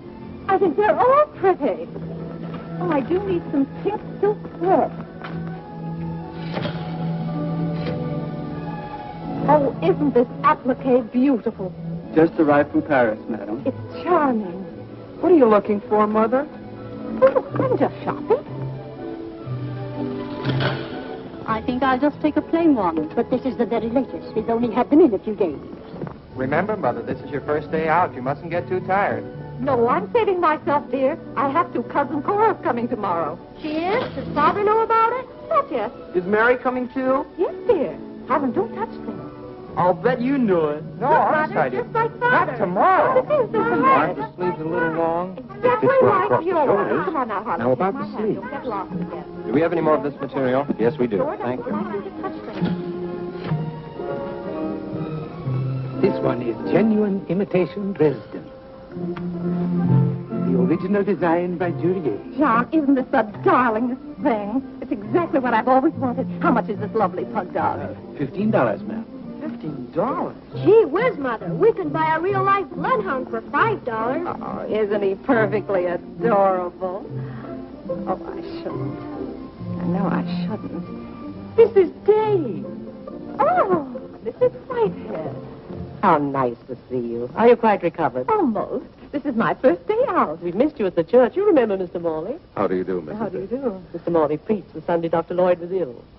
Oh, yes. I can't tell you how much I enjoyed your sermon. Even my husband enjoyed your sermon. We've just come from the board meeting of the Foreign Mission. I'm taking Mr. Morley home to lunch. I had to drop in here to pick up a purchase. I won't be a minute. Is your parish in the city? Yes, it's on the outskirts. My church is in Audubon Park. Oh, way up there. Oh, are you acquainted in Audubon Park? No, I don't believe we know a soul there. Mr. Morley, would this be possible? My husband, Mr. Day.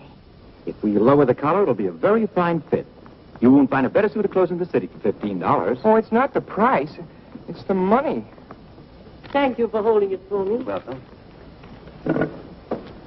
Goodbye, Mrs. Day. I hope we meet again soon. Goodbye. It was very pleasant meeting you again. I think it was divine providence. I shall be delighted to be of service. Goodbye, Mr. Morley. Goodbye. May I work it? Oh, no, it's against the rules.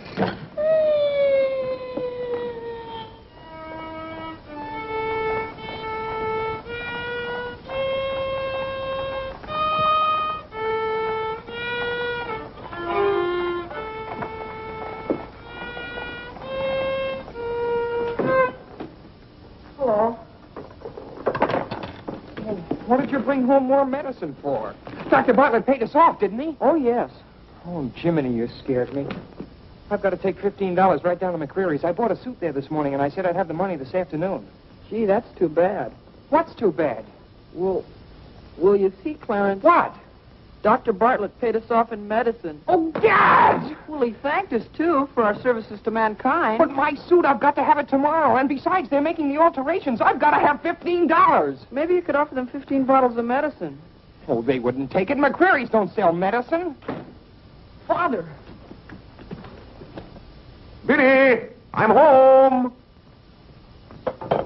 Good afternoon, sir. How's your mother, Clarence? Oh, the ride this morning did her a lot of good. She'll be well enough to go to church with us next Sunday. Ah, fine. Father, have you noticed I haven't been kneeling down in church lately? Don't let your mother catch you at it. Then I have to have a new suit of clothes right away. That doesn't make sense. But I can't do anything in your clothes that you wouldn't do. Well, if my old clothes make you behave yourself, I don't think you want to wear anything else. Oh, no, you're you and I'm me. I want to be myself. I mean, suppose I should want to kneel down in front of a girl. Why, in heaven's name, should you want to do a thing like that? Well, I've got to propose to a girl sometime. Clarence. Well, not right away, but for $15 I can get a good suit of clothes. Clarence, you're beginning to talk as crazy as you... Hello, Vinny. You're feeling better today, huh? Much better, thank you, Claire. You don't have to hurry home from the office every day like this. With business the way it is, there's no use going to the office at all. Yes, you do look better, Vinny. What did you do today? Well, I got a carriage and took the boys for a ride, and we stopped in at McCreary. And, oh, Claire, I've the most wonderful news for you. Who do you think I met? Mr. Morley. Morley? Never heard of him. Remember that nice young minister who substituted for Dr. Lloyd one Sunday? Oh, yes. Right young fellow. Preached a good, sensible sermon. Short one, too. Ought to be more ministers like him. Well, Claire, his parish is in Audubon Park. You know, way up above Harlem. Nobody knows you up there. You'll be perfectly safe. Safe? Vinny, what the devil are you talking about? I've gone all over everything with Mr. Morley, and he's agreed to baptize you. Oh, he has. The young whippersnapper. Very nice of him. We can go up there any morning. We don't even have to make an appointment. Who said I was going to be baptized at all? Why, Claire, you did. Now, Vinny. You gave me your promise, your sacred promise. You said I'll be baptized. I promise I'll be baptized. Well, what if I did? Claire, aren't you a man of your word? Vinny, we all thought you were dying. So naturally I said that to cheer you up. As a matter of fact, the doctor told me that's what cured you. So it seems to me pretty ungrateful of you to press this matter any further. My being well has nothing to do with it. You gave me your word. You gave the Lord your word. And you're going to march yourself up to Mr. Morley's church some morning before you go to the office and be christened. If you think for 1 minute... What in the name of heaven is that? If you think I'm going to let you add the sin of breaking your solemn and sacred promise... I demand to know what that repulsive object is. It's perfectly plain what it is. It's a pug dog. What is it doing in this house? I wanted it, and I bought it. You spent good money for that? Claire, don't try to change the subject. How much did you pay for that atrocity? I didn't pay anything for it. I charged it. Charged it, I might have known. How much was it? $15. $15? Claire. For that eyesore? Don't you call this lovely work of art an eyesore? It will look beautiful sitting on a red cushion by the fireplace in the living room. If that sits in the living room, I won't. Furthermore, I don't even want it in the same house with me. Get it out of here. Claire, you're not going to get out of this room until you set a date for your baptism. I'll tell you one thing.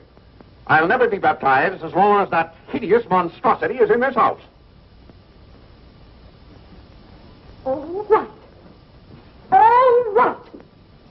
Clarence. That pug dog goes back this afternoon, and he's christened first thing in the morning. You heard him, didn't you, Clarence? You heard him say that he'd be baptized as soon as I got this pug dog out of the house. You hurry right back to McCreary's with it, and be sure they credit us with $15. Oh, Mother, while we were at McCreary's, I happened to see a suit I'd like very much, and the suit was only $15. Well, Clarence, I'm afraid your suit will have to wait until after I get your father christened. Well, no, I meant that since the suit cost just the same as the pug dog, if I exchange the pug dog for the suit... Why, yes. Then the suit wouldn't cost your father anything. Why, how bright of you, Clarence, to think of that. I'd better start right away before McCreary's closes. Yes. Now, let's see. If we're going to take your father all the way to Audubon Park...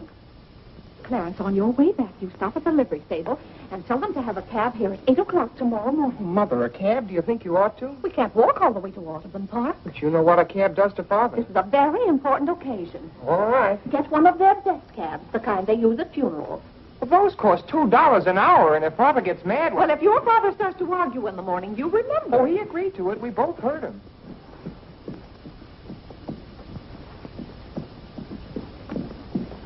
I hope you notice Clarence is returning the pug dog. That's a sign you're getting the faculty back. Don't dawdle, Clarence.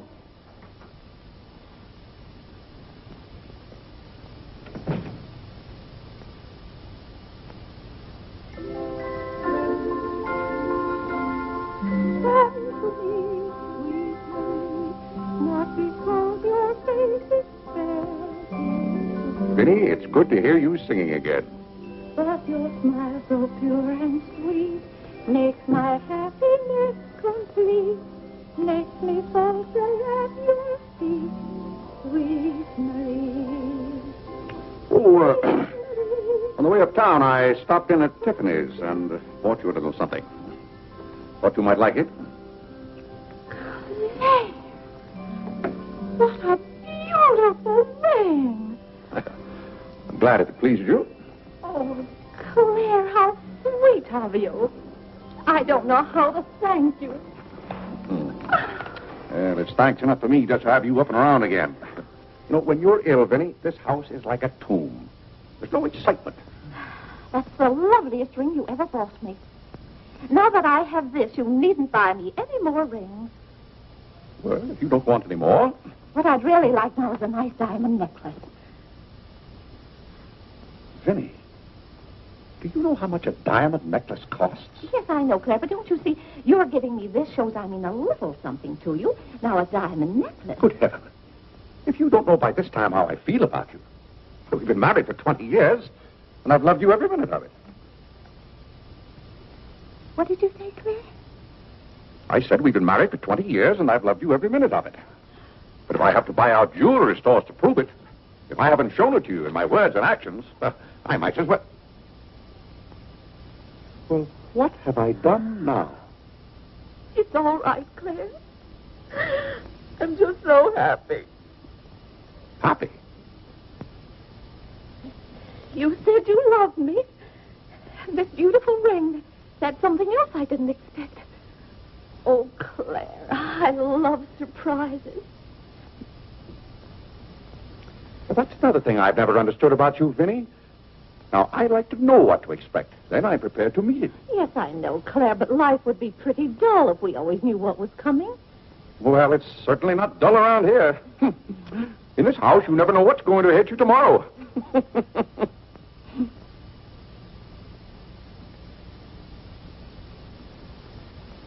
Every daisy in the dell knows my secret, knows it well, and yet I dare not tell thee, sweet Marie, sweet Marie, Sweet Marie, come to me, not because your face is fair, love to see. Love to see. Every daisy in the dell knows my secret, knows it well, and yet I dare not tell.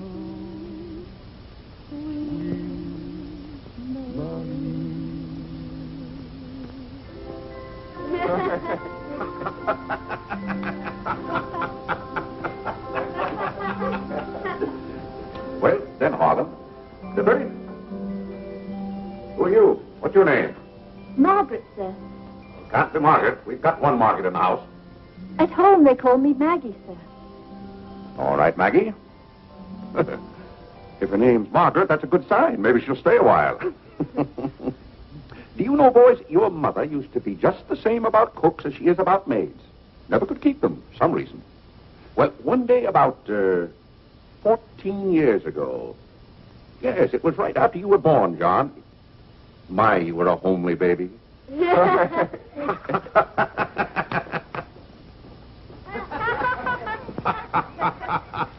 you, Margaret. Good morning, boys. Good morning, Good morning, Mother. Good morning, Claire. Morning, Vinny. Why, you look as though you were dressed for a wedding. Do I, dear? Yes. Have a good night? Yes, thank you, Claire. Sit down, Vinny. Sit down, boys. Oh, thank you, Clarence. Well, seems to me everyone's all dressed up this morning. What's on the program for this fine day? Well, this afternoon, May Lewis's mother is giving a party for everyone in May's dancing class. Harlan's going to that. I don't want to go, Mama. Harlan, don't you want to go to a party and get ice cream and cake? May Lewis always tries to kiss me. When you get a little older, you won't object to girls wanting to kiss you. Will he, Clarence?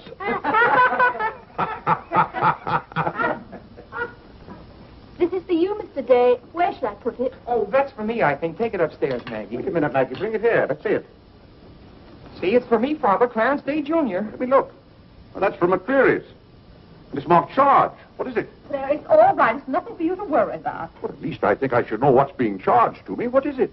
Claire, stop your fussing. It's a new suit of clothes for Clarence, and it isn't costing you a penny. It's marked charge $15. It's costing me $15. And I told Clarence... Claire, can't you take my word? It isn't costing you a penny. I'd like to have you explain why it isn't.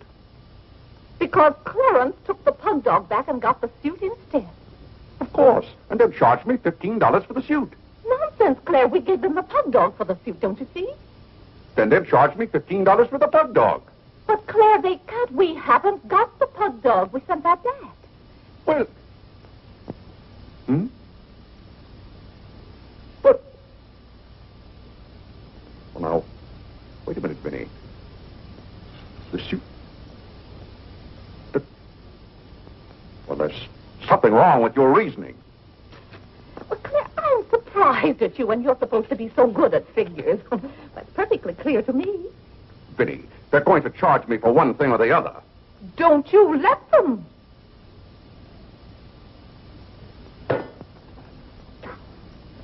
Well, McCreary's aren't giving away suits and they aren't giving away pug dogs. Why, it should be clear to a child that if Clarence sent the pug dog back, they... Well, I will not have that botanical freak in this room. John, have you been going around this town selling medicine? Yes, Mother. Dog medicine? No, Mother, not dog medicine. This letter from Mrs. Sprague says you sold her a bottle of this medicine and that her little boy gave some of it to their dog and it killed him. Well, she wants $10 from us for a new dog. Here, let me see that letter. Well, we shouldn't have given it to a dog. It's for humans. Why, it's Bartlett's beneficent balm made from a secret formula. Have you been going around among our friends and neighbors selling some patent nostrum? But it's good medicine, Father. I can prove that by Mother.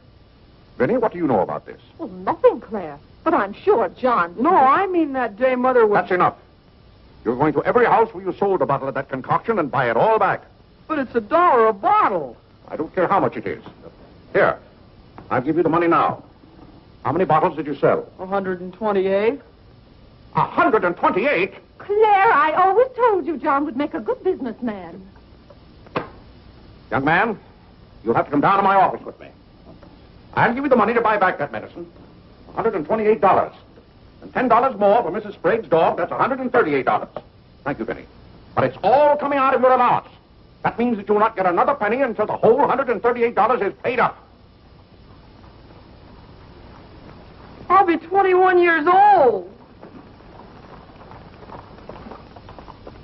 Oh, Gad! What's the matter, Claire? What's wrong?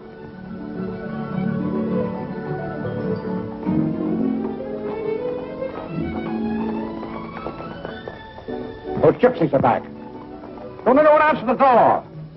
They're moving in on us again, bag and baggage. I won't have it, I tell you. I won't have it. Now, Claire.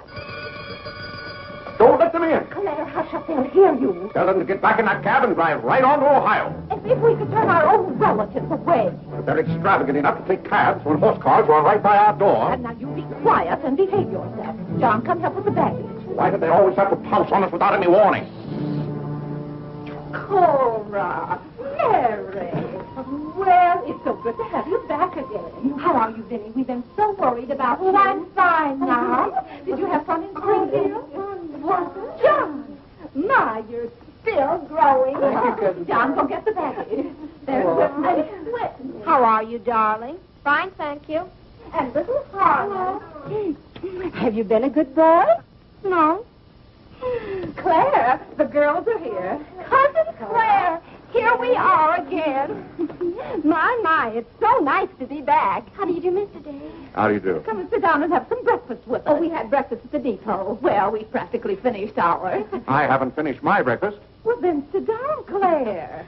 Come and have a cup of coffee anyway. Oh, Mary, sit over there. Cora, Maggie, clear both places. My, this seems so natural. Claire, don't let your kippers get cold. Maggie, serve some coffee. Yes. Oh, where's Clarence? He must be upstairs moving his things so you can have his room again. Oh, Vinny, we can't stay overnight. Grandpa Edison's been sailing very fast, and that's why I have to hurry back. We're leaving on the 5 o'clock train this afternoon. Well, Cora, it certainly is good to see you again.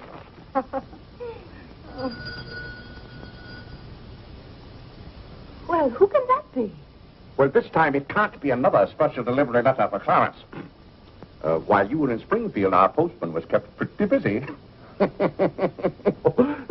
the cab, ma'am. Cab? What cab? The cab that's to take us to Audubon Park. Oh? Who's going to Audubon Park? We all are. Cora, the most wonderful thing has happened. Claire is going to be baptized this morning.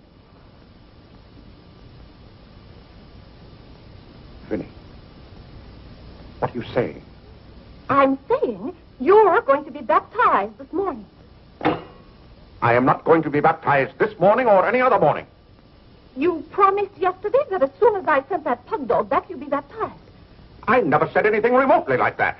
Clarence was right there and heard you. That's why I ordered the cab. The cab. Vinny, you send that right back. I'll do nothing of the kind. I'm going to see that you go to heaven. I can't go to heaven in a cab. Well, you can start in a cab. I'm not sure they'll ever let you into heaven, but I know they won't unless you're baptized. They can't keep me out of heaven on a technicality. Claire, stop quibbling. You may as well face it. You've got to make your peace with God. Until you stirred him up, I had no trouble with God. Harlan, Whitney, Come get your Sunday hat. Clarence, John. Yes, Mother? Hurry, we're ready to go. Oh, my prayer book. Harlan, come let me fix your tie.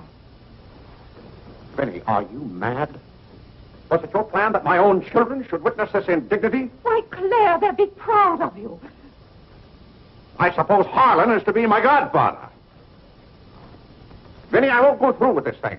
That's final. Claire, dear, if you feel that way about it. I do. But we won't take the children with us. I'm not talking about the children. I'm ready, Mother. Oh, John. Vinny, I haven't time for anything like that this morning. I've got to take John down to my office with me and give him the money to buy back that dog medicine. But it wasn't dog medicine, sir. Young man, we're starting downtown this minute. You will do no such thing. You gave me your sacred promise that day I almost died. Yes, and she would have died if we hadn't given her some of that medicine. That proves it's good medicine. You gave your mother some of that dog medicine? John, you didn't.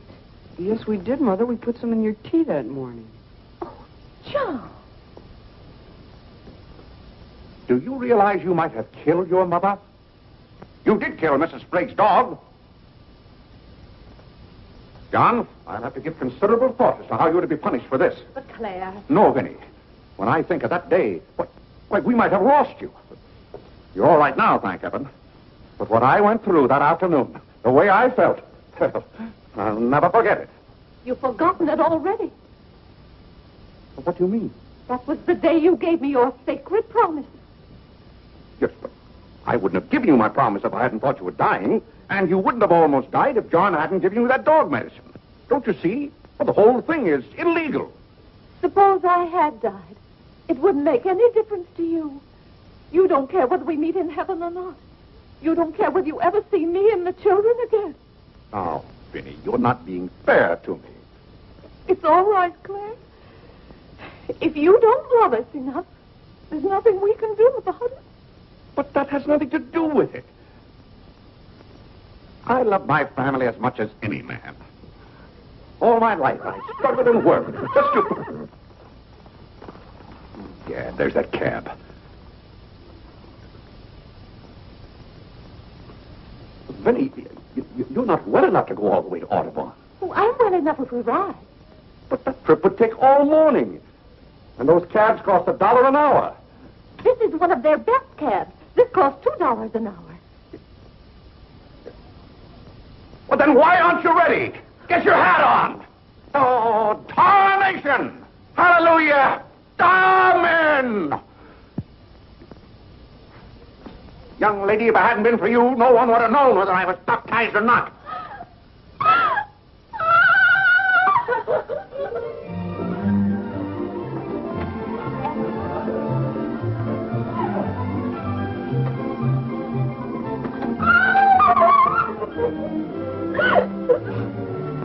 Oh, Gad!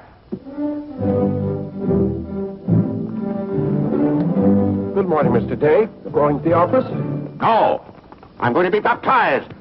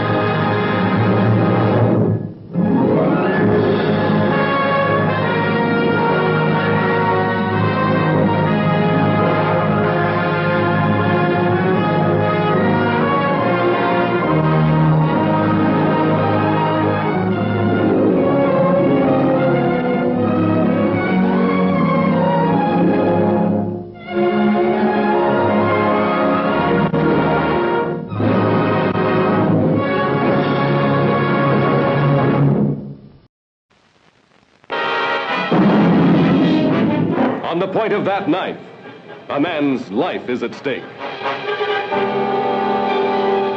I'm just saying it's possible. And I say it's not possible. I want you to watch this because I don't want to have to do it again. I'll make myself about 6 or 7 inches shorter, okay? It's about right, maybe a little more. Okay, a little more.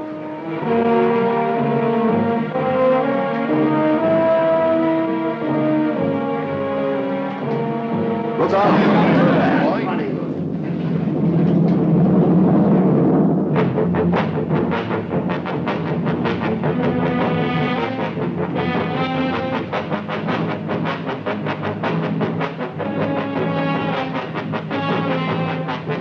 Here's what I think happened.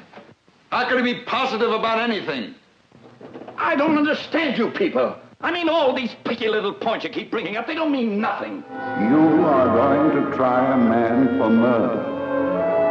The awesome power to kill will suddenly be thrust into your hand. Watch them and pray, for someday you may become one of them. 12 men with the smell of violent death in their nostrils. What's the matter with you guys? You're letting them slip through our fingers. Slip through our fingers? Are you his executioner? You cut it. Ever since you walked into this room, you've been acting like a self-appointed public avenger. Shut up. You're a sadist. 12 men turned into 12 clawing animals. Kill them all. Kill them.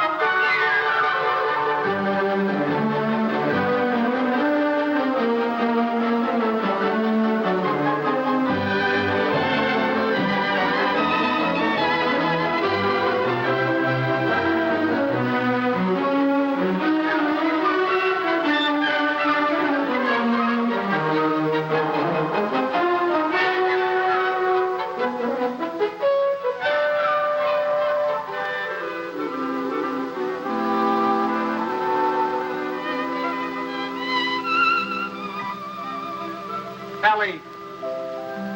Ellie, hurry up. We've only got 5 minutes. I'll be right down.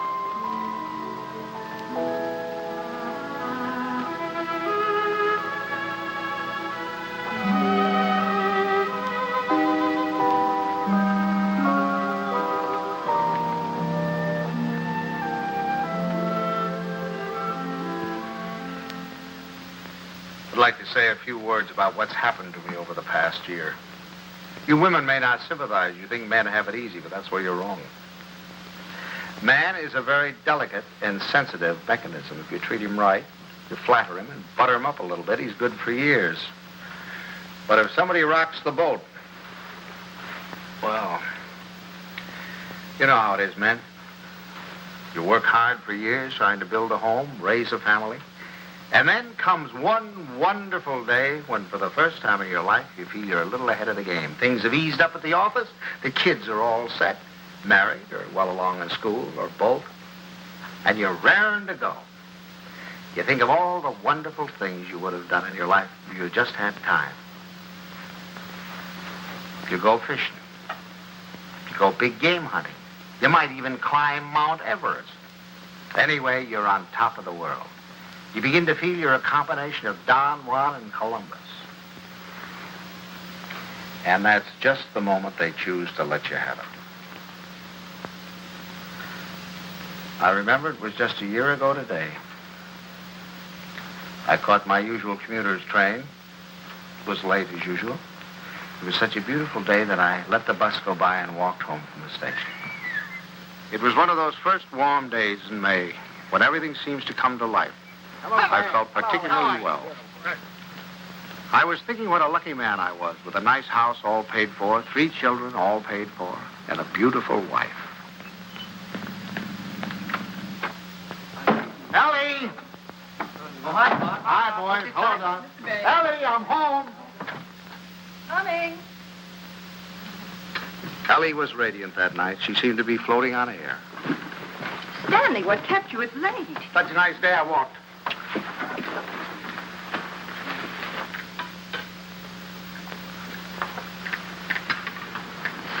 Dan. What's the matter? Can't a fella kiss his wife? Oh, you won't have time to change. We have to start right away. Right, where are we going? Okay, and Buckley asked us to their apartment for dinner tonight. She phoned this morning, said she had some good news. Oh, Buckley put over the deal, I guess, with the chain stores, huh? That plastic bag of his?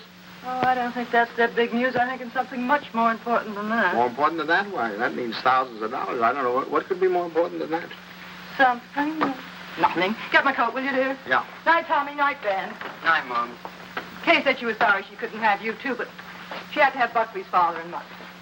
Is Kay gonna cook? Mm-hmm. You better take your bicarb with you. Oh, boy, don't keep so hard. Your jokes get funnier every Stanley, year. My please. I promise goodness, if you can go to the movies then, you drop her on your way to the game. Okay. Oh, and, Delilah, stack of the dishes until after you miss the first of the picture. Okay, Miss Peg. Tommy, don't study too late. And remember, if the rug man calls, tell him to call again. Damn. What's got into you? It's spring. It must be. Yes, sir, we're in a rut, Ellie.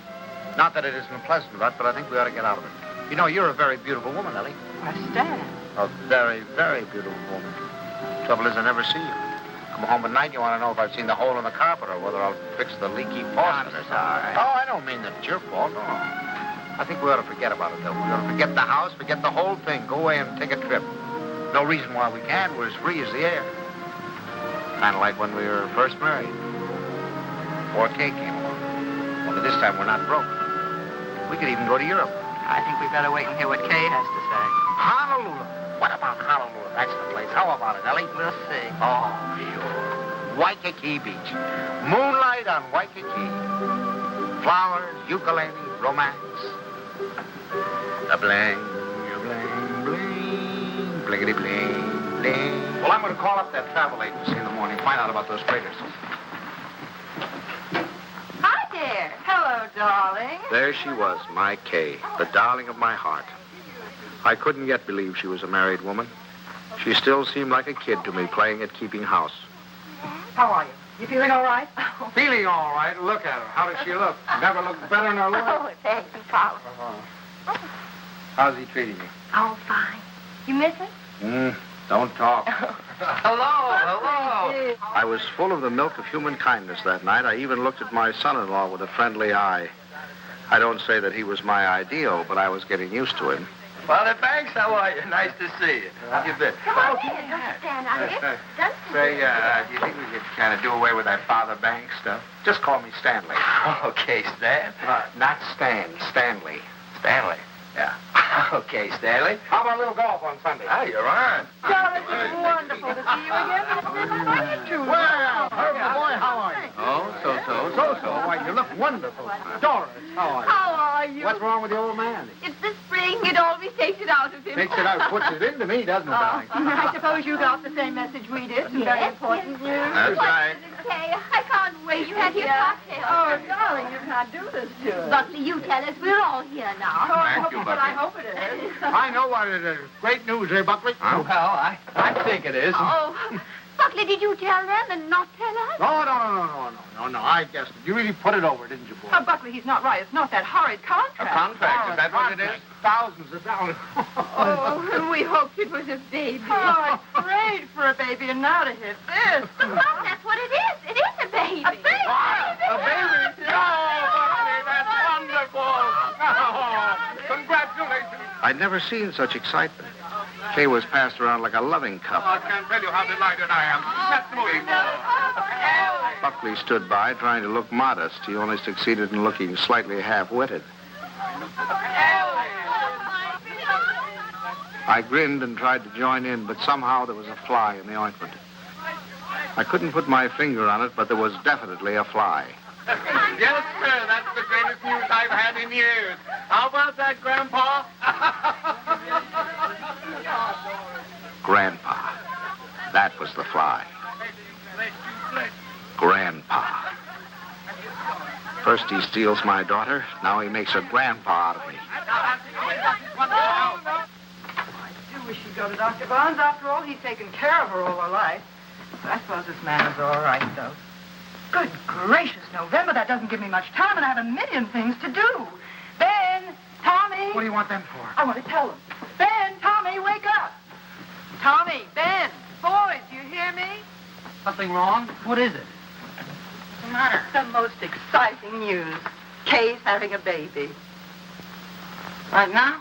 No, silly, in November. Poor Buckley. Poor Buckley? What do you mean, poor Buckley? You wouldn't say that if you'd been there tonight. He was just bursting with pride. We were standing there telling him how delighted we were, and he just stood there looking sort of cute and shy. Wasn't he cute, Stanley? Cutest thing you ever saw. Oh, all right, all right. You're all like human. Good night, Tommy. Sorry I woke you up. Now, night, Ben. Go back to your book. Good night, Ben. Good night, Tommy.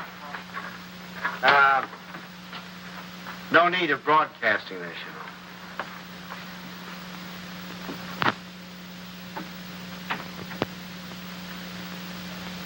Mrs. Dixon, please. Ellie, what are you doing calling people up at this time of the night? Well, will you please ask her to call Mrs. Banks the minute she comes in? I have some very important news to tell her. Ruth Dixon would not forgive me if I didn't tell her right away. You know, I think I'll give Kay a baby shower. We could have it on a Saturday, and you could ask the men to come in after. Ellie, do we really have to blazon this thing from the housetops? Huh? You know, after all, it really isn't our affair. Stanley, what's the matter with you? I swear you act as though you almost didn't like the idea. I don't. Why, Stanley? For heaven's sake, why? I'll tell you why, exactly why. In the first place, they haven't got room enough for a baby. The little apartment they live in isn't big enough for the two of them, much less a baby. But they can always... Second place, they can't afford a baby. Babies cost money. The older they get, the more they cost. What do they think they're going to use for money? You heard him tonight, didn't you? When I asked him if he had the contract, said no. But did that faze him? Oh, no. He just stood there looking cute. And he's the one who's going to be the father. Well, I'll tell you something. If he's got any idea that I'm going to pay for it, he's got another thing coming. I just got through paying for the wedding. But, Stanley... And another thing, I think they ought to wait. Wait? For what? For 7 or 8 years, that's what. What do they know about children? Why, Kay's just a child herself. Here she gets out of college, marries the first guy she comes in contact with. Now she's saddled with a baby. Stanley Banks, you listen to me. I left school to marry you. Do you remember that? And do you remember when we were married? Of course you don't. We were married on the 4th of September. What's that got to do with... And do you remember when Kay was born? The 21st of June. Exactly. While my class was up there on the platform graduating, I was home having a baby. Well, I don't... Oh, Stanley, I know they haven't money, and the apartment is small, but those things don't really matter, do they? The important thing is that we're going to have a grandchild. Darling, it's like getting a dividend. It's like getting a dividend. Yeah, something comes to you and you don't even lift a finger. You have none of the responsibilities of a baby, none of the hardships. All you have to do is love it. Hello? Ruth, I have the most marvelous news for you. I'm going to be a grandmother. It's like getting a dividend. Isn't that divine? Oh, we're so excited. Yes, Kay told us about it tonight. Ellie didn't seem to mind the idea. Maybe women were different, but when I thought a grandfather, why, I was the guy who was going places. The whole world of adventure was waiting, just waiting for me to give it the nod. And now a grandfather. I thought of the other grandfathers I knew. Why, they were old men. A toothless old codger down the street. That client of ours, whose only fun was cutting people out of his will. Those ancient dodos at the club. You'd have to use a stethoscope to be sure they were still living. I didn't belong with them. I wasn't ready for the mothballs yet. Why, I hadn't even begun to live. The only trouble with me was I was a little out of condition. I spent the next afternoon in the gym.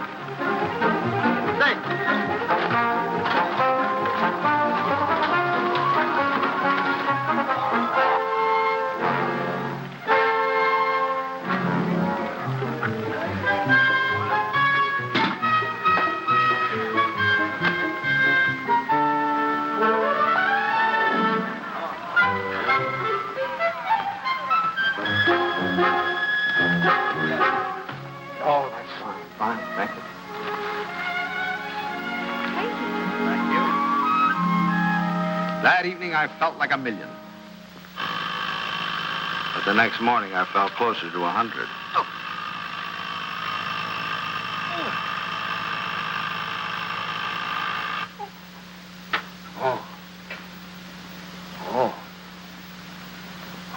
Stanley, Buckley's here for your golf match.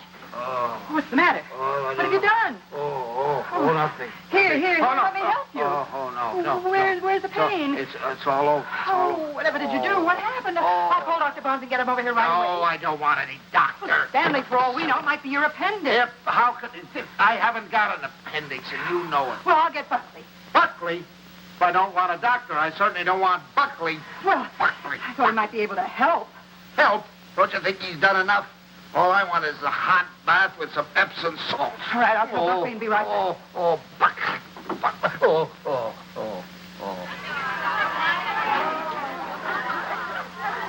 The next week, Ellie gave what she called a stork shower. This is one form of highway robbery not punishable by law.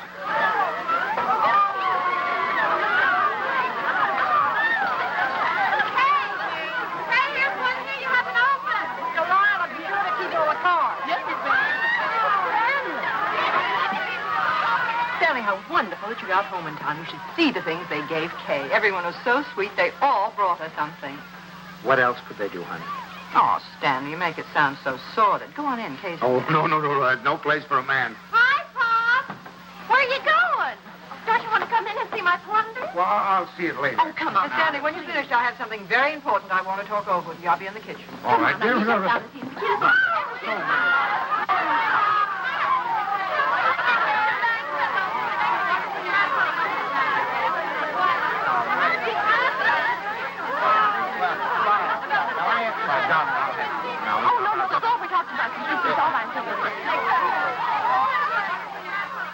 Buckley looked like a man going down for the third and last time. But I decided to let him stew in his own juice.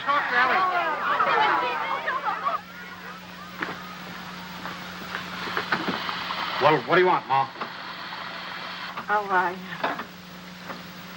I wanted to talk to you before the Dunstons got here. Oh. You know how worried I've been about how we're going to rattle around in this house after Ben leaves for school in the fall. Mm-hmm. Well, I had a wonderful idea today. Oh? I say we ask Kay and Buckley to move in with us. Ellie, are you crazy? Well, Stanley, it'd be so simple. We could make a sitting room for them out of Kay's old bedroom and knock through a door to Ben's room, and that could be their bedroom. Then if we put Tommy in the spare room, we could put connecting doors from the bathroom, and that would be the nursery, right next to our room. We could even knock through a door to our room, so if the baby cried... Yes, that'd be great. No, Ellie, no. No. Stanley, it won't cost much. I had the contractor over here today. It's a perfect place for the baby, and the wonderful thing would be that if they wanted to go out some evening or even go away for a week or two, they wouldn't have to worry. We'd be right here to take care of it. Yeah. Now, look, Ellie, I know how anxious you've been to get your hooks into that baby. But the answer is no. I've been all through that, you know, the 2 o'clock feedings and the colic and the measles and all the rest of it, and I'm not going through it again, especially with somebody else's baby. But it wouldn't be like that, Stanley. It would be fun to have a baby Yeah, here. you can go over and see the baby at their apartment when they get it all washed and ironed. But it's not coming here, and that's final. Well, you know that apartment isn't big enough. All right, tell them to buy a house. They can't afford a house. Well, they should have thought of that before. I don't understand how you can be so hard on a poor, innocent little baby. Mom, Pop, the Dunstons are here. Would you please come out and talk to them? I'm going to say goodbye to the girls. Of course. Come on, Stan.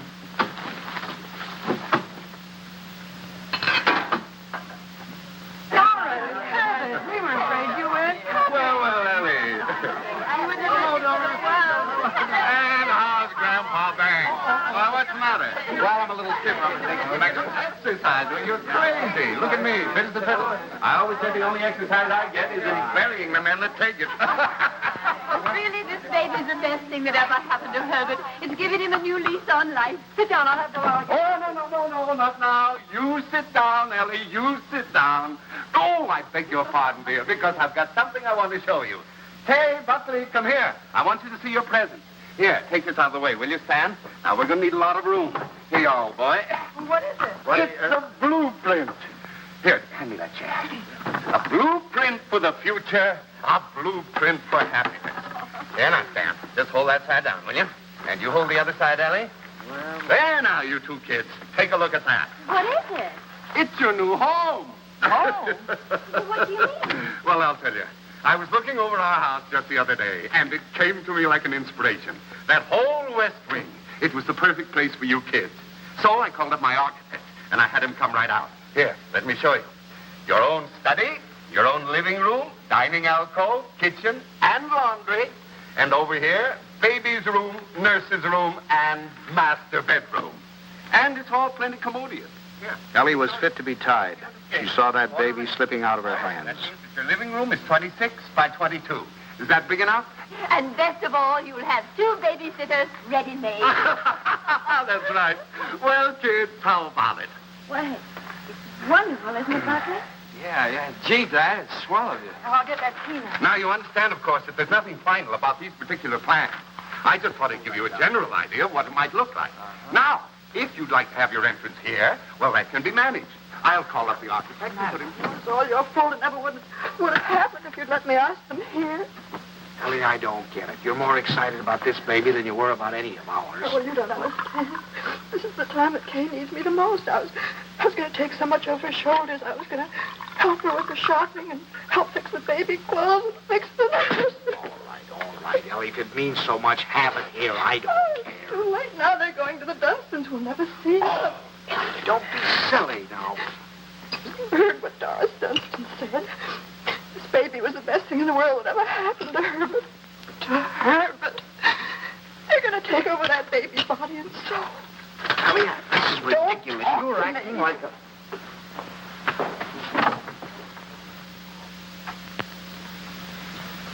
Oh, it was so sweet of you. So wonderful. And we'll never be able to thank you enough, but... it's really better this way. We'd only have gotten in your way. I'm sorry you went to all this trouble and expense, Dad. We should have told you sooner. Have you already bought it? Well, practically. We made a deposit on Sunday. I see. What's this, Kay? You got a house? I didn't realize that you were in a position to buy. Well, yeah, we got a mortgage from the bank. A mortgage? What's wrong with a mortgage? I had a mortgage myself until a few years ago. Oh, tell me all about the house, Kay. Where is it? It's in the new development. It was just darling, isn't it, Yes. Buckley? It's just big enough for me to take care of easily, and there's a nice backyard for the baby, and Bob and Fliss are going to buy out Is there. it furnished? Well, no, it isn't, but we thought we could buy some unpainted furniture. And I could... Oh, you can't lift a finger. You don't have to do a thing. I'll do the whole business. What them other I'd like to know. You haven't told me that. Ellie was off again. I could go down and shop and bring you the snack. I think you're right about the For the next few weeks, I'd stop at the new house to pick up Ellie. She was working time and overtime.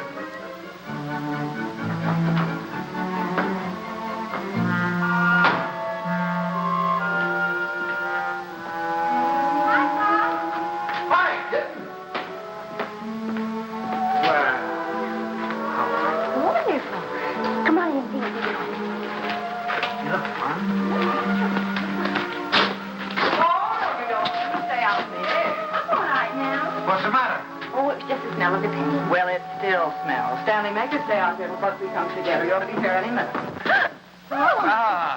Hello there. How are you? Fine, thank you. Well, what's new wonders to be accomplished today? You can see it tomorrow. Take her along now. You'll be late for the party. Mom, Duffy can help Well, there's nothing left to do. Your father and I will lock up. Have fun. Well, Goodbye. Goodbye, Stanley. Where you going? What party? Stan, come here. I want to show you. How do you like this green? Isn't it a perfectly wonderful shade? We're going to use it in here and in the hall and every place. It'll make the house look much larger. And the same thing with the curtains. I got the most wonderful bargain today, a million. Look at that. It's enough for all the windows, and this is for the bedroom. Just wait till you see the price. You ought to be very proud of me. I'm staying right within their budget. I'm having a marvelous time. There's only one thing wrong. Haven't done a thing about the nursery. I could cry about it. What's the matter? Herbert's doing it. Dunstan? He was so upset about their not moving in with him, he said the least they could do would be to let him furnish the nursery. He's going to give him a crib and a bassinet and a screen and a chest of drawers. It'll probably all be done in 14-karat gold. What are we going to give the baby? Stan. What are you so surprised about? Didn't you think I was going to give the baby a present? Well, as a matter of fact, there was something I was looking at today that would make a wonderful present. You put it right in this window, and it keeps the air clean and the right temperature. Oh, it's really? very pretty and modern looking. It's quite expensive. What's the name of it? I don't know the name of it, but it will only extend this where far did you into the see it? room. Downtown. You see, you regulate it from here. It controls the air and the temperature at all times, see? No dust, no soot, no pollen. Wonderful. Ellie's idea. I wish we'd had one for Tommy. He probably wouldn't have those ad noises. It is wonderful. And look, over here. Come here, I want to show you this. Now, you see, you turn it on and leave it here beside his crib. And then you can go out and close the door. And if he cries, or even if there's any change in his breathing, you can hear it from anywhere in the house. No. Well, they're certainly going to love that. And here's its combination bath and dressing table. Right? Just the right size. What is that? What is that? Oh, that's mine. I thought he might as well get used to it. He'll be going there someday. Oh, he will? Oh, yes. As a matter of fact, I've already registered him in the class of 1973. I'm a Dartmouth man myself. Ah, that's a good college, too. Now, this bath stand, I want you to notice the height of it. A good college. A good college. We beat you in football in 1947, 1948, and 1949, and we shall probably... And we have defeated you 5 years running in hockey, and our bobsled team is probably the finest that has ever been developed in the history of the world. Ellie's made some fresh coffee. A good... That's one of the funniest remarks you've ever made. No, wait. Now, listen here. And you know, it's the last mistake. Yes, but Harbor. Well, what do you think of our little nursery? Isn't it lovely? Fine. The wonderful thing is, most of it can grow up with him. The shelves, for instance. It'll hold his toys now, but later he can use it for his tennis racket. Then Ellie was when right. he's older, They had taken over the baby, lock, stock, and barrel. some things. Oh, thank you, dear. Isn't that a beautiful racket, Pop? Mother Dunstan gave it to me. She gave me the whole album. I remember that I used to listen to classical music while I was waiting for Buckley. I think that's why he whistles so well. Have you ever heard him whistle? No, I haven't. Well, you should ask him sometime. Yes, I will. I certainly will. By the way, son, what are you going to call this baby of yours? We've had some terrible arguments about it, haven't we, Papa? We've gone through all the telephone books, the dictionaries, the baby books. Finally, we found a couple of names we both liked. Come on, sit down, kid. Sit down. If it's a boy, we thought we might call him Andrew. Andrew? Who's Andrew? Well, there's Andrew Jackson and Andrew Nordell, my And dad. besides, we like the name Andrew. And we both like the name Jonathan. Oh, no, not Jonathan. Better call him plain John. Well, we also thought we might call him Michael. That's a good name. Well, you can't call him Michael. I went to school with a Michael, and he smells. Well, now, Ellie, just because you're Michael Smelt, you know, it doesn't mean that all Michaels have to smell. You know a name that I've loved ever since I first read Little Women.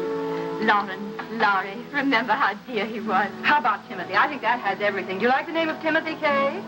Well, Now, Ellie, they've already told you. They've been all through this. Why do we suggest any more names? Besides, the names they have are wonderful.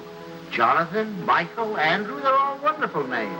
But you have to think of two names that go together. Andrew Dunstan. That doesn't sound very good. Does it? Stanley, they haven't made up their minds. They need our help. If I may interrupt, I think you're going about this all wrong. My idea would be to use a family name. Well, that's right. The first grandson is always supposed to have the name of the paternal grandfather, isn't he? No, now, Doris, that's not what I meant. I was thinking of my great-grandfather Malcolm. Or, well, say Uncle Wilford. Well, if we're talking about family names, what about Stanley? Stanley Dunstan. That ought to satisfy everybody. Well, we did think about that. No. Now, one Stanley in the family is enough. You're right. Now, how about Cornelius? That's a family name. And then let's see. There's Gregory and Dexter and David. Oh, I had some wonderful names in my family, too. Milo and Pennington. Pennington. Now, that'd be a nice name, Pennington. We're all talking about boys' names. What if it's a girl? We've got to decide on a girl's name. Oh, it won't be a girl. Don't worry. The Dunstans always run to boys. I'm not worried. I wanted to be a girl. I like girls. Where are you going, darling? I thought I'd wash the dishes. Oh, nothing of the sort. I'll do Mother, some. please let me go. You do too much, Kay. You must rest more. Oh, I don't agree with you. I think some work is good for her. I think she should have a maid. I'd be perfectly Of course, willing I don't mean she should work if she's tired. It's this young doctor of hers. I've always said she should have gone to our family doctor. We wanted her to go to our doctor, too. There's nothing the matter with my doctor. He's fine. He's wonderful. He told me not to pay any attention to... Nobody seems to realize this is my baby. Mine and Buckley. You seem to think that the way you talk... Well, I'll have you know this. I'm going to have my baby the way I want to.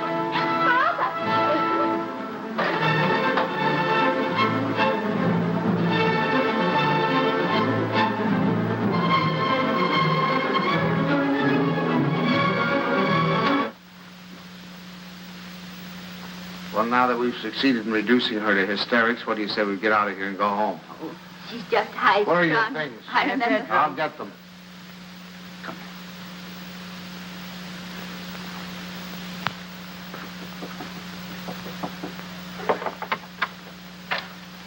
Oh, thanks.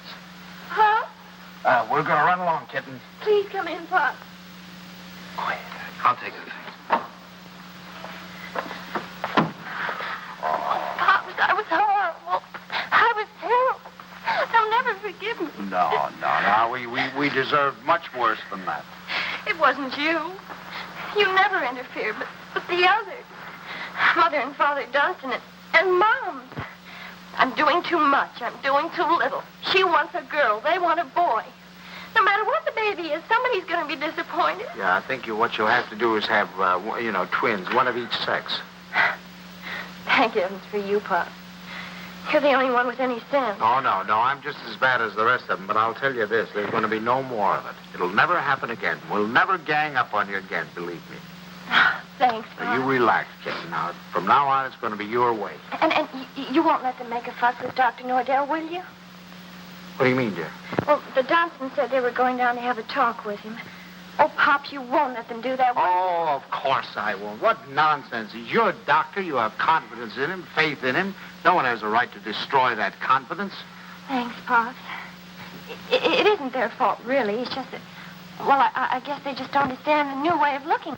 Well, after all, as Dr. Nordell says, birth is a perfectly natural thing, a glorious thing, and one should be conscious every minute so they don't miss a second of it. He believes that a woman should be aware of the wonderful thing that's happening to her.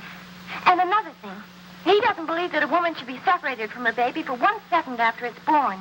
You should carry it with you, right back to your room and keep it there with you. Sleeping right there with you in your hospital room. That is a little new, isn't it? Oh, Pops, that's not new. Primitive woman has always done it. Dr. Nordell was in the Pacific, and he said the women there, why, they were never separated from their babies. They kept them slung on their backs for the first 2 years of their lives. And he said it was wonderful for the babies. He said if he had his way, all of his mothers would do that. You'd carry them on your back while you were doing your housework, and then when it got hungry, you'd swing it around and feed it, and then swing it back again. He says it gives the baby a wonderful feeling of security. Darling, you're sure that this doctor... Pop, you're not going to start that, too. No. Dr. Nordell is wonderful. Yeah. He's marvelous. He's simply terribly wonderful. Darling, I'm sure he is. I'm sure he is. Oh, thank you, Pop. I'm sure. Now, you just go to sleep and relax. Okay. Yeah. Good night, Pop. Good night, darling. Good night.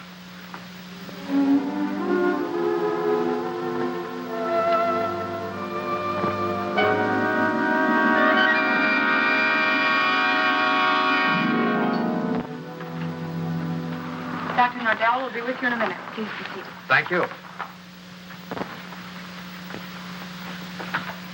I just don't like the idea. I thought we said last night, the Dunstons and all of us, that we weren't going to interfere any more in their affairs.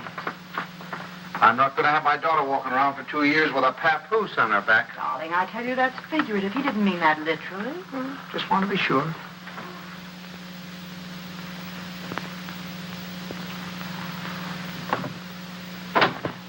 Good morning. Good morning. Good morning. I'm so glad you came. Now I've met the whole family. Mr. and Mrs. Dunstan Sr. were in this morning. They were? They were a little anxious, thought Kay was doing too much. But I think I convinced them that she was all right. That's a wonderful daughter you have. Thank you. Oh, excuse me. Won't you, Mrs. Banks? Thank you. So, what can I do for you? Well, as a matter of fact, my wife has been a little worried, too. And, you know how mothers are at this time, only daughter and all that sort of thing. I thought the best thing to do would be to bring her down here and let her have a talk with you. I think that's very sensible. What particularly worries you, Mrs. Banks? Well, actually, Well, actually, it's the whole thing, isn't it? About it all being so natural and everything. I'm just trying to take away any fear she might have. You know, the fear of pain can really produce pain. But if she understands the whole process, if she has confidence in me, if she knows that I'm going to be right there with her to help her when she wants help, if she trusts me, that's half the battle, isn't it? Yes, it is. And then after, having the baby in the room with her, I'm trying to persuade my mothers to go back to caring for their babies themselves, feeding them themselves, bathing them, being close to them, instead of handing them over to some nurse. I know that this is a lot to ask of your daughter. It's a full-time job. But believe me, the rewards will be great. Not only for the baby, but for Kay. There you are, Ellie. I told you. All of your worry for nothing. It's Thank you, Doctor. You were nice to give her so much of your time. It's to my advantage. If I have you with me, then believe me, everything's going to be that much easier. Well, you certainly have us Well, with thank you very much, Every Doctor. confidence in you, you can count on Very that. happy Come on now, Ellie, dear. The doctor's goodbye. For the next month or two, everything was peaceful. Too peaceful. I should have known it was the calm before a storm.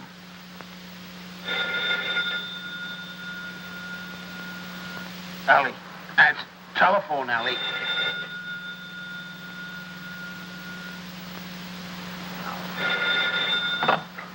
Hello?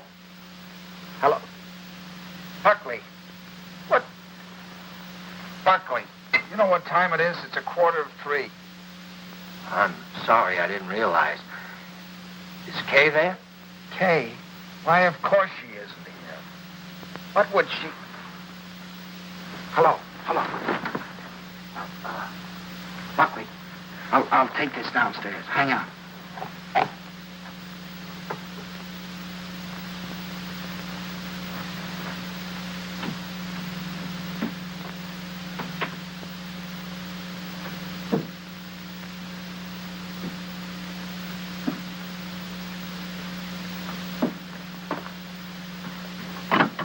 Hello. Now, what do you mean, is she here? Well, I thought if she were there, I could come and pick her up if she were there. When did she leave? What time did she leave? Well, I don't know. I've been out for a few hours. I just got back a little while ago. What was it, a fight? Did you have a fight? Well, we'd had an argument, yes. Look, if anything happens to her, I'll kill myself. Don't worry, I'll do it for you. Did you look her? Did she take anything with her, a bag or anything? She took her hat box and her umbrella and her toilet case and her toothbrush and her... Oh, well, don't worry about it then. If she took a toothbrush, she's not headed for the river. Did you call up try anybody else on the phone? Well, you might do that. All right, I'll be right over.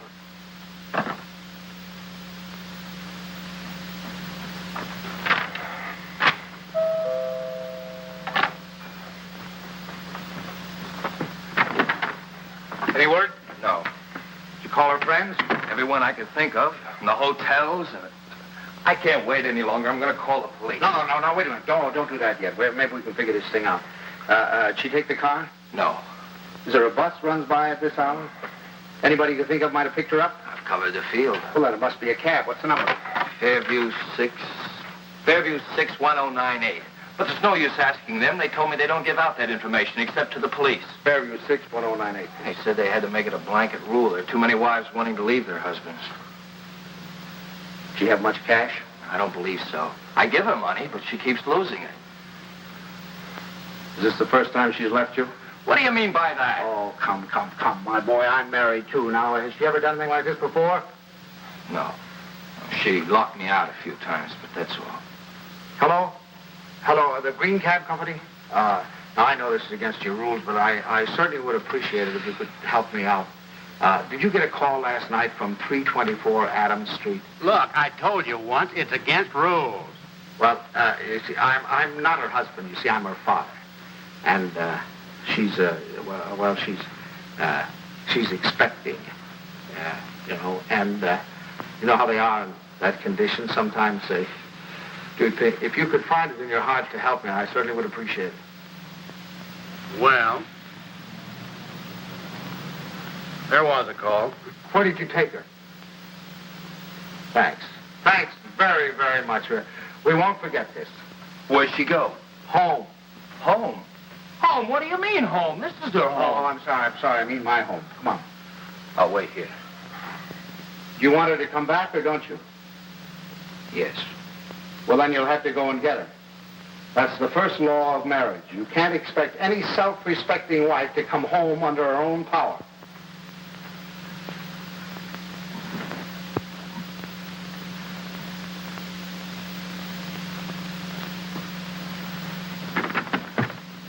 I don't suppose you want to tell me what the quarrel was about. If you don't mind, I'd rather not talk about it. Okay. I don't know whether you know it, but your daughter's got a terrible temper. I'm sorry. And this business tonight, why, it's like a child. And a spoiled child at that. She's got to grow up. She's got to be made to realize that she can't go running home to you every time there's something that she doesn't like. Well, what do you want me to do? Pack up and move?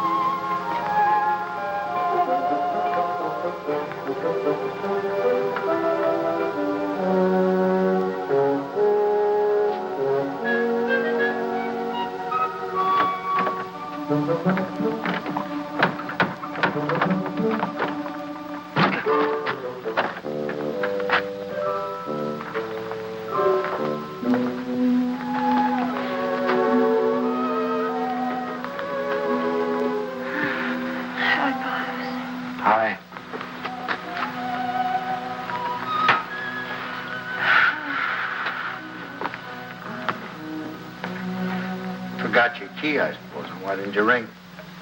Oh, I didn't want to wake up you and Mom. I'm all right. The doctor told me to sleep with plenty of fresh air. Well, you certainly had your share for tonight, I guess. Come on. First, I want you to know this, Pops. I've left Buckley. I've left him for good. I wish you'd tell Moms for me. Ask her not to fuss. No use. it's over for good and all. I'd rather not have to talk about it. All right, kitten, it'll be however you want it, you know.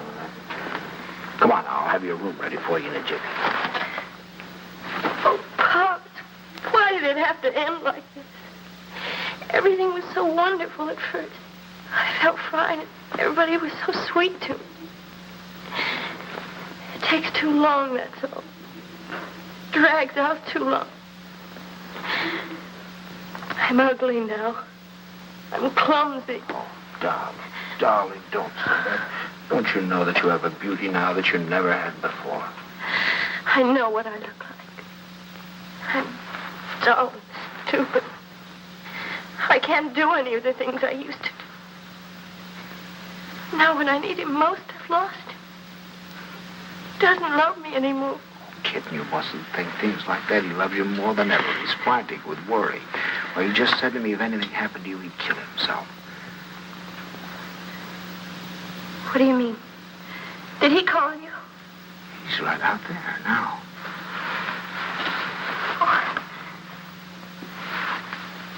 I suppose he told you everything. Didn't tell me anything. Just said you had an argument. An argument? That's wonderful. Do you know what it really is? There's someone else, Pops. He's found someone else. He goes off and leaves me every night and tells me he goes to the office. But it isn't true. I've called the office and he isn't there. He's in love with someone else.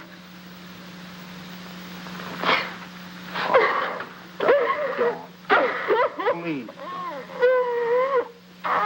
We'll talk about it tomorrow. You've got to get your rest now.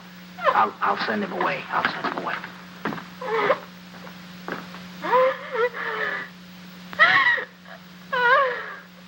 She's here. She's been asleep. I wouldn't try to talk to her if I were you in the mood she's in now. Did she say why we had a fight? Yes. Well, look, I'd like to say something. Just for the record. It's not true. Not a word of it. I've been working every night. After all, you're going to have a baby. You know, I want to give him. She said that she phoned me twice there. Nobody answered. Believe me, it must have been just a few minutes I stepped out for a cup of coffee. I've told her this again and again. She won't believe me. Well, you ought to have more sense than to argue with her at a time like this. You know she isn't herself. Well, I'm not myself either. Look, I even thought of having a man call Kay and tell her. And I said to myself, if she doesn't believe me, she doesn't believe me that I'm working like crazy night after night for her and the baby. She doesn't take my word for it, then it doesn't matter. It's finished anyway. It's off. It's finished. Now, wait a minute. We'll all talk about this in the morning when we've had some sleep. As far as I'm concerned, there's nothing more to say.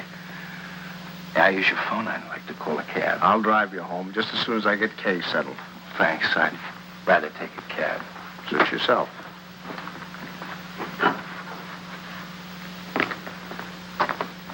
He's calling a cab.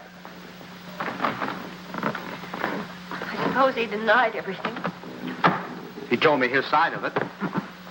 Well, you don't believe him, do you? Darling, I only know that he really loves you. Oh, that isn't true. He doesn't love me. He doesn't care whether I live or die. Oh, I never should have married him. A little late to think about that. Come on now. You really must get your sleep, darling. Come on now. I'm going to get... Forgive me for interrupting. Your phone is out of order. Well, that's ridiculous. Now, morning.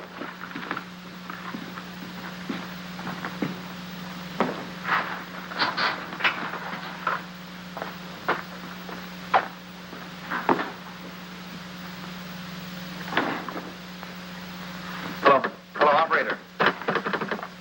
You take him home, Pop. I can take care of myself. Operator, up. You're not supposed to carry things. You know that. I'll take them up. We don't need your help, do we, Father? No. Here, I'll go. You don't have a room for her down here, someplace you could fix up as a bedroom? There's a couch in the living room. She wants to try that. Find it a little hard, maybe. You know you're not supposed to walk up and down stairs. Another thing, she's supposed to drink 8 glasses of water a day. She forgets. So if you could remind her. I'll try. And her exercise. Dr. Nordell wants her to walk 2 to 3 hours each day. An hour in the morning and an hour in the afternoon. And we usually take a walk in the evening. And she's supposed to be in bed at 9:30. I'll try and remember. And the calcium pills. Did you bring your pills? No, I forgot. I'll go home and get them. What to do in the morning? I'll give them to your father when he takes me home. Down in your shoes. I really love you, don't You know you can't do them yourself.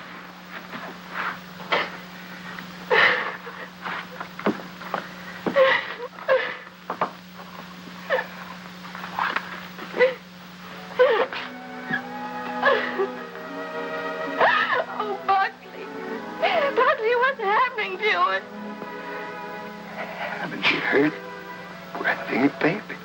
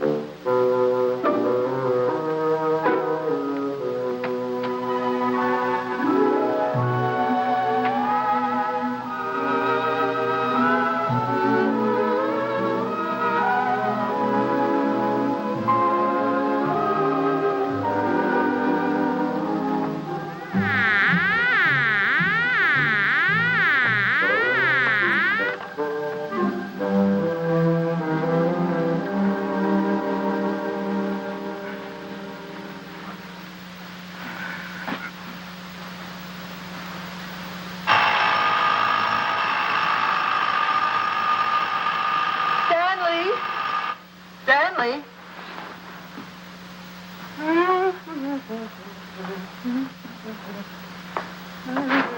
Stanley, time to get up.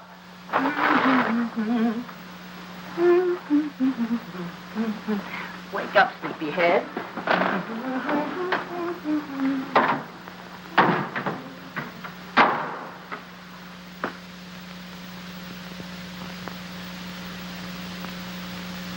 As the days went on and nothing happened, the tension mounted. Buckley watched Kay as if she were a time bomb. That's our book.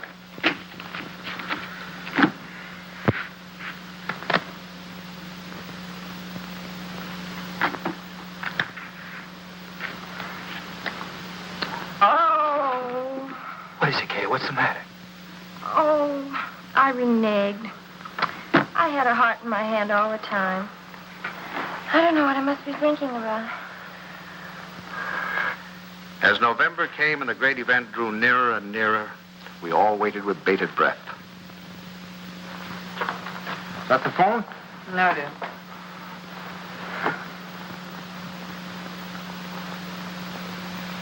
Well, I guess we'll get a little air.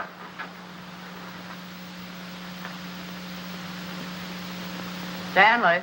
As long as you're going, would you give this to Kay? Kay? Who said anything about Kay? I never could fool Ellie. But I hoped I could fool Kay.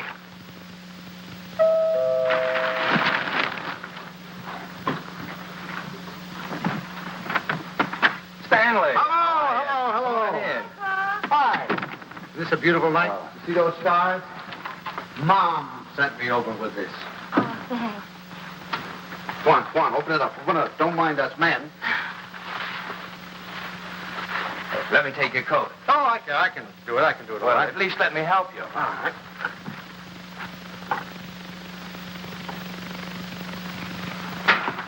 I'm glad you came by tonight. She's awfully low. No. She's just nervous. I wish you'd talk to her. Oh, it's lovely. What is it? It's a beautiful bed, Jeff. Isn't that pretty? Oh, you certainly are going to knock their eyes out at the hospital. I'll go pack it right now. Kay, now that your father's here, you won't mind. I'd like to get some cigarettes. You don't have to run right along, do you? Oh, no, I can just squeeze out a couple of minutes, I guess. I won't be long. Hold everything till I get back. You look wonderful, kitten. Oh, I feel fine. It's just Buckley. I wish you'd talk to him. He's so jittery.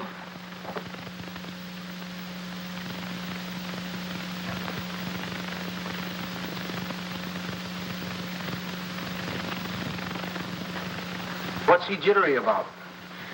Oh, he's afraid that, something will go wrong.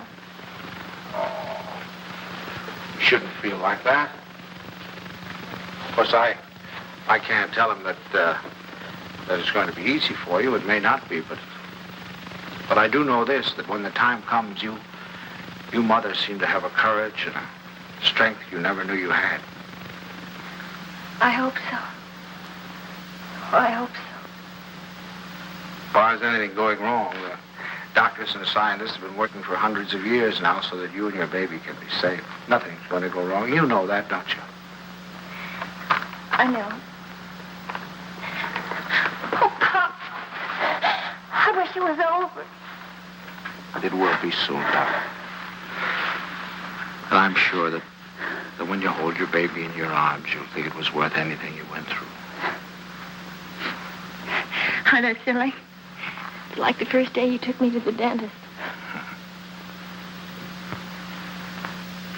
Every night we put our clothes where we could grab them in a hurry. We were like members of a fire brigade, ready to jump at the first alarm. Ought to happen almost any time now, huh? I suppose so. Sometime within the next 2 or 3 weeks. 2 or 3 weeks? I couldn't live like this another 2 or 3 weeks.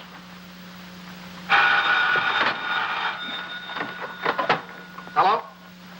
Sorry to wake you, but I just brought Kay to the hospital. Huh? No, I don't know anything yet. The doctor's with her now. We'll be right there.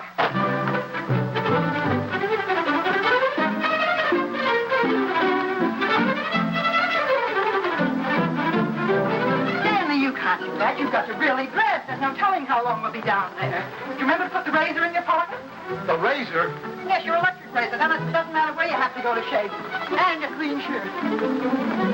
Well, wait, Tommy, please, and I guess we better wire Ben. Now, you can phone the message in. I must remember to tell the wireless. Big breakfast in case the baby's born by then. Stanley, please, hurry.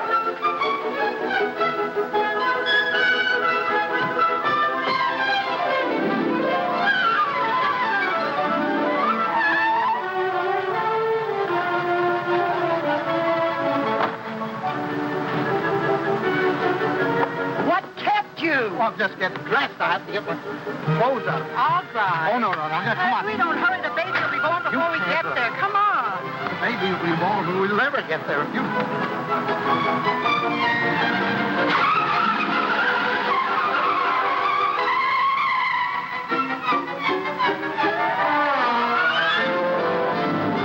Don't go so fast, Ellie. We're in a business district.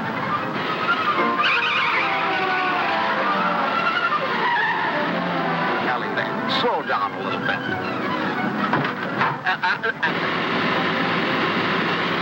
Ellie, for heaven's sake. I had the right of way. Keep your eye on the road.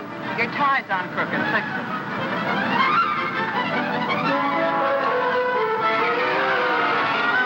Ellie, gasoline!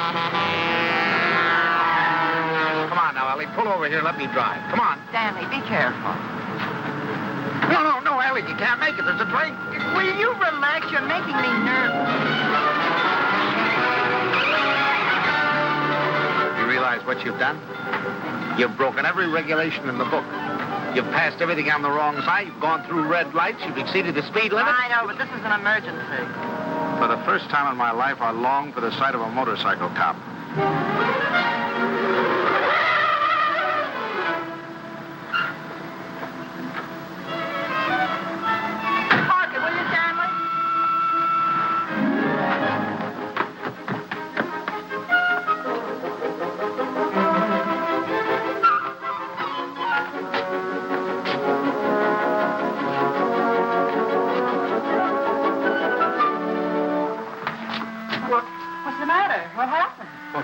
Nothing happened. It was a false alarm. I'm sorry we brought you all this way. Oh, it's all right. Nothing at all. Good night, darling. Good night, dear. Good night. I'm sorry.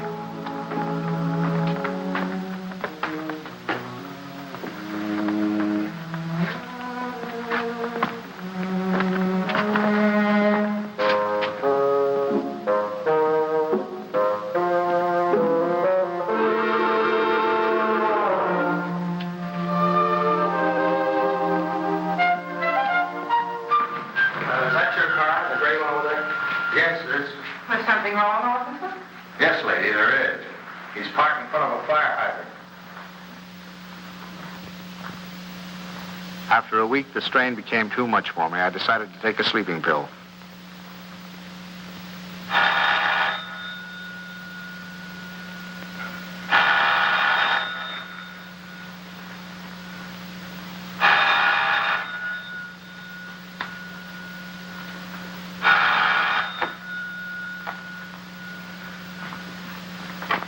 Hello, we'll be right there. What? It's already here. It's a boy. He arrived just a half an hour ago. Huh? Okay, he's fine. The doctor says everything's just fine. Yeah. It's wonderful. Wonderful. Give her a love. Give her a love. Ellie. Ellie. Remind me to tell you something in the morning, will you, Ellie?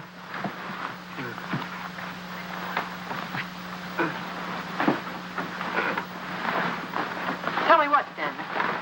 Tell me what? Stanley, wake up! Tell me, is it something about Kay? Stanley! It's a boy. Oh, Stan! Oh, isn't that wonderful? A boy.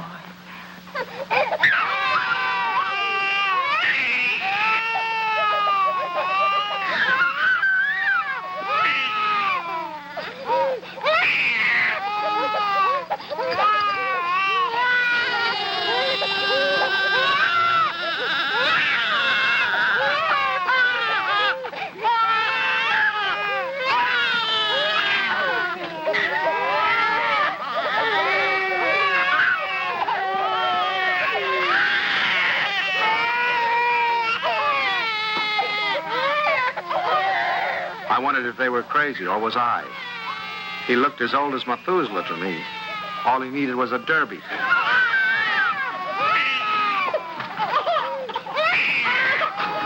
Oh, boy. We'll be seeing you soon. Yes, sir. Look at him smile.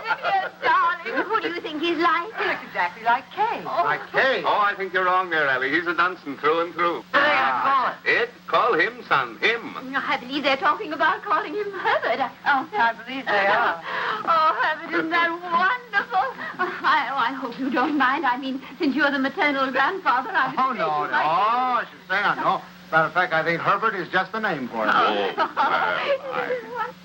I admit he looked a little better by the time Kay got him home. Perfect. Look at him. Did you ever see anything so good? Tiddum, taddum, tittum, taken. When is he going to be christened? In 5 or 6 months. We want to wait for Reverend Galsworthy. Come on, Pops. You have your picture taken with the baby. Oh, no. Oh, we've all had our pictures taken. Come on, old man. Oh, please, Pop. Come on. Just do it for me. I want a picture of the two of you together. Yeah, we'll fit him right here. How about that, my boy? Is that all right with you? Huh? He's smiling at you. Hurry, Seth. Pat him just like that. No, I just... There we go. Oh, no, don't give him to me. No, you sit down. Now go on. Smile at your grandfather. See, it's no use. I Go on, turn him around. Turn him around so we can see his face. Come on, turn him around. That's it. No, see, it's... look.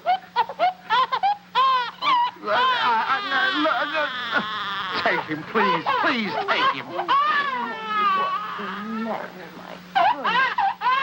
Stanley, what'd you do to him? What do you mean? I didn't do anything to him. I think he's tired. We really must go. Oh, by the way, Stan, I had this made up for you. It's a photographic record of the baby from the day he was born. Here, look at him here. And then wait. And take a look at that. And here. Isn't it amazing? Well, he changes it every day. Not to me, he doesn't. Coming to us. Here, put it in your pocket. Show the boys you know. Goodbye, dear. Goodbye, Stanley. Take good care of our Dragnet boy. Come here.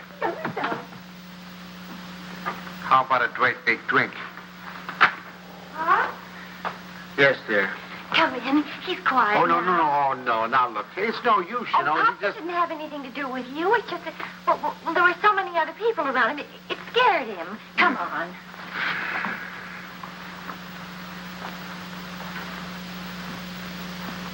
Oh, isn't he? He's going to smile.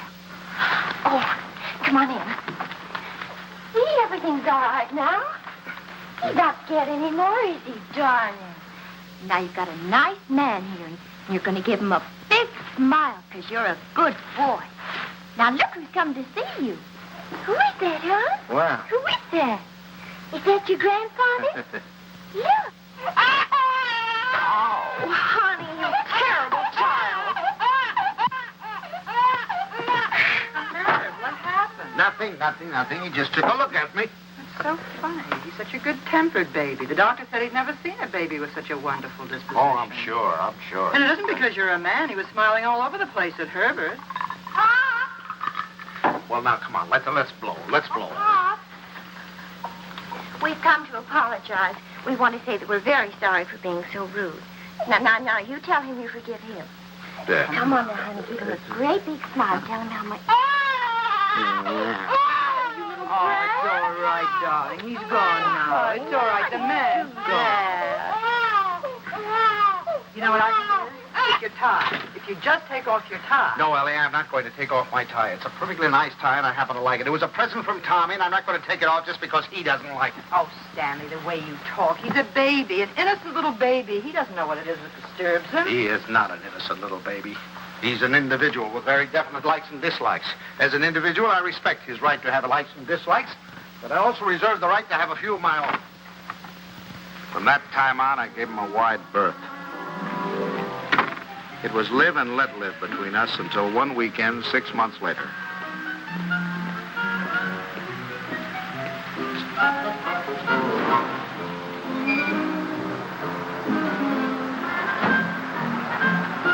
This the bank's house?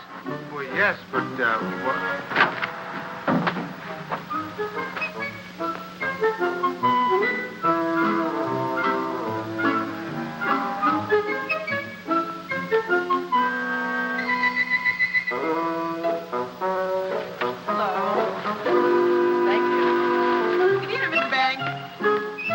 See you tomorrow.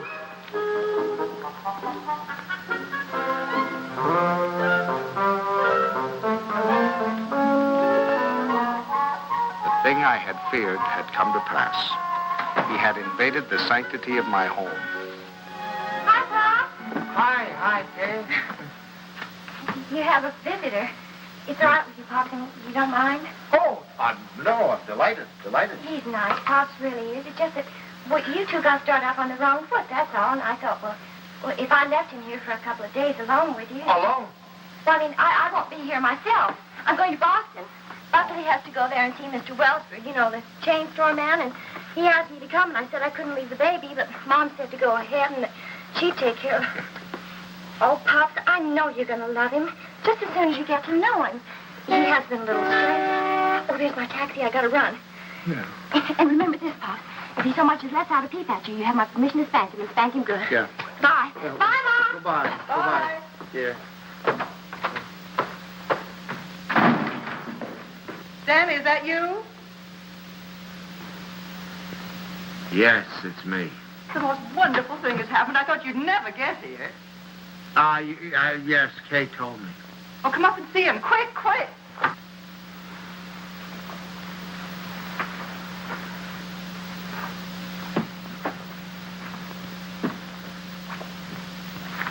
Of course, we're not quite organized yet. Well, where is he? I don't want to step on him. In your bureau drawer over there.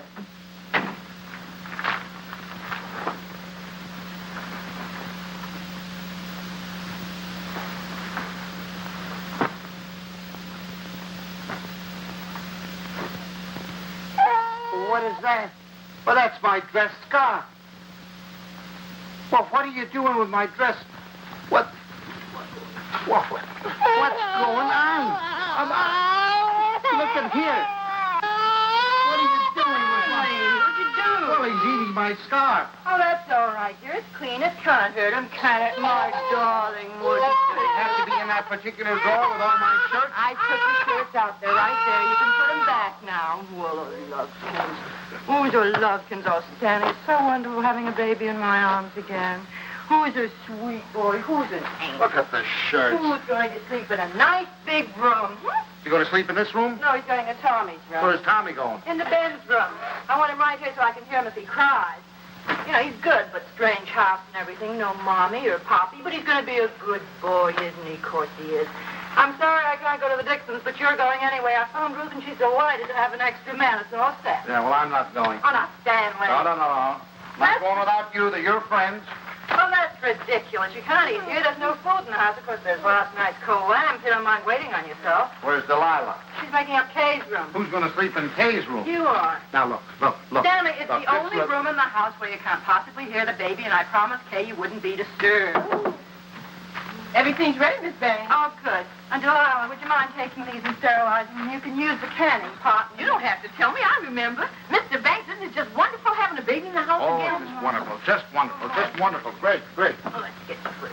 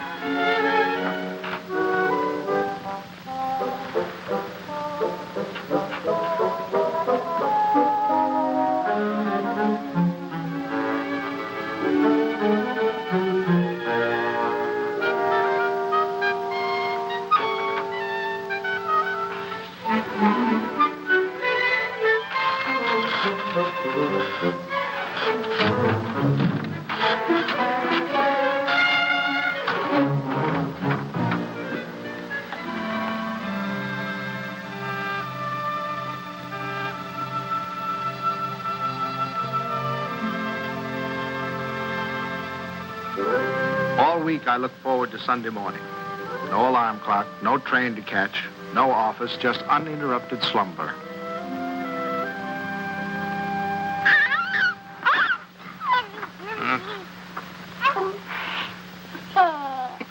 I just had to let you see him. He's so cute. What time is it? 6 o'clock.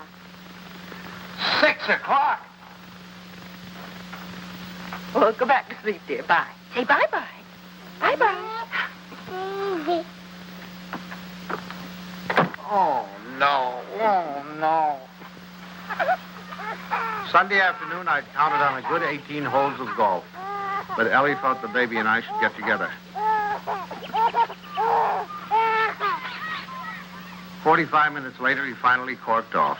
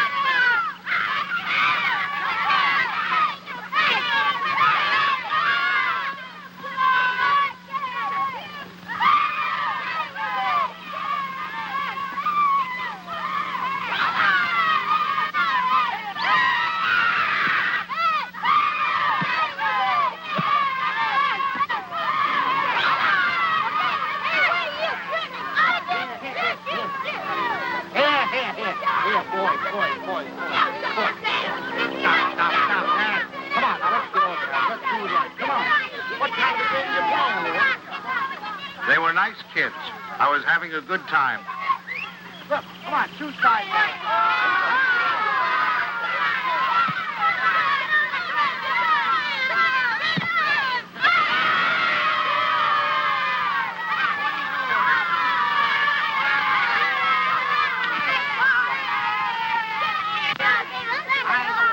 Thank you.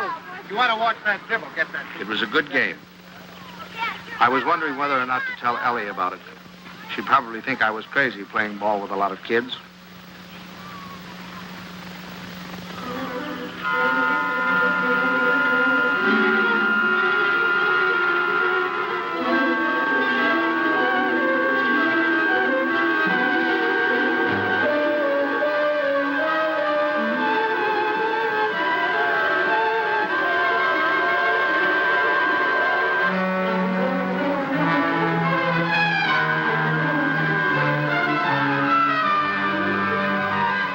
You think you're going with it?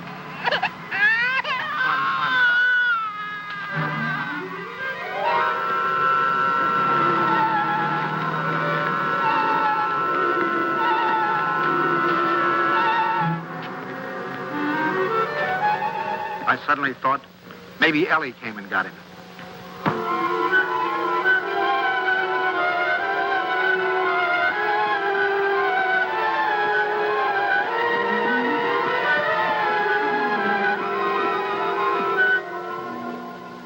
I didn't take the train. I flew. I got so homesick for the baby. Where is the baby?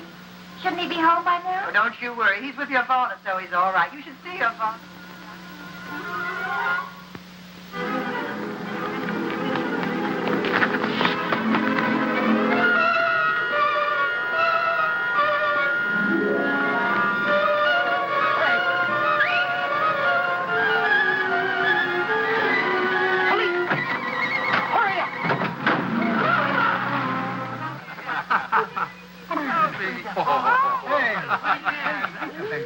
Hello. Hello, is anybody here? Anybody here? Hello. Officers, has anybody turned in a baby here? I've lost a baby.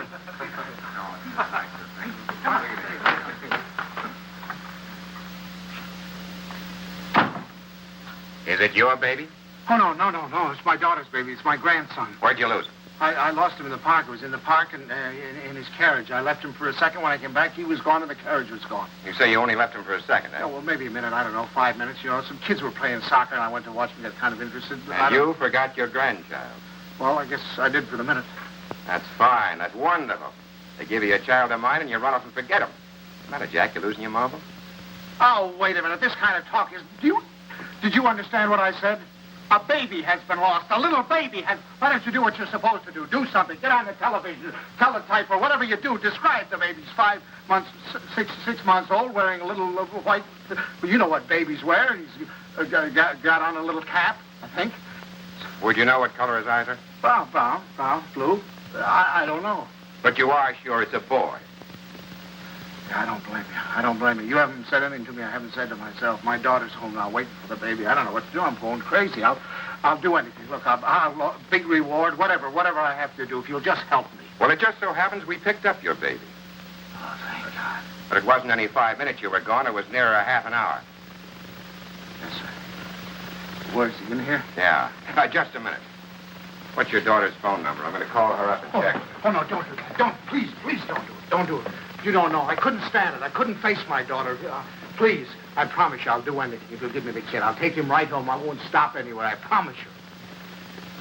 Well, I'll talk it over with the boys. They've taken quite a fancy to this kid. If they got any idea you weren't treating him right, you'd never get out of here alive. All right, boys, they've come for him. I dreaded the moment when he'd see me. I knew if he started to cry, I was cooked. I said a little prayer. Don't let him cry. Just this once, don't let him cry. Come on, son. We're going home. Papa. Come on. Well, that's my boy. That's my boy. From that time on, I was his pigeon.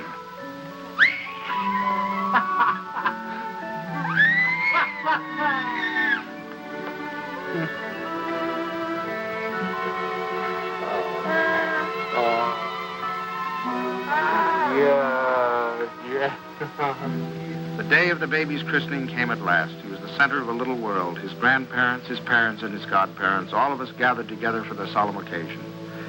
I couldn't help feeling we were ganging up on him, pinning the name of Herbert on a poor, defenseless child. Suffer the little children to come unto me, and forbid them not, for of such is the kingdom of God. Funny how I had resented the very idea of him when Kay first told us. I was furious at both of them, making me a grandfather. It seemed to spell the end of my life. And now I couldn't imagine life without him. of our Heavenly Father, now and forevermore. We were coming to his big moment. We all watched him with bated breath. How would he behave? When the Reverend Galsworthy took him in his arms, would he be terrified? Would he cry? Not that baby. To him, the Reverend Galsworthy was just another face to be explored.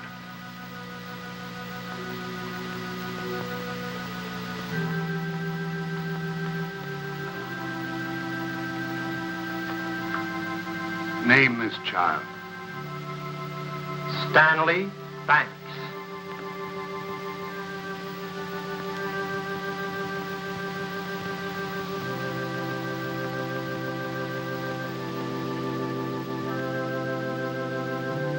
Stanley Banks, I baptize thee in the name of the Father, the Son, and the Holy Ghost. Amen. We receive this child in the congregation of Christ's flock, and do sign him with the sign of Stanley Banks, my grandchild. He shall not be ashamed. My first grandchild.